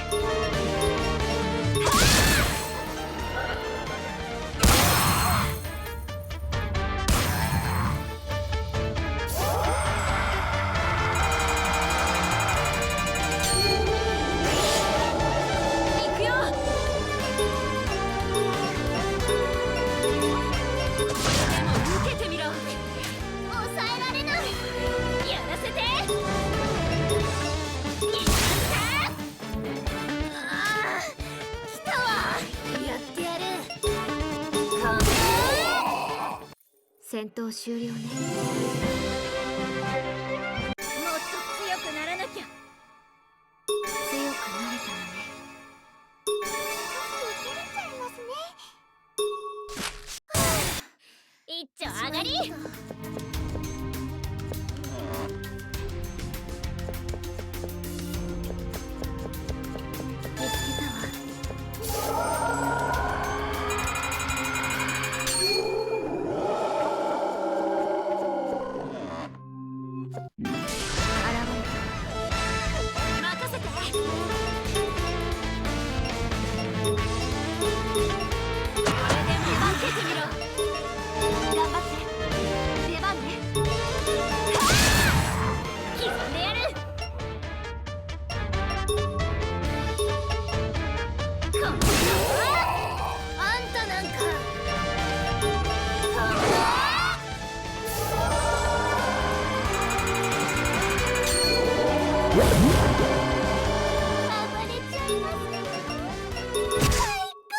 見つけたわ。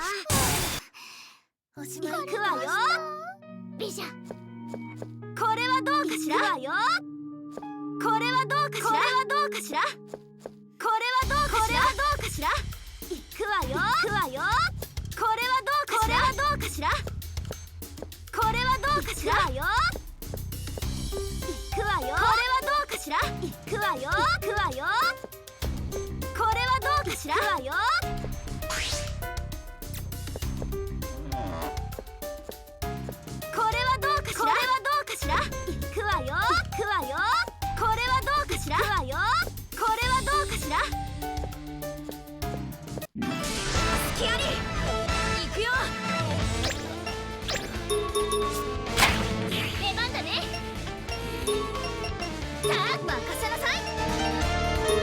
頑張るわ。手を貸すわ。頑張ります。行くわ。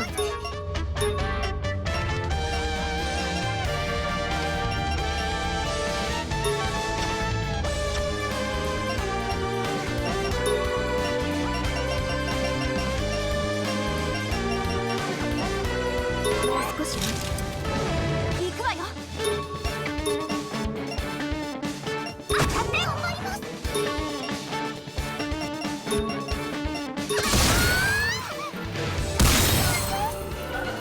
こちらの勝利よ。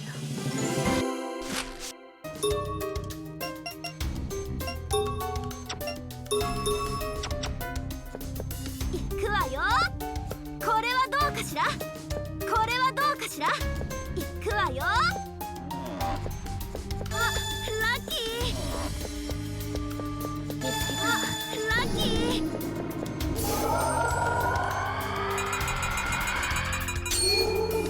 見つけたわ。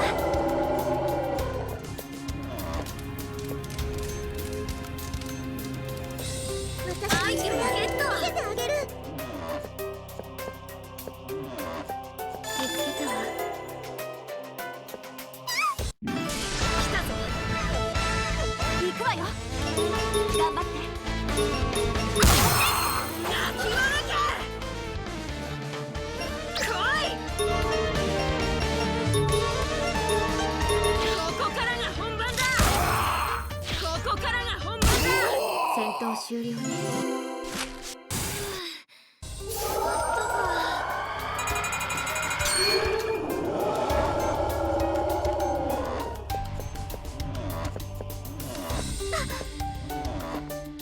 見つけたわ。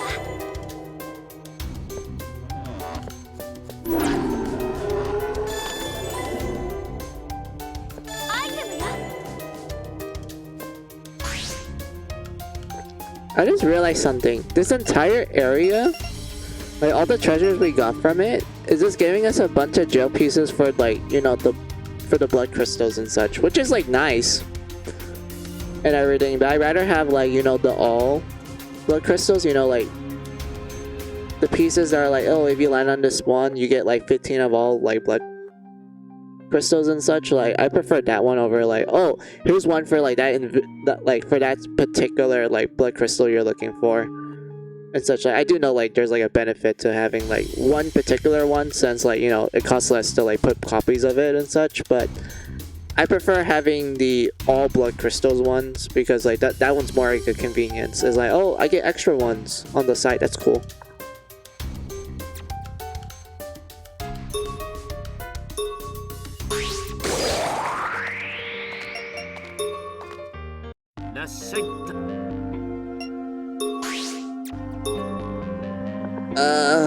I forgot the pain of having cap of everything. You can't accept things if you hit the cap. Are you kidding me? Fine.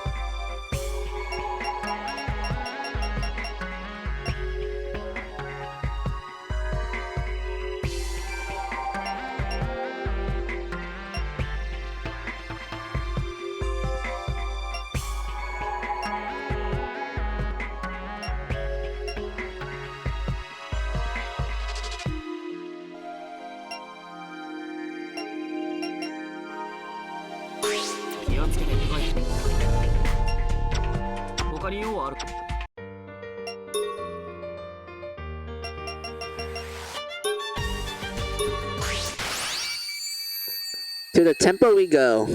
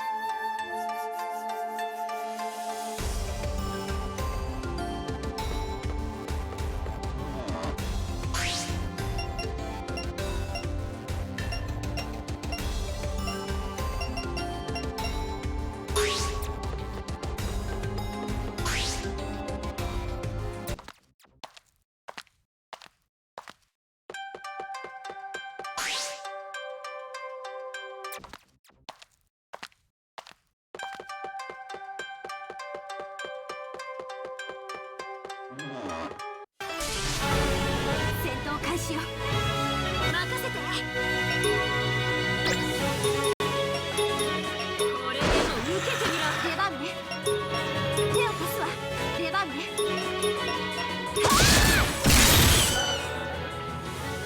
よし、勝った。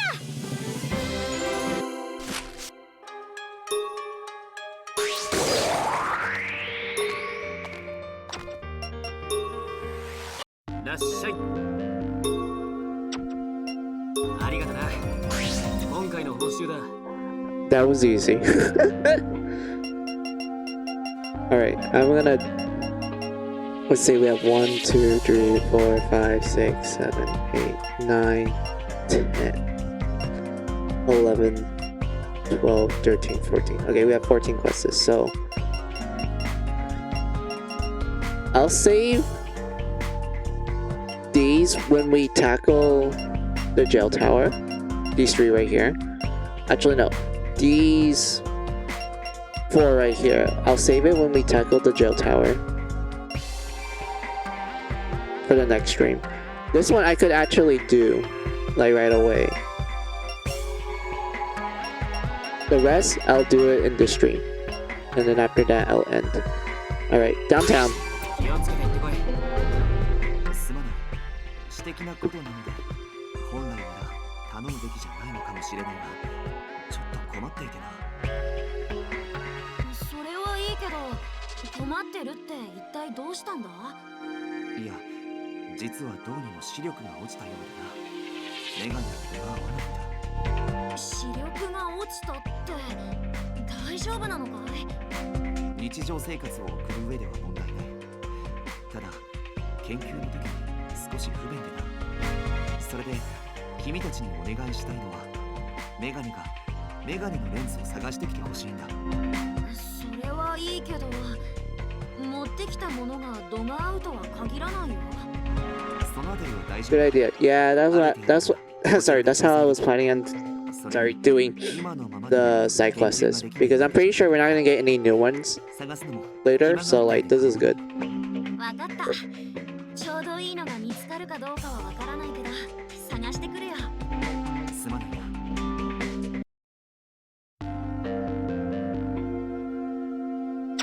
らしい。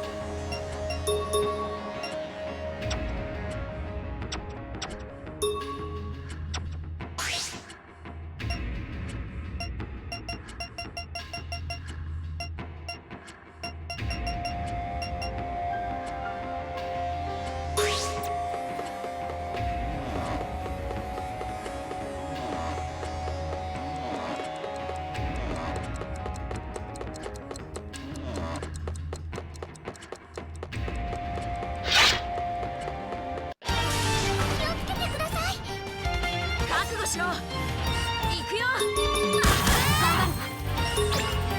当たってやる。手加減できないよ。戦闘終了。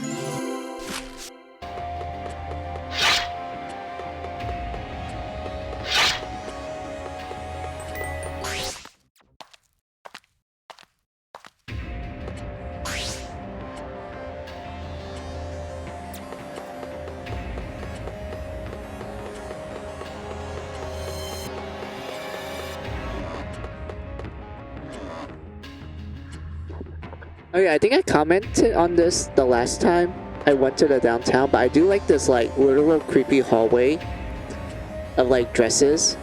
Like this honestly is like visually appealing. Like it makes you go like, what the heck is this hallway? Like, why is there so many dresses? 覚悟しろ。行くよ。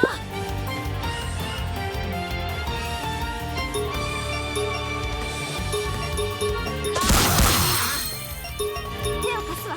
行くわよ。勝利よ。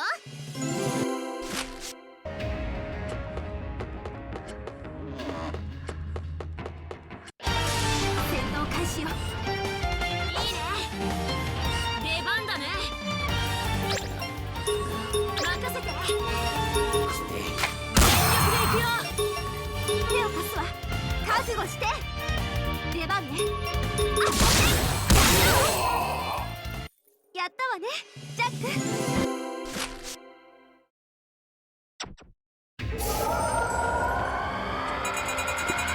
No, I fucked up.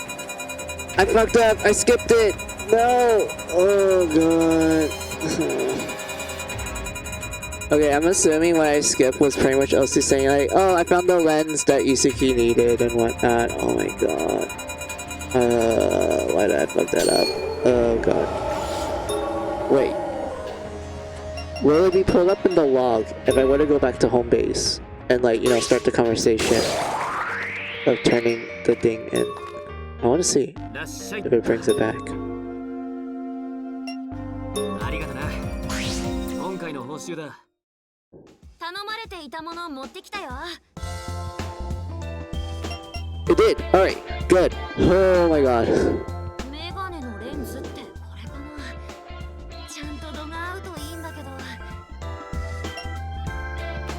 とりあえず依頼書に持っていこう。 Whew, okay, I didn't fully screw it up. Thank god. Alright. お、本当か。ほら、メガネのレンズ。よし。ちゃんと使えそう？ああ、これなら少し調整するだけで十分使えそうだ。よかった。度が合わなかったらどうしようかと思った。これでよく見えるようになり、研究がはかどる。ありがとう。君たちのおかげだ。どういたしまして。けど、せっかく僕たちが持ってきたんだ。研究のしすぎでさらに視力を落とすのはやめてくれよ。善処しよう。では、僕はこれで失礼するよ。やれやれ。あれは下手したらグレーテル以上の研究好きだな。善処するって言ってたけど、また目を悪くしそう。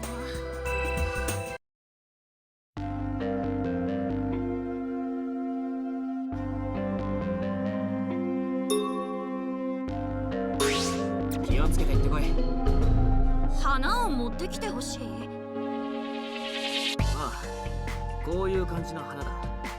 ただ、もうどこにも咲いてないかもしれないから、探索のついででいいぜ。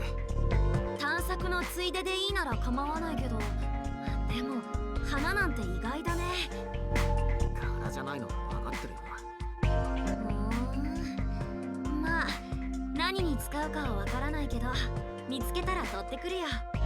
ああ、頼んだ。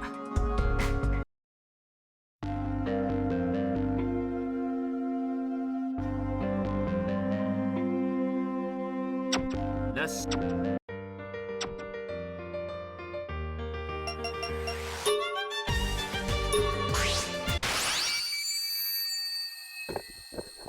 I love the loading screen for the art alley.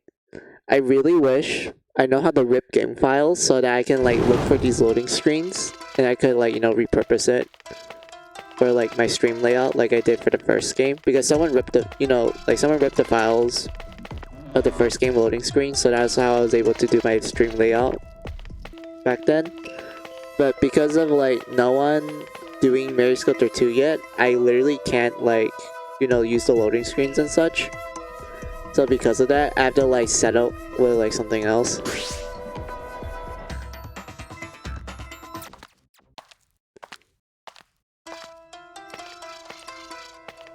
And whatnot, but like yeah, I do really like that art alley. Art alley. Like honestly, great place. I like the design and everything.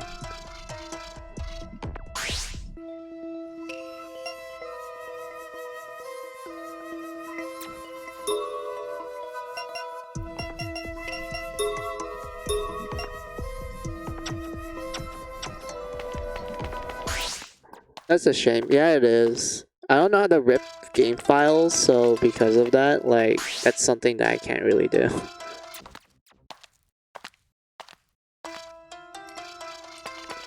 Where is... Oh, it's right there. They literally placed it right next to the shortcut.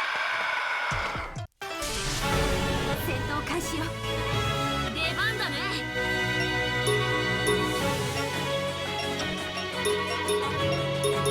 勝つのはいいな。頑張るだ。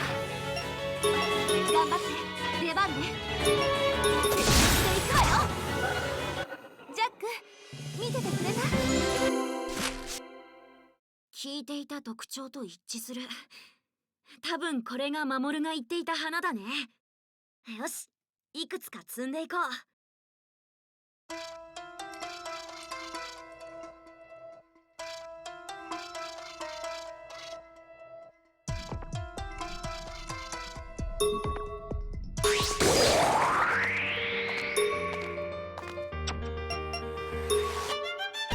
らっしゃい。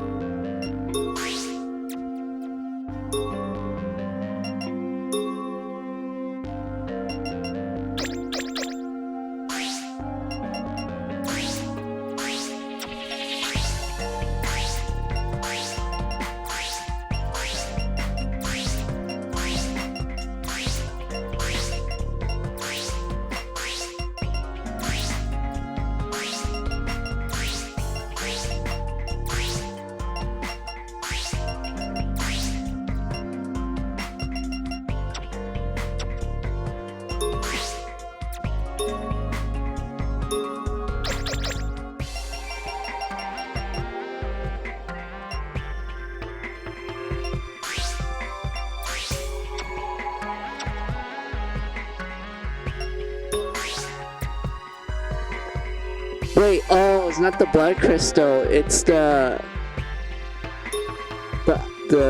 consumable item. It's the one that cures all status effects. Oh, I have too much of them. I thought it was the blood crystals for a second. I'm like, how many blood crystals I need to throw away just to turn this quest in? ありがとな。今回の報酬だ。頼まれていた花を見つけたからいくつか積んできたよ。まだ残ってたんだな。よし、ちょっと待ってろ。これを押して。よし、できた。あ、戻ってきた。悪いな、待たせた。それはいいけど、何してたの？これを作ってたんだよ。お前たちに取ってきてもらった花で香り袋を作ったんだ。嗅いでみな。あ、いい匂い。だろ？昔光に教えてもらったんだよ。へえ。でもなんでこれを今作ったの？ほら、ここってカビ臭いだろ。だからこういうものがあると少しはマシになると思ったんだ。なるほど、確かにこれがあると気が休まるかもね。だろ？お前 How sweet of him. みんなに配ってくれ。僕たちの分もあるのか。ありがとう。お礼なんていらねえよ。大体これはお前らが持ってきた花があったから作れたんだぜ。お礼を言うならこっちの方だ。ありがとうな。まったく調子が狂うな。 Oh, how sweet of you, Momoru.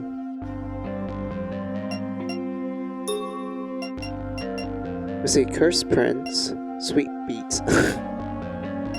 My plushie. Oh my god, I lost my fog plushie that my mom gave me in downtown. Oh, that's precious. There's an ancient tree. Alright. A shovel broke. Small weights. Alright. Those are the rabbit enemies. That one's the graveyard. Yeah, we're almost done. We're almost done with this set of side quests. Good progress. Good on me. I don't know how long it's been since I've been streaming. The last time I checked it was like 4 hours and 40 minutes, but like not that bad. We're finishing most of these side quests really quickly. I'm hoping we might be done in like maybe 5 hours or so. I mean when it reaches like around 5, not like in 5 hours. Oh my god. I'm not gonna be doing a 10-hour stream. That'd be way too long.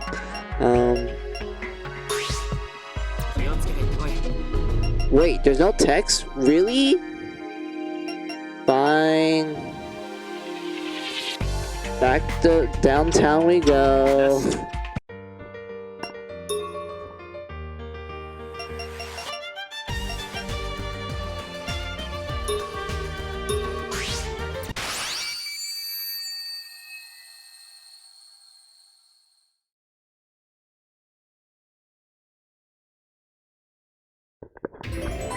Four hours and 57 minutes and 30 seconds. Alright. Not that bad. Not bad.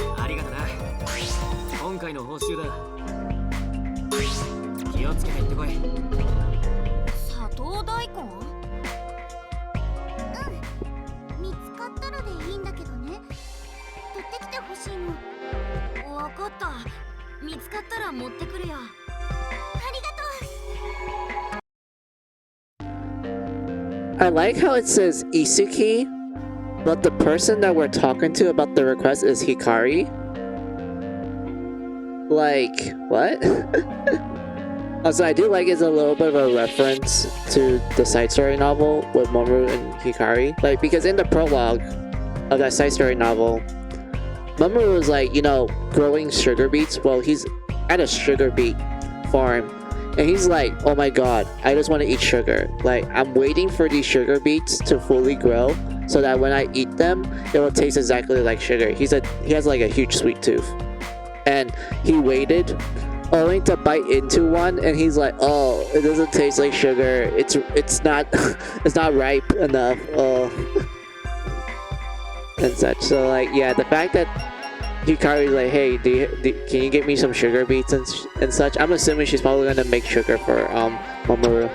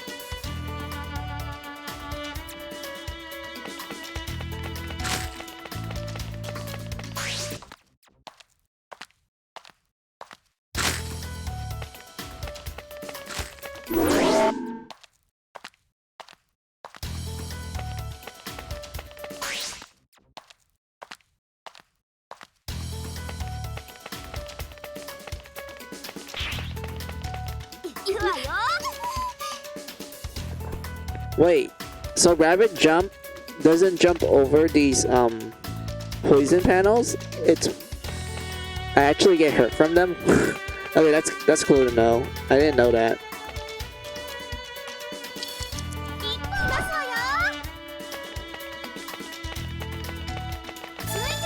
Cinderella and her long jump if you happen to be on a jump pad and you're running.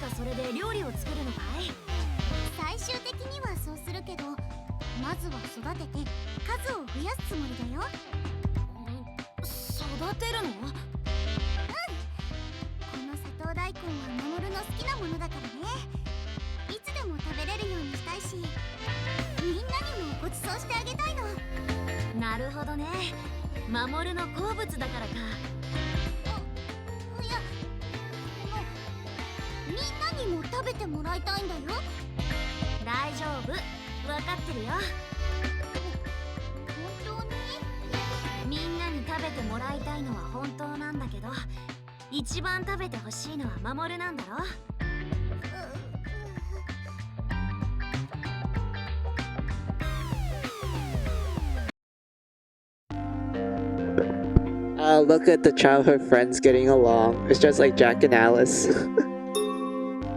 Look at that. Alright. Plushie time. Sad child. I feel you, man. Like, I'd be sad if I lost my plushie as well. I'm assuming this child, like the plushie is like a memento to this child because of like, he says that his mom gave it to him. Like, the mom gave it to this child. And I'm assuming that there will be a cutscene that plays, and I'm guessing that this cutscene is gonna tell us that, like, oh, it's like the last thing that my mom gave me before, like, you know, the nightmare attack, and I couldn't find her anymore and such. So I'm assuming that's how this like character story is gonna go out. 気をつけて行ってこい。君がなくしたっていうカエルのぬいぐるみ、よっぽど大切なものだったんだね。ここに来る途中で落としてきちゃったんだ。お母さんがくれたものだったのに、お母さんもういないのに。 Oh, okay, I knew it then. わかった。落ちていないか気をつけてみるよ。見つかったらちゃんと届けてあげるね。 Alright, let's make this child happy. We don't want sad children here. らっしゃい。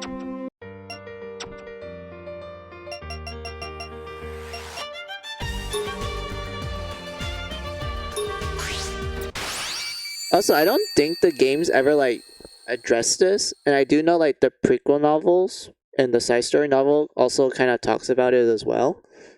Like, I am aware of the fact that there are like human villages outside of the Liberation District. You know, like each area has like a small human settlement, but it's not like super safe and such because, like, you know, they can get attacked by the mayhem and everything. So I'm assuming that the kid was probably lived in the downtown and everything. And when it was time for everyone to move to the new Liberation District, that's where he dropped his, like, you know, frog plushie and such. I don't know, like, I feel like that aspect of Mary Sculptor lore doesn't really get expanded upon in all of the games. I do know Finale is like a whole different case, where that one actually plays like it's somewhat an important role in the prequel novel and everything, but like in the actual game themselves, they don't really talk too much about it. Like, I do know like the prologue of Finale, you do see a human village and such, but like other than that, like there's not much. Area 4, okay.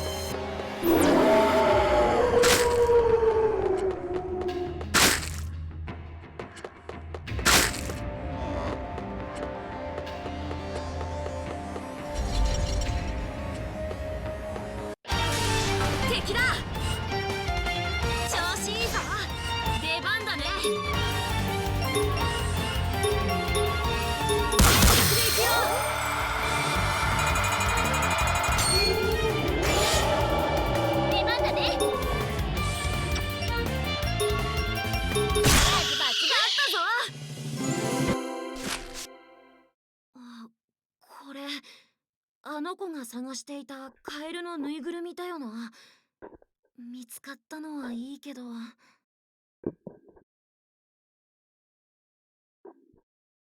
Oh.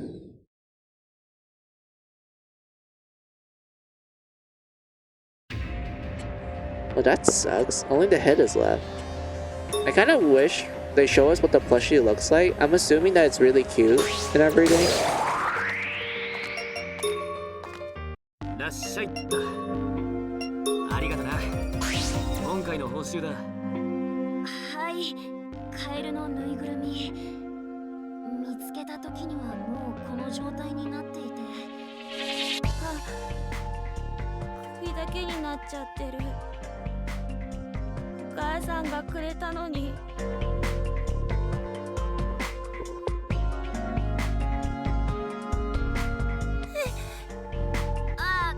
怖がらないで。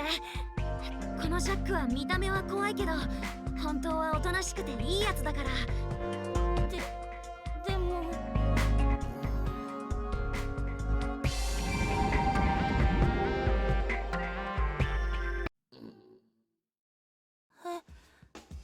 これくれるの？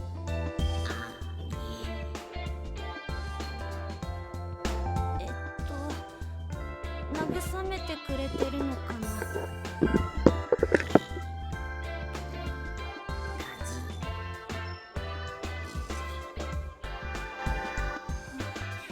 ありがとう。さっきは驚いちゃってごめん。お兄さんもごめんなさい。せっかくぬいぐるみを見つけてくれたのに落ち込んじゃって。いいんだよ。大事な。 I do like that small detail of the Japanese stuff, like, you know, the little kid calling, I think either Osu or Jack, like Onisan, which I'm assuming that the kid thought that Osu was, like, you know, a guy, which, I mean, I don't blame the kid for thinking that. Like, Osu is quite guyish. Like, I don't blame a kid going like, oh, is this like a guy or are they a girl and such. I don't blame a kid because like kids at the time, they probably don't know. Like, you probably have to tell them like, oh yeah, this person's like, you know, this particular gender and such. Like, you know, like kids don't know most things. Like, you have to teach them. And so yeah, which I like, small detail. Yeah, exactly. Also what you said, I know, you know what, it's really crazy when you think about it. Remember in the prequel novel for Mary Sculptor 1, in that Kaguya used to live in a human village, and when it's found out that she was a blood maiden, everyone, including her mom and dad, treat her like garbage. You never see them again, or Kaguya never gets back to them. Yeah, it is kind of interesting that the whole topic of like human villages outside of the Liberation District only gets covered briefly in the prequel novel of Mary Sculptor 1. Like, I do know that, you know, the Order of the Sun, like Chiaki explains that, oh, after like we got a bunch of people from the city streets, aka, you know, Jack and Alice and like the remaining prisoners and such, like they decided to like, you know, send missionaries outside of the jail to like, you know, spread the belief and also try to bring people into the Liberation District as well. So by them doing that, that implies that there's other human villages, but we never see most of them when we're exploring the dungeons. And the only time, like, you know, there's one that plays an integral role in the story, like you said, in the prequel novel, Kaguya's village and such. Like, that's like the one time that we actually see another village. And I do know in finale, we do see like a bunch of human villages in that one, but like, that one's like a, like, I do like that finale did introduce more human villages, even though like, we don't, you know, quote unquote, explore them and such. Like, they at least acknowledge the fact that, yeah, there are other like, you know, human settlements outside of like, you know, the safe areas that we're used to and such and everything. But like, yeah, it's interesting. Like, it's a really interesting thing that I like kind of like noticed it when I was like reviewing the world of Mary Sculptor, you know, rereading like the lore and everything.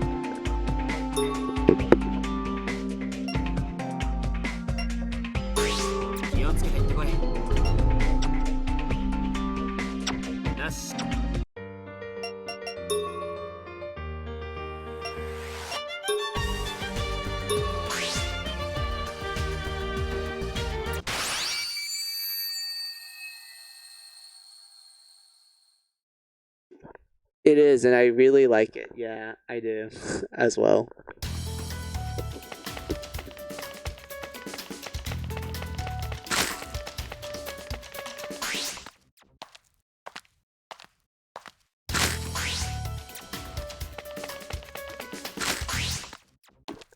God, I feel so excited for like when I start streaming finale. Like, look, I love the first two games. That also includes the remake of the first game. I consider that as a separate game as well. Like, I love those games a lot, even though I do have some gripes with them and everything. But like, finale was the game that made me go like, yeah, this is like, this is the best. I'm like having so much fun and everything. Not saying that the other games are not fun. It's just that out of all of them, like, true satisfaction means and everything, finale is like the one that satisfied me the most. And where is it? Found it.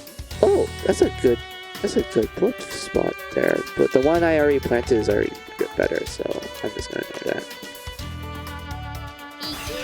God, I can't wait when we start streaming finale. That's where you're gonna see me like fangirl the most, and like you're gonna see me like talk about like what I think about like certain events in finale. More specifically, when we finish like finale and do the side content, like, you know, read the prequel novel and do Lock Up and Love 1 and 2. After I do all of that, I want to like make a timeline where I, based on like the information we learned from all of the games, to kind of like explain certain things. And also I do have my own fan theory about a specific plot point in finale that I can't talk about because it's both not only confusing, but it's like, oh wait, if I actually like talk about this beforehand, people will be like, wait, what the fuck just happened? Type of thing. And you know what I'm talking about, Stella. You know what I'm talking about, right? That one plot point in finale that makes you go like, wait a minute.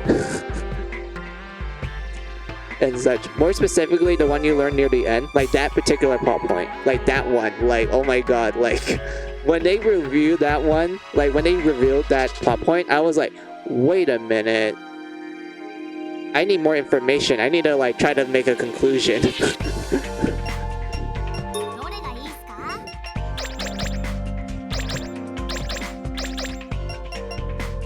Let's see, this is not bad, but I already get good items from like enemy drops, so I don't need a grind for that.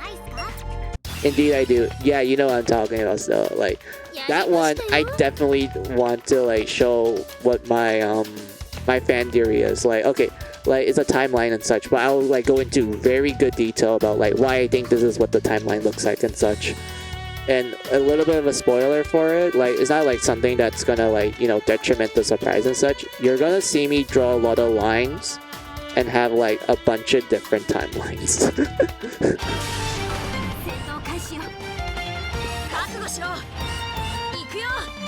And I'm just gonna become that one meme, you know, the meme that shows like this guy like with the wall full of like lines and like and paper everywhere. Like that's essentially me when I want to make that timeline.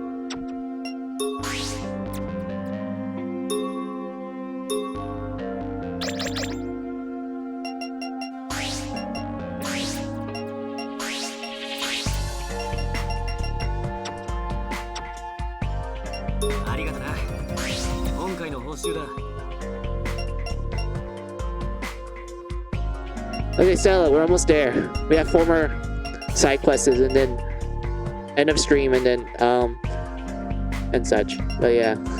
Oh my god, we're almost there. Wait a minute, I want to unlock the shortcut of the jail tower first. Then I'll end stream.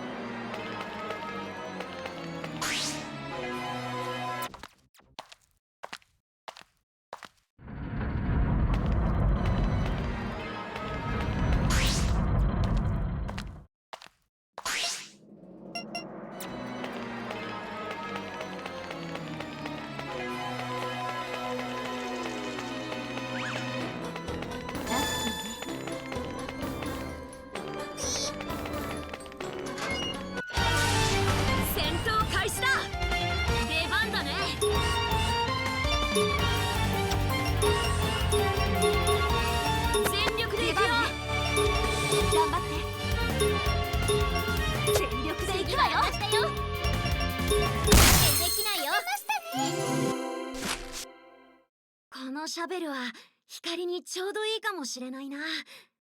依頼書に持っていこ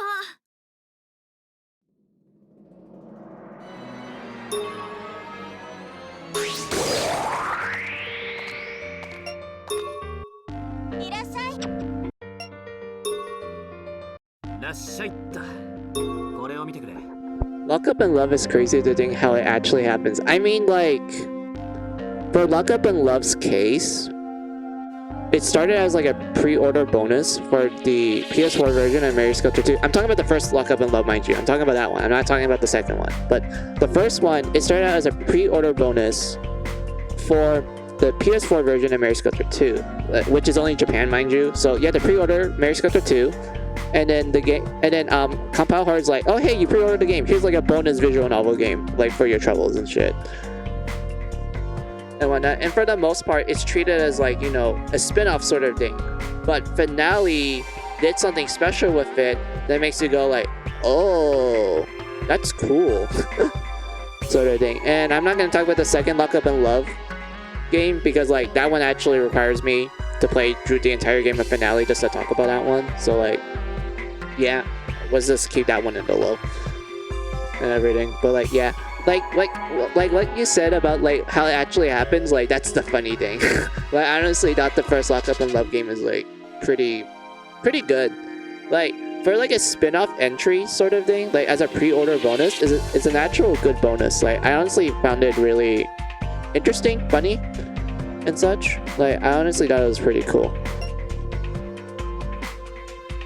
And everything. And if you're wondering like, oh Mizu, which route that you did first, I'm like, I mean it's kind of obvious based on who I am and such. And if you ask me like which route I like the most from Lock Up and Love, I will say this, like, you know, first place, you already know who's going to be first place for me. Second place would be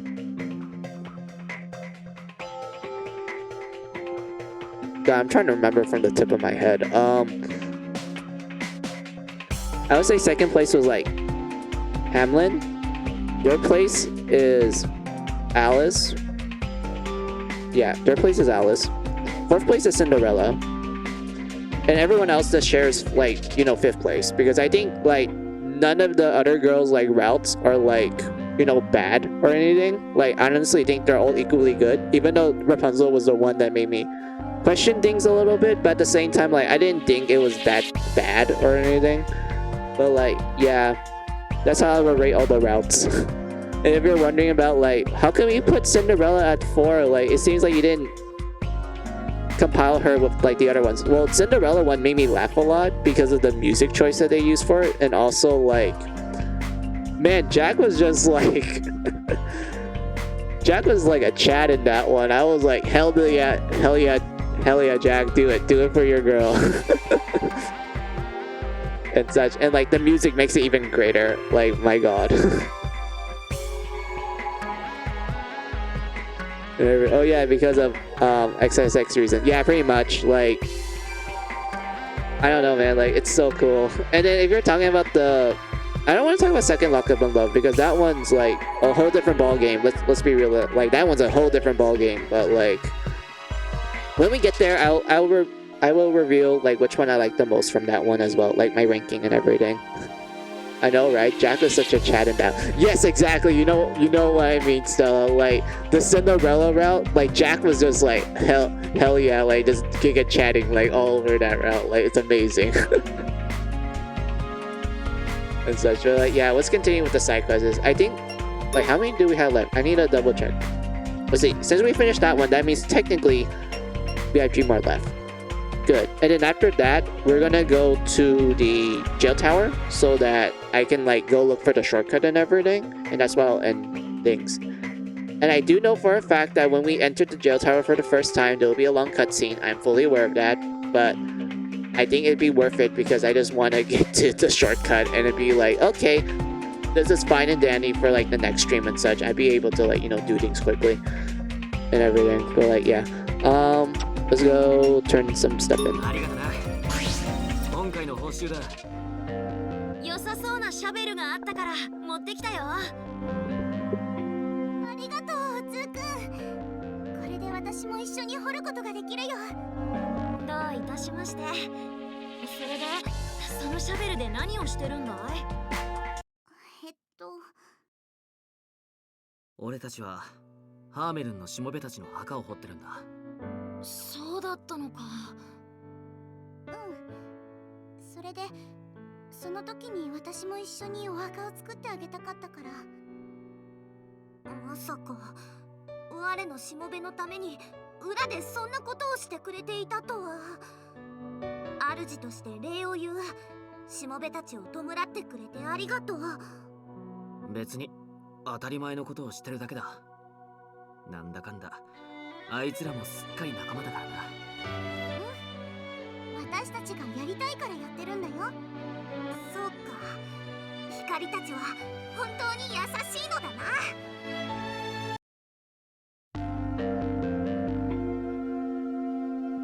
Indeed, it's amazing. Alice's route to me is the most wholesome, but Red and Cinderella is also pretty wholesome too. Yeah, I agree. I agree with that statement. I do find it really sweet that, what do you call it? Hikari's like, you know, making graves for Hamlin's followers that died during the nightmare attack. That's like all the way back after we finished the art alley. You know, the one where Hanzo like sacrificed himself to like, you know, protect everyone and everything. Like, honestly, it is kind of like a nice side quest that I kind of wish I did when that event happened. Like, think about it, like, if I postpone it all the way to the end game, that means like this particular like side quest implies that, wait a minute, we haven't buried these followers' corpses in a while. They like, how long has it been since they've been left dead? Like, what? And such. So I'm assuming like that particular side quest cutscene happened like, you know, after, like immediately after the what do you call it, the Hanzo death and such. Like, I'm assuming that was the entire point of having that particular cutscene and such, is like, oh yeah, like it happened like immediately afterwards. But it's weird because like you know where we had to go in order to like get the shovel and whatnot. We had to go to the city streets, which makes me go like, huh? Like, wouldn't it be better for this like particular side quest to occur after the whole, you know, Hanzo pull Piccolo sort of scenario? Like, I don't know, man. Like, I don't know, like, it's just kind of, like you said, it's kind of funny that we never dig a grave for these people and left them for a while. Yeah, it is kind of funny. I thought so too, yeah. I felt like it would have been better if that side quest was available a lot more earlier, so that it kind of like, you know, fits well into that major story cutscene that shows you that like, oh, okay, everyone's still like, you know, very sad about the event, and like it makes you like see the characters like, you know, sadness and struggle, which, you know, makes you enjoy the characters more. Like, you get to know them a lot more. I feel like they could have done that. But like, yeah, yeah, we're almost there. I'm feeling good. Yeah. All right, station grounds. 本当にたまたま見つけたらでいいんだけど、小さくて軽いダンベルがあったら持ってきてくれない？ Small weights. Do you mind bringing me one? I mean, Red carries weights all the time. You could have just asked her. Also, let's see, you said one thing that I forgot to read. The fact that Rappy in that one is XXS and Jack hot damn. Yeah, oh my god. The Rapunzel one was kind of like questionable. Like, I know it's really questionable, especially if someone's not like into it and such. But like, to me, I thought it was like, okay, this is like your typical like anime route for like this is your typical route for that particular like, what do you call it, relationship relationship sort of thing, like for that particular type of a relationship. And I feel like it's a lot better given the fact that Rapunzel in Lock Up in Love is more of a like, you know, a Kohai age. You know, she's like a year younger than Jack, rather than like, you know, in the actual game where she's like, you know what I mean, how old she was in the actual game and such. I can't say it because like I probably get like striked or something. I don't know. It's really hard for me to say stuff. And when I'm about like, you know, making it sound like really odd, out of context and shit. Like, my god. No, not like for real. Yeah, exactly. Yeah, Red always carries weights on her. Jack even said, I will take this to my grave and tells everyone else. Yeah, oh my god. I remember.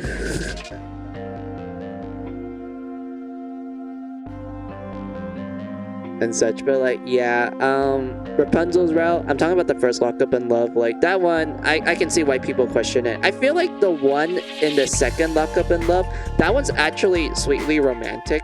Like, to me, I thought it was like kind of like wholesome, like romantic type of thing. Sort of thing. Especially when you get to like the last part of her route. Like, honestly, when you get to the last part of it, I honestly felt like a parent seeing their child grow up. I'm like, oh my god, I was literally happy to see the end of Rapunzel's route. Like, that one made me go like, oh, it's precious. And such. Like, yeah. First Lock Up in Love Rapunzel route, kind of questionable. Like, the second one though, I was honestly like, oh my god, this is so wholesome and cute. And then you get to the like the ending part of it, and I'm like, oh my god, I feel like crying like a parent.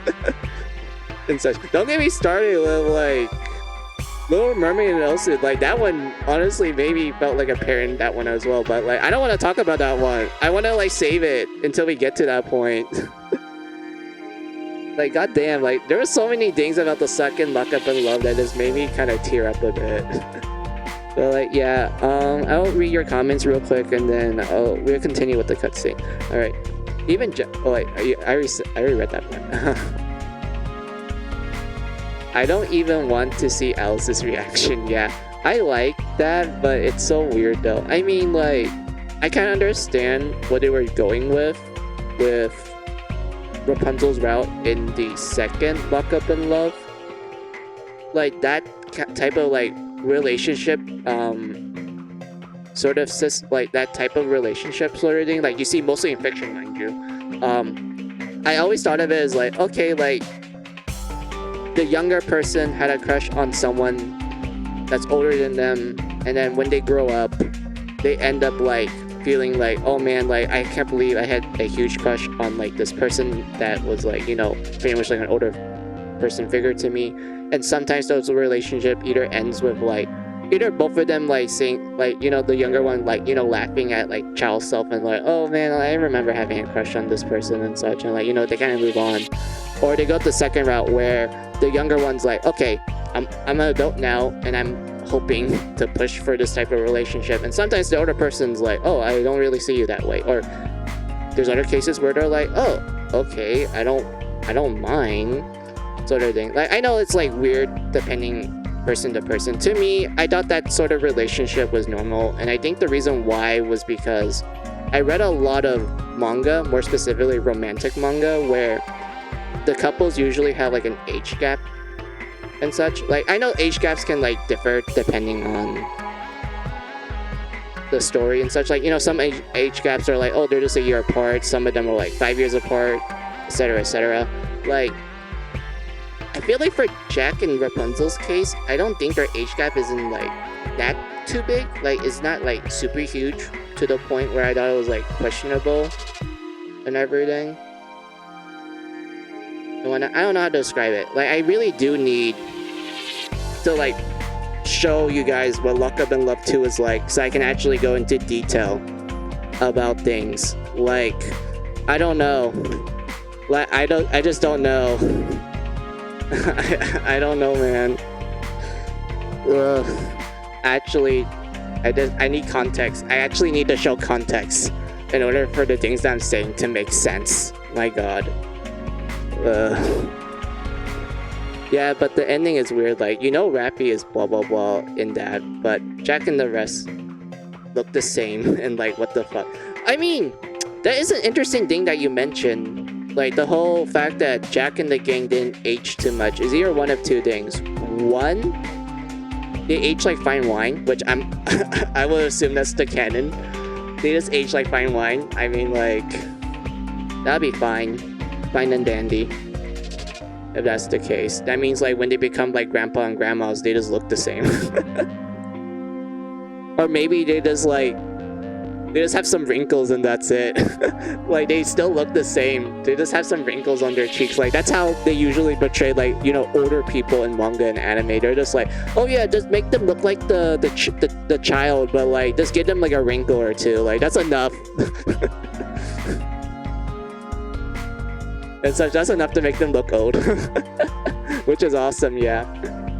And such. Oh yeah, still like you reminded me, there was like this one, I think manga that I read. I don't remember the name of it, but this so the girl has like a really attractive mom, and I think the mom was like in her 40s.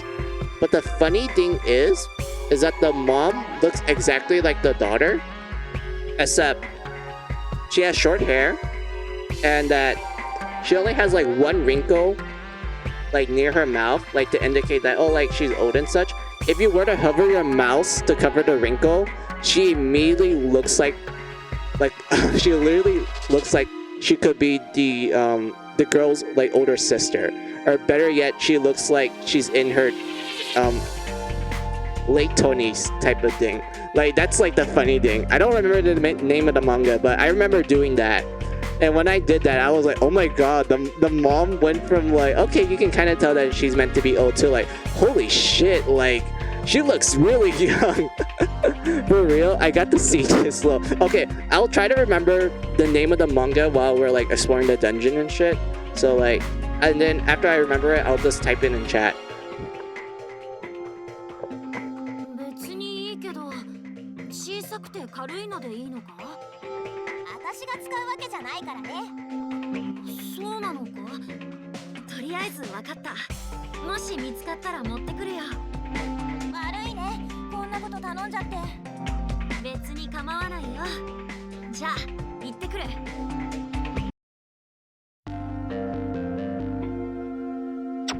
ラスト。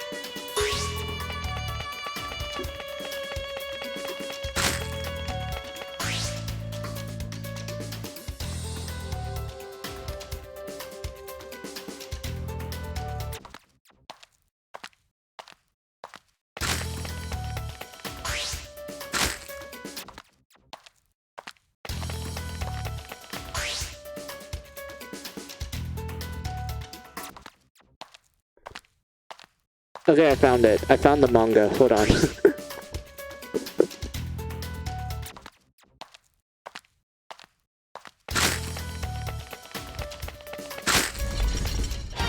Alright, so whenever you see the girl's mom, just cover her wrinkle with the mouse. And then you will immediately see how much younger she looks when you do that.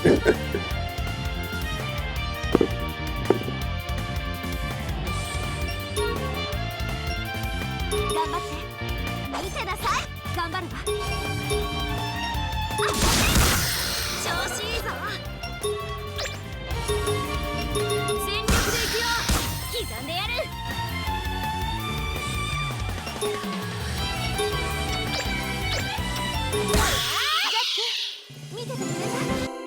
Also, it might be me, but Jack and the rest should wear new outfits. It's just something I wish kind of show much of the true ending of finale made for these characters. Sweet, I need to check it out. Sure, Lo. Yeah, without like going too much into that, Stella, yeah, I do wish that for that particular one, they could have made Jack and the rest wear new outfits and such. Like, I understand, like, why they decided to keep them in their default outfits because, like, you know, save money, I guess. But, like, at the same time, like, having them wear new outfits would be nice. Like, it would actually be, like, significantly cooler if they did that. しかし楓じゃないなら誰が使うんだろう。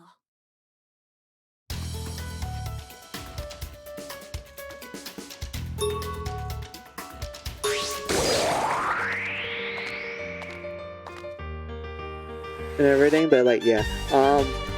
God, I can't wait to get to finale. Oh, there's so many cool things about finale. Like, I love how finale handled the world building. I feel like it was really self-contained, other than, like, you know, the final chapter where it's really clear you kind of need the prequel novel in order to understand certain things. I like how they handled the, what do you call it? You trying to figure out the main villain and such. Like, I actually like how they handled it. Like, it was honestly really cool. I do like the build-up to the final boss. Like, I felt like the moments you have with the final boss is honestly pretty cool. And the battle itself, okay, I'm gonna be honest with you. I think I overgrinded when I played it for the first time. So because of that, the boss was a little bit on the easy side of things. But, like, I still thought the battle was cool. And the music slaps hard, as usual. Like, it's Mary Skelter, might as well just make everything slap hard. And honestly, between the two, like, between the mini bad endings and the true ending, I do feel like it's enough to satisfy you. Like, it's enough to make you go, like, yeah, this seems like a good happy ever after for everyone and everything. And I know, like, Lock Up and Love 2 is, like, a whole different case that I don't really want to get into yet. But, like, still, I do feel like overall finale was a good experience. I do feel like there was, like, some issues on the side. Like, I felt like there were some parts of it that didn't feel like it's finished or anything and whatnot. And don't get me started with, like, one particular music that I really like a lot, but the only time you hear it is in the final dungeon, which I understand that to some people they're like, oh, there's not that much of a big deal and shit, but I'm like, bruh, but when you look at, like, where this track is placed in the official soundtrack, it makes you kind of question, like, wait a minute, something ain't right and such. But, like, still, I fucking love that track. Like, Stella, if we ever, like, when I stream, like, finale and we get to, like, the final dungeon and shit, and you get, and, like, we hear, like, the battle theme for the final dungeon, you're gonna see me absolutely, like, fangirl over it, because that's, like, my favorite track. Like, that is literally my favorite track of all time and such. And what else would I should say before we continue with the side quest?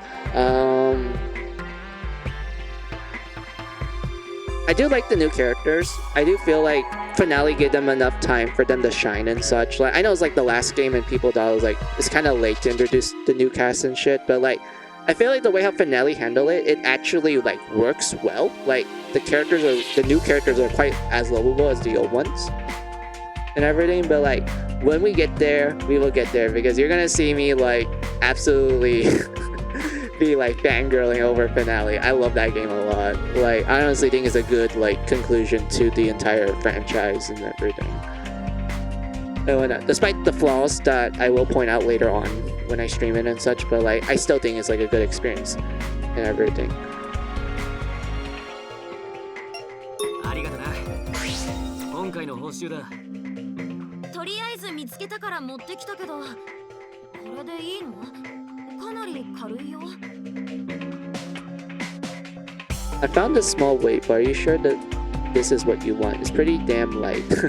pretty darn light, if you know. Alright. 持ってきてくれたの？ありがとう。むしろこれくらい軽い方がちょうどいいと思うし、大丈夫。ならいいけど、それで結局これは誰が使うんだ？楓じゃないんだろ？そうだね。なんならついてくれ。今から私に行こうと思ってるのよ。じゃあお言葉に甘えて。じゃあ行きましょう。研究室に。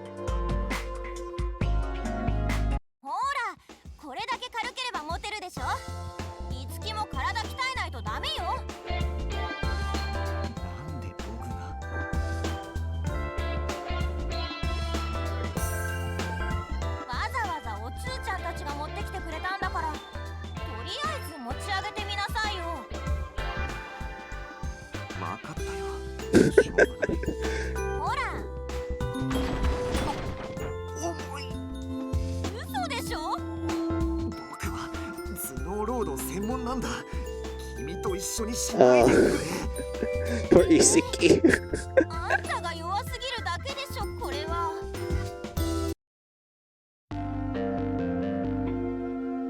Poor Isiki. I can relate to him. I'm not really a exercising person and such. Like, my god. But still, that's kind of sweet that Kade like was looking for a certain weight for Isiki and such. Like everything. Like I do know that they're actually childhood friends. Like I know like the games doesn't tell you and everything, but like when you actually, I think it was the side story novel that like points that out. They're like, oh yeah, like Isiki and Kade, they're childhood friends. She's like older than him by like, I think it was either 1 or 2 years and such, and that they were one of the few people that actually knows what life was like before the jail. Like they were actually like, you know, what do you call it? They actually know about what the world was like. And, like, they know what the password was like and everything.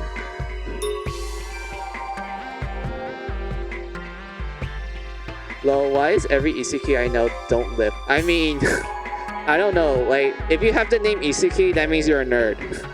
Except for that one exception. And that exception is Tokyo Mirage Sessions. Because the main character's name is Aoi Isiki. And he actually lives. Even though like he's not as muscular as like, you know, what you expect and such, but he actually knows how to work out.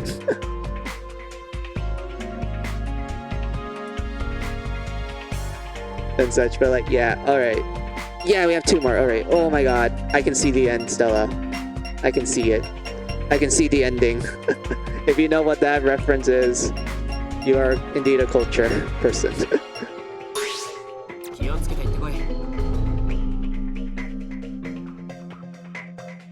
Wait, are you for real? No cutscene? Really? Okay, fine. Fine game.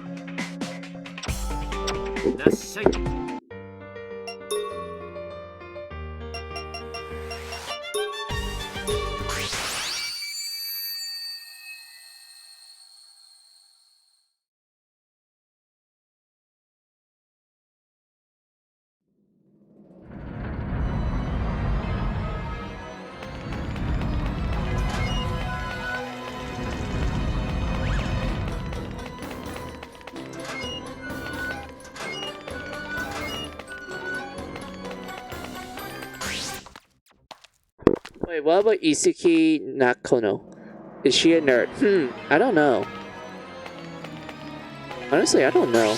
Like, whenever I see the name Isiki, like in anime and manga, they're usually nerds. So I'm like, huh. I know there's like exceptions and everything, but like most of the time when I see the name Isiki, they're immediately like nerdy people. They're like, oh no, we don't like work out that much. I'm like, oh okay.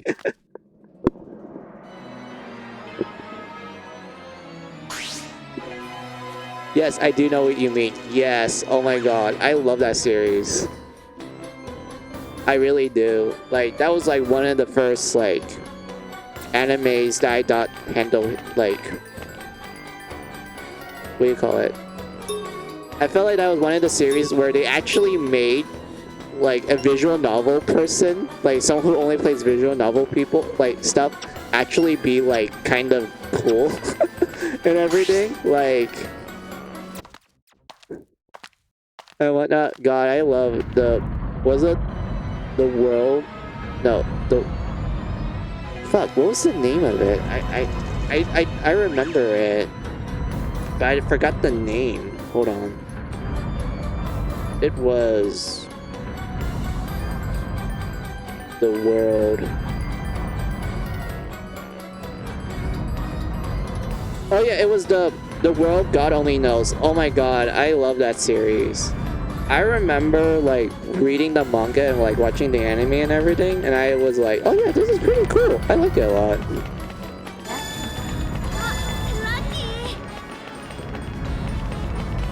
And such. Out of all the girls that the main character, you know, did a route with and such, I think the one that I liked the most was the teacher one. I honestly thought that one was like kind of sweet, but at the same time, like, you know, she's a teacher, and that their relationship shouldn't really be, you know, good sort of thing, because of, like, you know, the whole like, oh, students and teachers shouldn't like end up and such, especially the fact that it looks really bad in both society and also like on the school as well.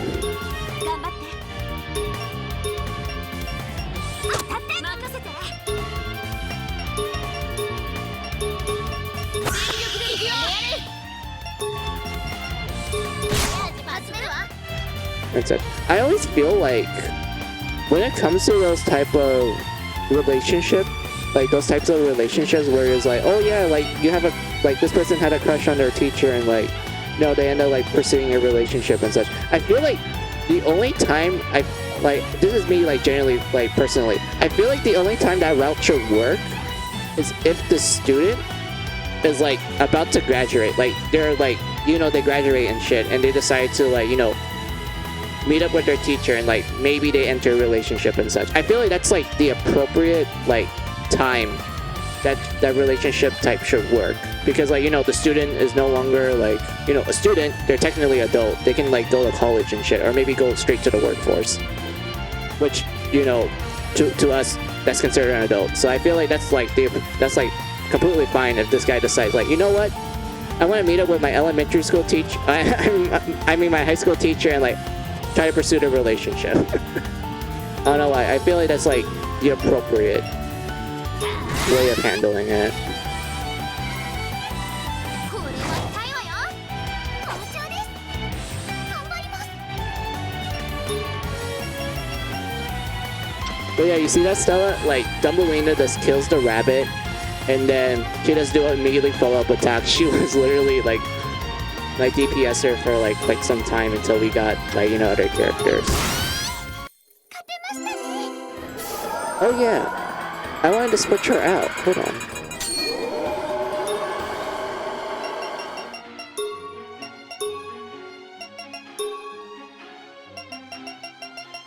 Hold on.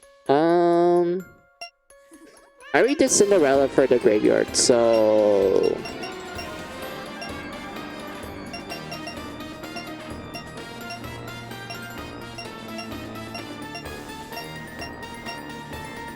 Sleeping Beauty. This looks like a fine setup.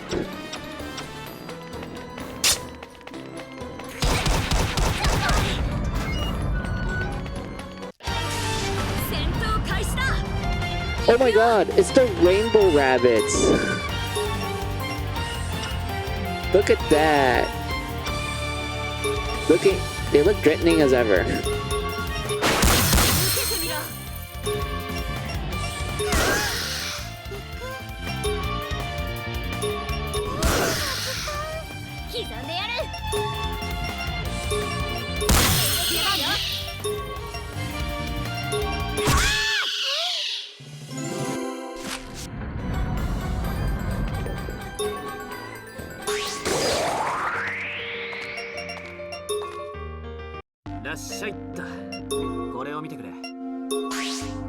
Are you kidding me, game?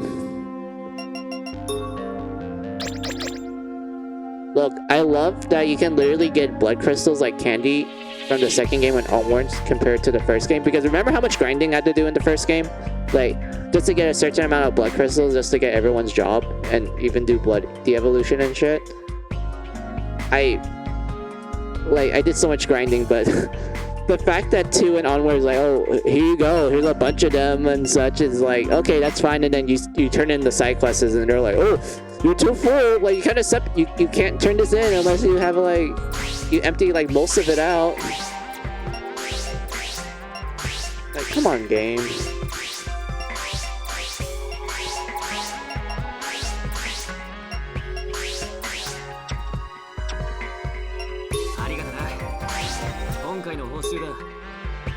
Alright. Server insect. I think that one. Okay, so I'm assuming that what they're talking about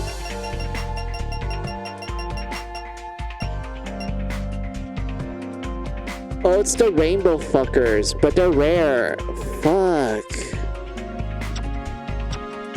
他に用は I don't wanna do it anymore. これを見てくれ Because all that time that we spent on like the graveyard, like the upper one where you saw me like constantly spamming rapid jump and shit. We only saw 2 of them. And from that point on, like we didn't saw any more of it. So that means they're like a rare enemy. I mean a rare like random encounter. Oh my god, I don't wanna do this. It's gonna take me a while. I'd rather just do that off stream. Alright. You know what? Screw this. We're not doing this. We're not doing this side quest. I'm doing that off stream.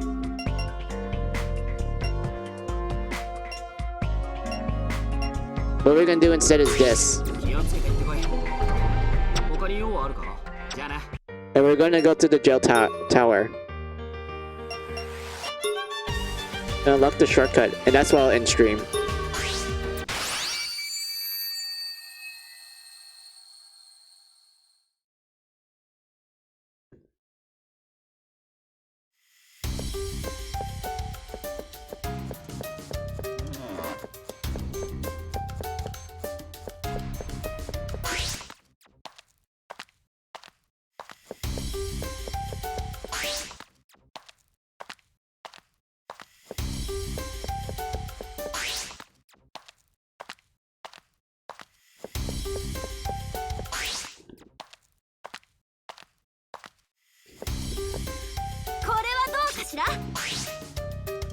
Where is... Oh yeah, it's up there. Okay. 行く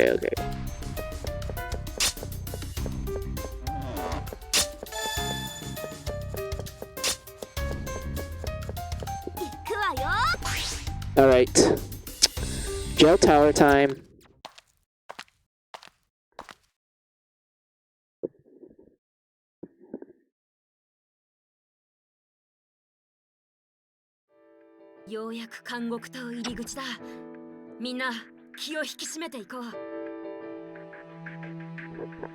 I do like this picture of them entering the jail tower.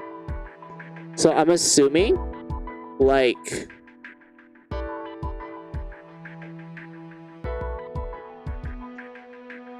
This is like this is how you would actually enter the jail tower, like in the first game. Like I know like we enter it through like, you know, a regular icon and shit and such, but the fact that 2 actually gives us like this view of like the actual entrance is really interesting. And like look at it, it's like throbbing, and like there's purple blood, like not purple blood, like blood, pink blood everywhere. Like it's really interesting. Like I honestly think like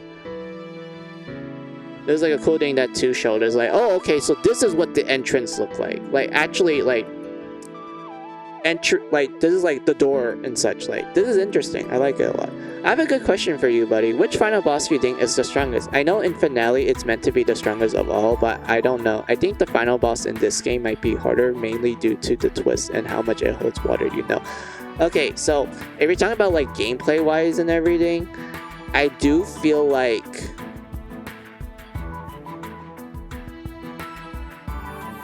let's see, I am like when it comes to final bosses, I do consider the final boss for original Mary Sculpture 1 and the remake to be 2 separate things. And when I use the term final boss, I mean like, you know, the one that leads to like the good endings and such.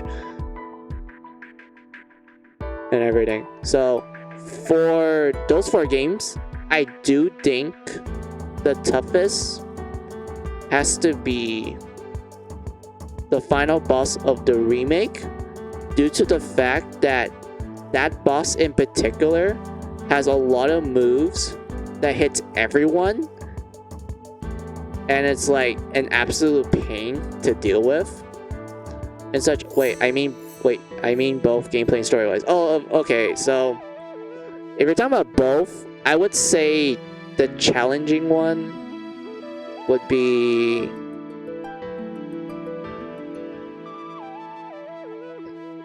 the final boss of the post-game dungeon of the remake. I think that one is very tough. Both gameplay-wise and like, I guess story-wise, it's like very impactful type of thing. Like this is technically like that boss technically is like, you know, the actual final boss that you need in order to get the true ending and shit and like get to finale and everything. Like I felt like it's like a good conclusion to the jail like saga and such, you know, the underground jail and everything. I do think that's like very good and everything. I do like the build up to it. Like I also like the design of it as well. And such. But like yeah, I think that one's also like really great.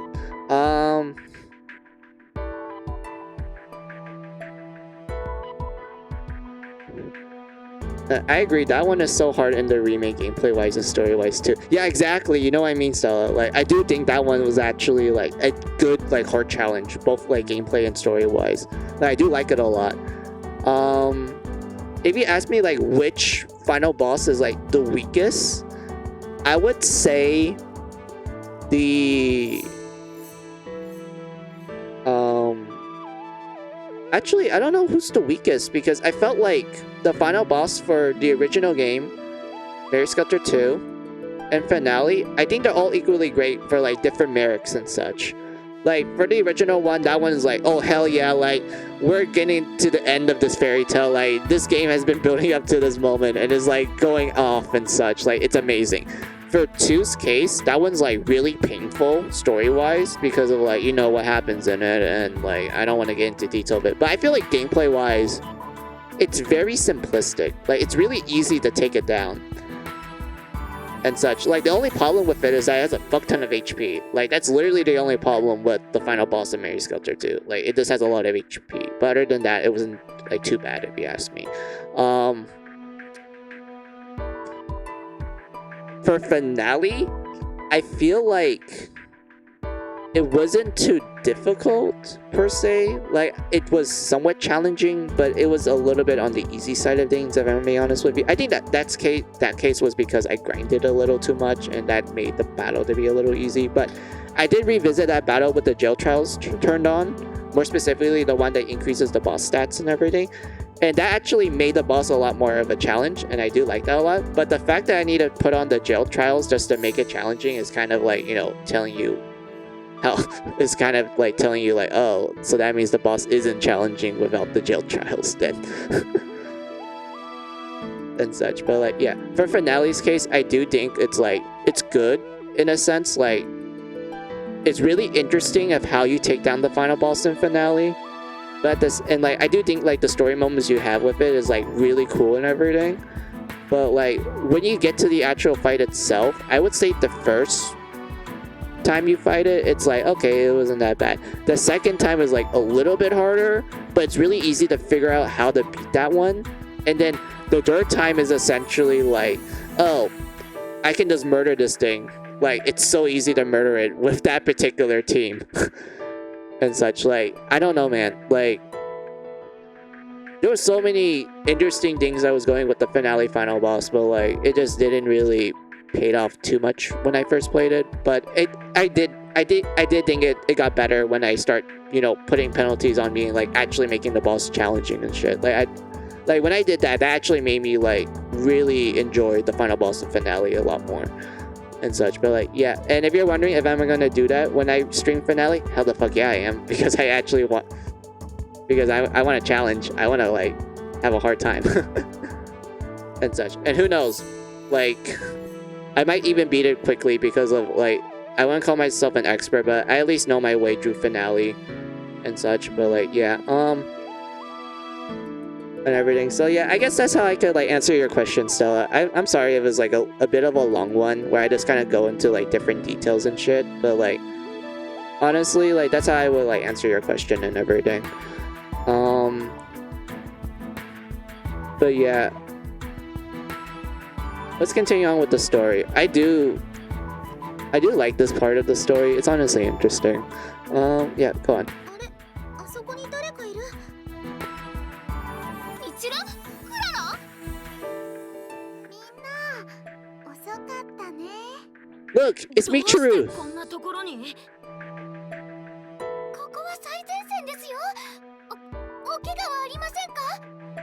クララにお願いしたら、快く引き受けてくれたのよ。お姫さんの頼みならお安いご用っすよ。ちょっとクララ、あんたね、外は危険なんだからミチルを連れ出したりしちゃダメでしょ。ミチルもミチルよ、ここがどんな場所かぐらい分かってるでしょ。ここは監獄島。今のみちるのご近所さん。 Michiru's neighbor. そうっすね。でも近いはずなのに思ったより遠回りしたっすね。ご近所ってあんたたちってば。Indeed, all the final bosses are amazing story and gameplay wise. I think this game's for the final boss took me by the most surprise since the twist was something I never thought / seen coming. I had a lot of mixed feelings. One was great, the other was like, what? And the other was like, well, I hardly see that anymore. Yeah, it's interesting. Like, props to like 2. I do think like the final boss was like an interesting like twist and everything. I just felt like the battle wasn't like as difficult as I wanted it to be. It's just like it just has a lot of HP. Like let's be real. Like that's the only problem with the final boss of 2. It just has a lot of HP. みちるね、おつーに話があってきたの。 But without saying much, I do like it when you like get to the second phase of the final boss of 2. I think that's like one of the more like surprise moments, if you ask me. Like once you get to that point, okay, I'm gonna tell you like something guilty.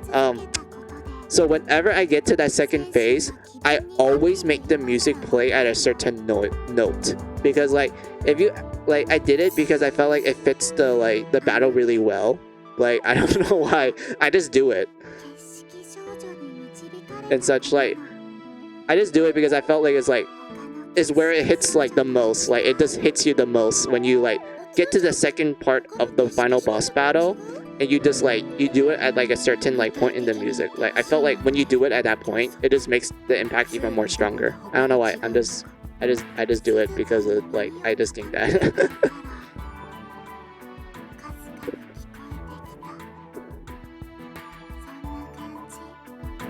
だからみんな、おつーを大事にしてあげてね。みんな、大姫はいつもこんな調子だからさ、頭の片隅にでも入れといてくれればいいわ。根拠はないようね。でも完全には否定できない何か不思議な説得力みたいなものがありますね。よくわからないけど、私おつーちゃんをもっと大事にする。姫、みんなの前で手をつなぐなんて。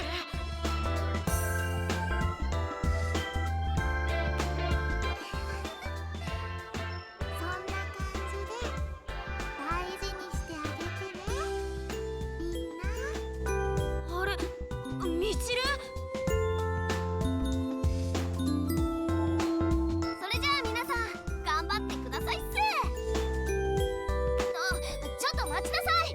さすがに太陽教団まで見送るわよ。大丈夫。すよ。さらっと去っていったね。いつの間にか消えたって感じだ。もういつも人の心配なんてどこ吹く風なんだから。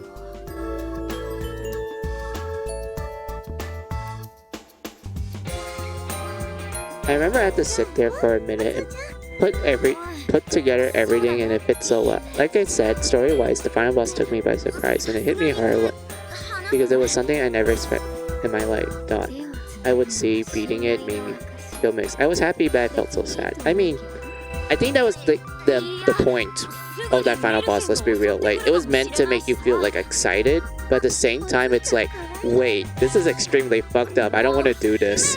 Like it doesn't help the fact that the music is like amazing as always. Like honestly, like if you ask me like which final boss theme that I think I listen to the most, it's Mary Sculptor's 2 final boss theme. Like that one, I listen like a lot, and I think it's like a really great one. Also, we're at the jail tower, and I love this music. I love the music of the jail tower in Mary Sculptor 2. It's so good.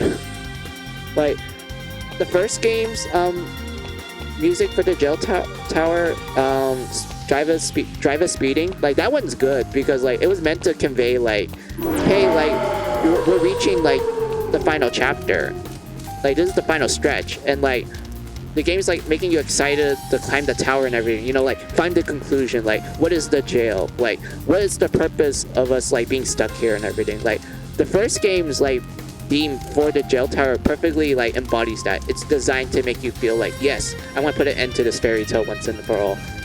Mary Sculptor's 2 jail tower theme, it's called Tower in the Mist, which is like, hell the fuck yeah, this is good. This is good music. Like, not only like the music just screams to you like, oh, this is like the final dungeon, but like, it's trying to tell you that like, there's something wrong here. You don't know why, but there's something wrong with this place.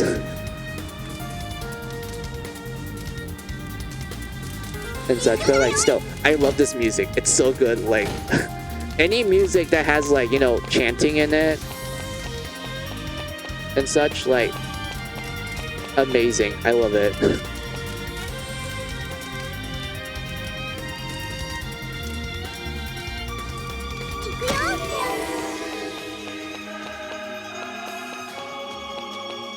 Same here. It fits so well and it's so fucked up. Yeah. Oh my god. Oh, we found a shortcut. Thank God.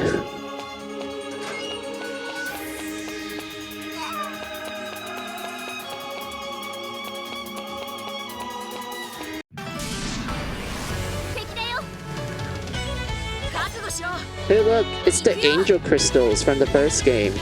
Looking angelly as ever. Also, I do like how like this jumping guy in the first game, he looks organic, but in the second game, he has a mechanical eye, which is like an interesting touch, I guess. Like, I don't know how to say too much of this, but like, yeah.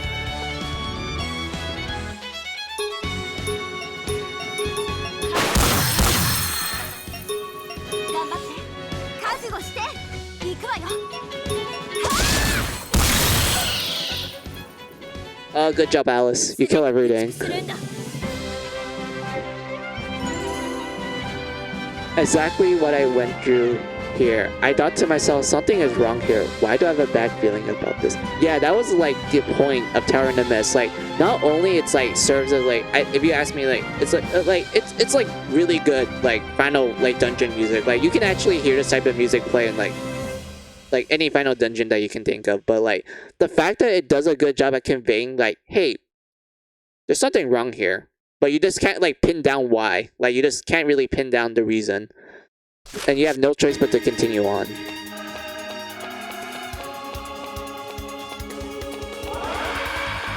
And such, but like, yeah, oh my god, I love it. I love it so much. The fact that the music just speaks a lot of volumes. Like it has a certain message in it. Like that tells me that's good music design, if you ask me. Because I always feel like music, depending on how it's like, you know, made and such, it always conveys like a certain feeling. And I feel like music that actually does convey a feeling, it's like, yeah, they know what they're doing and like it does a good job at it and such. And I do mean like any type of music, especially music that has like lyrics and shit. I know like for lyrics, they either make the lyrics that like, you know, relate to the theme that the music is trying to tell and shit, but like even music without lyrics, they do a fantastic job at conveying like, hey, this is what the music is trying to tell you, and you're just like, yep, I can roll with that.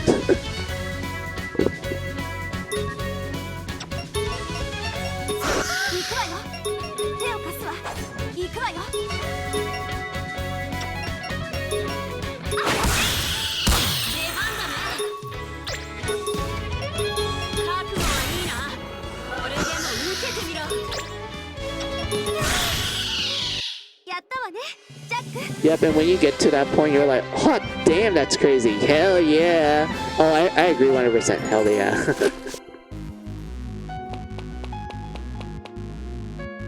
Oh, oops. I didn't mean to, like, slam.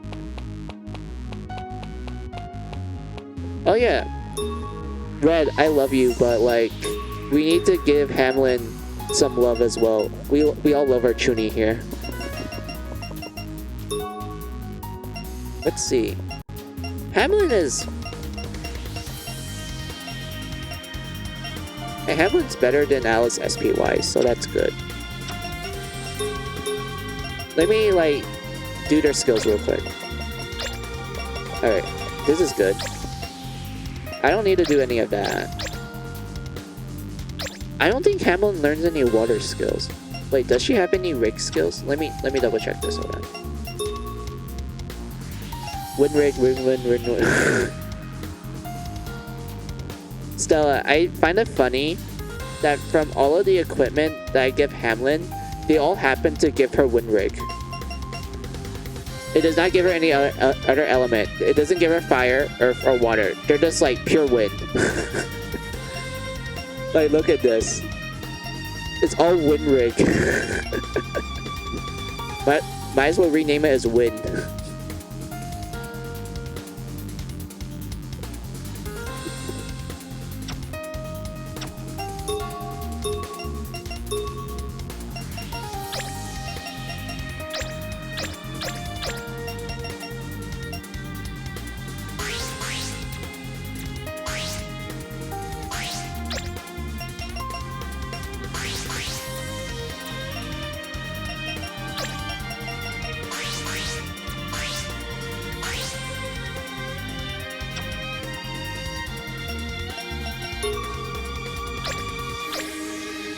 All wind, yeah, exactly. I was just like, I didn't notice it until like I actually like look at the stats and everything. I'm like, wait a minute, it's all wind. There's no other element.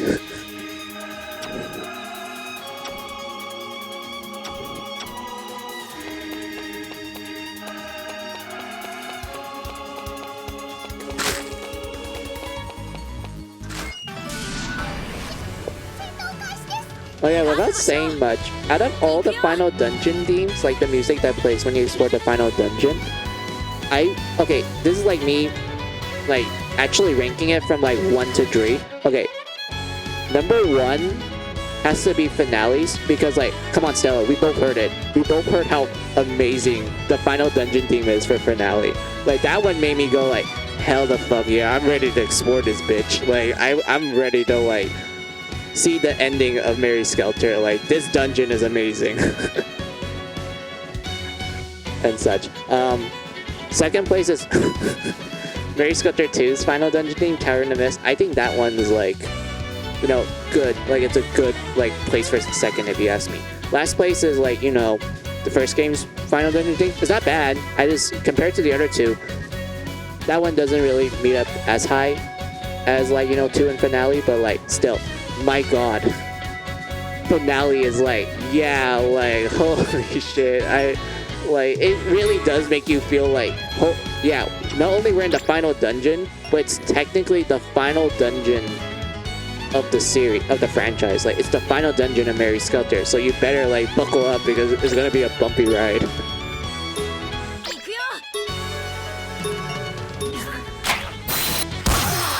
Oh, it's the lich enemies. The cat creature thingy. Oh yeah, I remember you. Looking creepy as always. I agree, the finale one was so clean. It is. Like, oh my god. Wait! Jack! You're in Ripper mode? I thought I debriefed you. Oh well.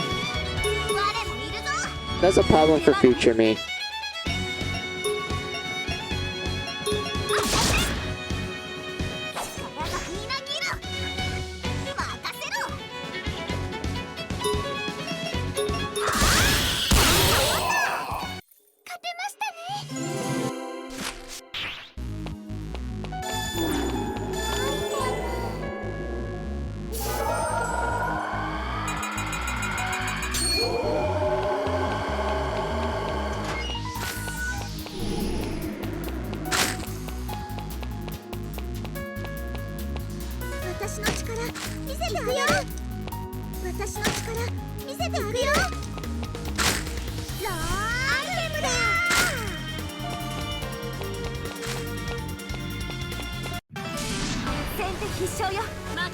Oh! It's a mecha enemy, look at that! Look at him! Signalizer. Huh. Interesting.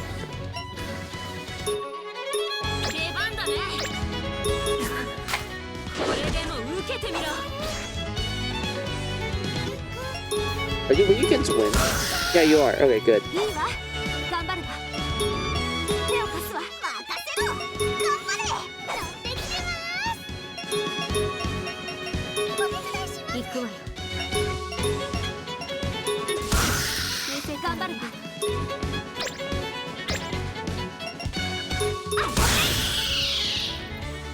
我らの勝利だ。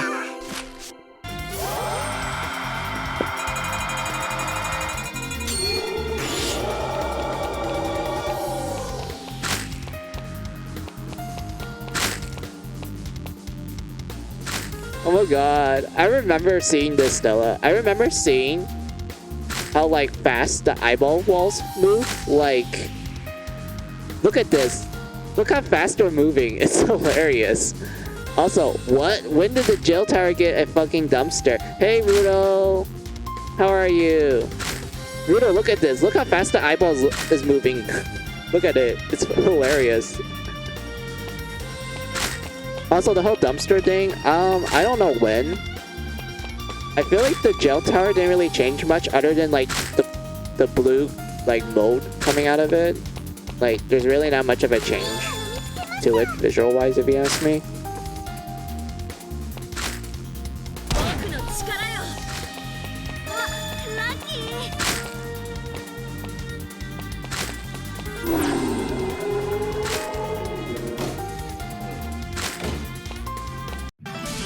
敵だわ。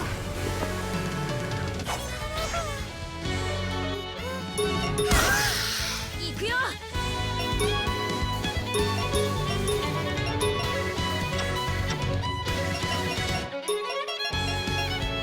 これでも受けてみろ。僕にできる。倒す。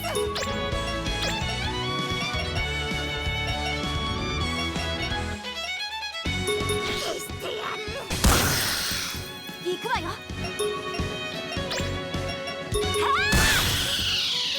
恐怖しろ。我が相手だ。頑張れ。ジャック、見ててくれた？終わったか。おはよう。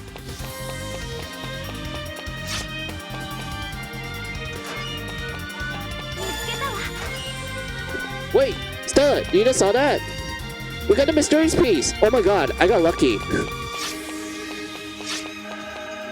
Let's go. We got the mysterious piece. Hell the fuck yeah. Oh my god.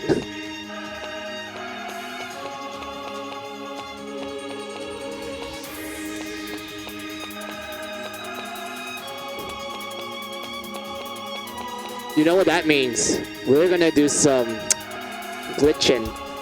Let's go back to home base. I do need to activate the teleporter, because I don't think it like, you know, stays on unless we actually use it. So I do need to actually go to the, you know, the exit in order for it to work. 出番ね。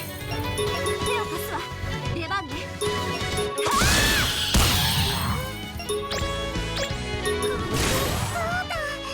ジャック、見ててくれた？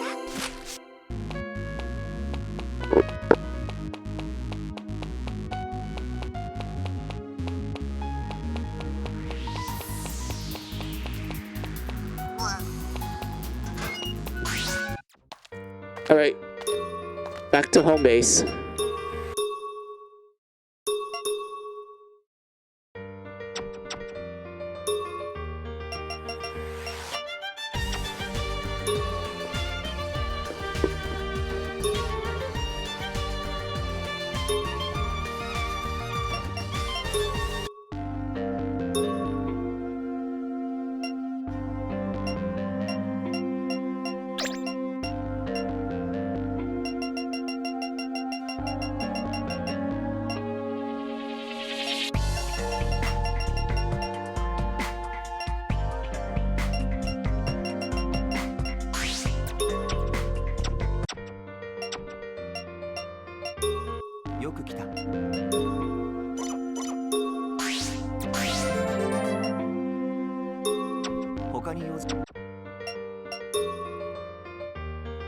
Also, let me read what you said real quick. Okay. Exactly, buddy. It's so good. Can't wait until we get to the final battle. I know I said this before, but the twist to me was so good and slaps hard. Not saying that the first game nor finale didn't hit hard. No, it does. It's just the second game really took me back, and I wish I heard it.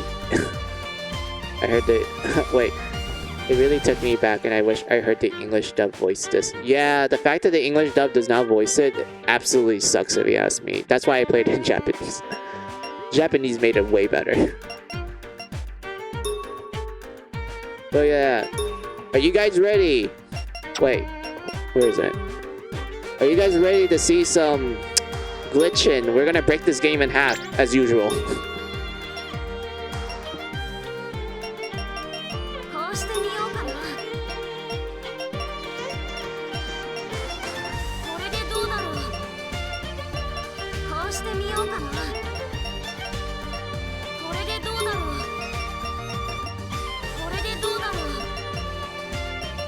これでどうだろう。これでどうだろう。 I find it funny that these mysterious gel pieces, they only cost 2 to, like, you know, put on and such. So that means, in theory, wait, I'm gonna show you what I mean by in theory.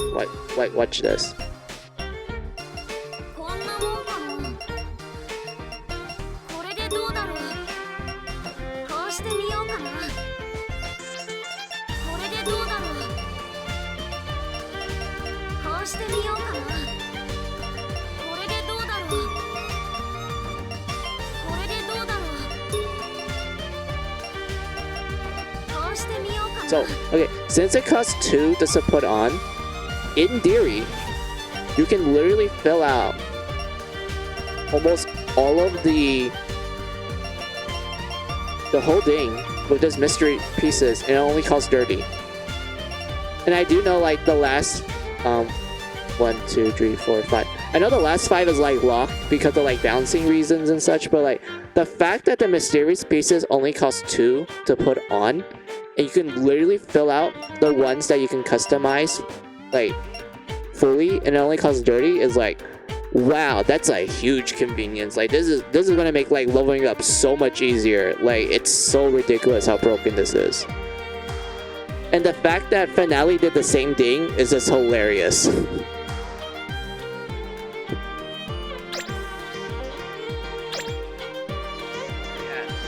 Release all. There we go. We got our copies. Look at. Wait, where is it? Look at that. We got our copies. We have a total of 15. Hell yeah. God, I feel. This feels good. I actually have ways to grind now. So yeah, I'm gonna go clean this up real quick. Yeah, I'm gonna clean this up so that it doesn't look like a mess. How much can I put on into the... No, the gel tower. Okay, it's only 22 for now. So once it gets to 50, I'm gonna like stuff it in and everything. Yeah, that sounds like a good plan. God, we did a lot of progress. So I'm gonna call this the end of the stream and such. So let me save.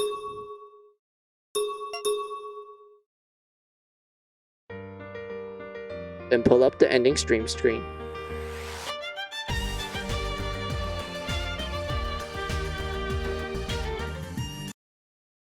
Oh boy, we did a lot. Oh my god.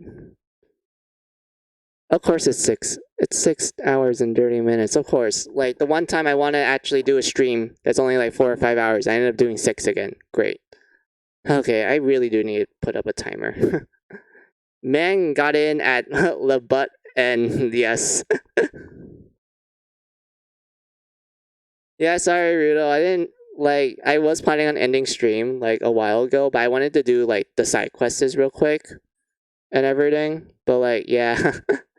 But yay, we finally got all I need and such. The next thing I need is a certain accessory that I'm hoping that the blood farms will give me. Other than like, you know, new equipment, like new weapons and such. I'm hoping that the blood farms will give me one particular accessory that will help me out in the long run. And it's called the Senior Blood Band. and is a really good accessory. Like in all the Mary Sculptor games, is a very good one, and there's multiple reasons why. But I will get into that much later. Like when I actually get access to it, I'll reveal why it's like a really good accessory to have and such. But like yeah, we did a lot. We did the graveyard to completion. I did a bunch of side quests and a bunch of affection events. That's really good. And we got a sneak peek of the jail tower, and I was able to like fanboy over like the music and shit. And me and Stella were just like, just talking a lot and everything. And then we fangirl over Mary Sculptor finale and music and so on. Yes, we did. We in fact did and such. But like, yeah, man, I did a lot for the stream. So I am planning on doing a stream tomorrow? Question mark. Yeah, tomorrow. Tomorrow seems fine. I'll try like usual time. If I don't do usual time, it's probably gonna be much later in the day, like around 1 o'clock p.m. PST time and such. Like yeah, and everything, and maybe Sunday. But I do know for sure that I'm gonna do a stream tomorrow and such. But like yeah, that's all I have to say to you guys about the schedule. Like that's literally all. So I don't think there's any more I need to say. So I'll say my goodbyes to you all. So have a good day, have a good night, have a good afternoon, whatever time it is on your side of the world. This is Final Music saying goodbye. Goodbye. That's fine. I'll be there. I want to see the ending to this game. So yeah, Stella, I am gonna I wouldn't say I'm gonna grind to max level yet. I'm gonna save that until we get to the second part of the jail tower because I feel like that's more appropriate to be max level in instead of like, you know, being max level at the first half of the jail tower because that would just make things too easy. So I'd rather be like at max level for the second half. I feel like it's more appropriate for me to be at max level at that point. But like yeah, I'm gonna be turning off OBS and ending stream and such. So yeah, I'm gonna say my final goodbyes and such. And like yeah, I'll try to be there. All right, Rudo. I'll see you then. See you later, brother. Have a good one. Hell yeah, fist bump and everything. Let's go. All right, I will click the end stream button. Alice is a must for the final battle. Yes, exactly. Alice is really good for the final battle for multiple reasons. And I will get into that like detail when we get there, Stella. Like I will actually explain to you my strategy that I used when I first, fought the boss for the first time when I played Mary Sculptor 2 and such and what I did and everything. But like yeah, I'll be clicking the end stream now.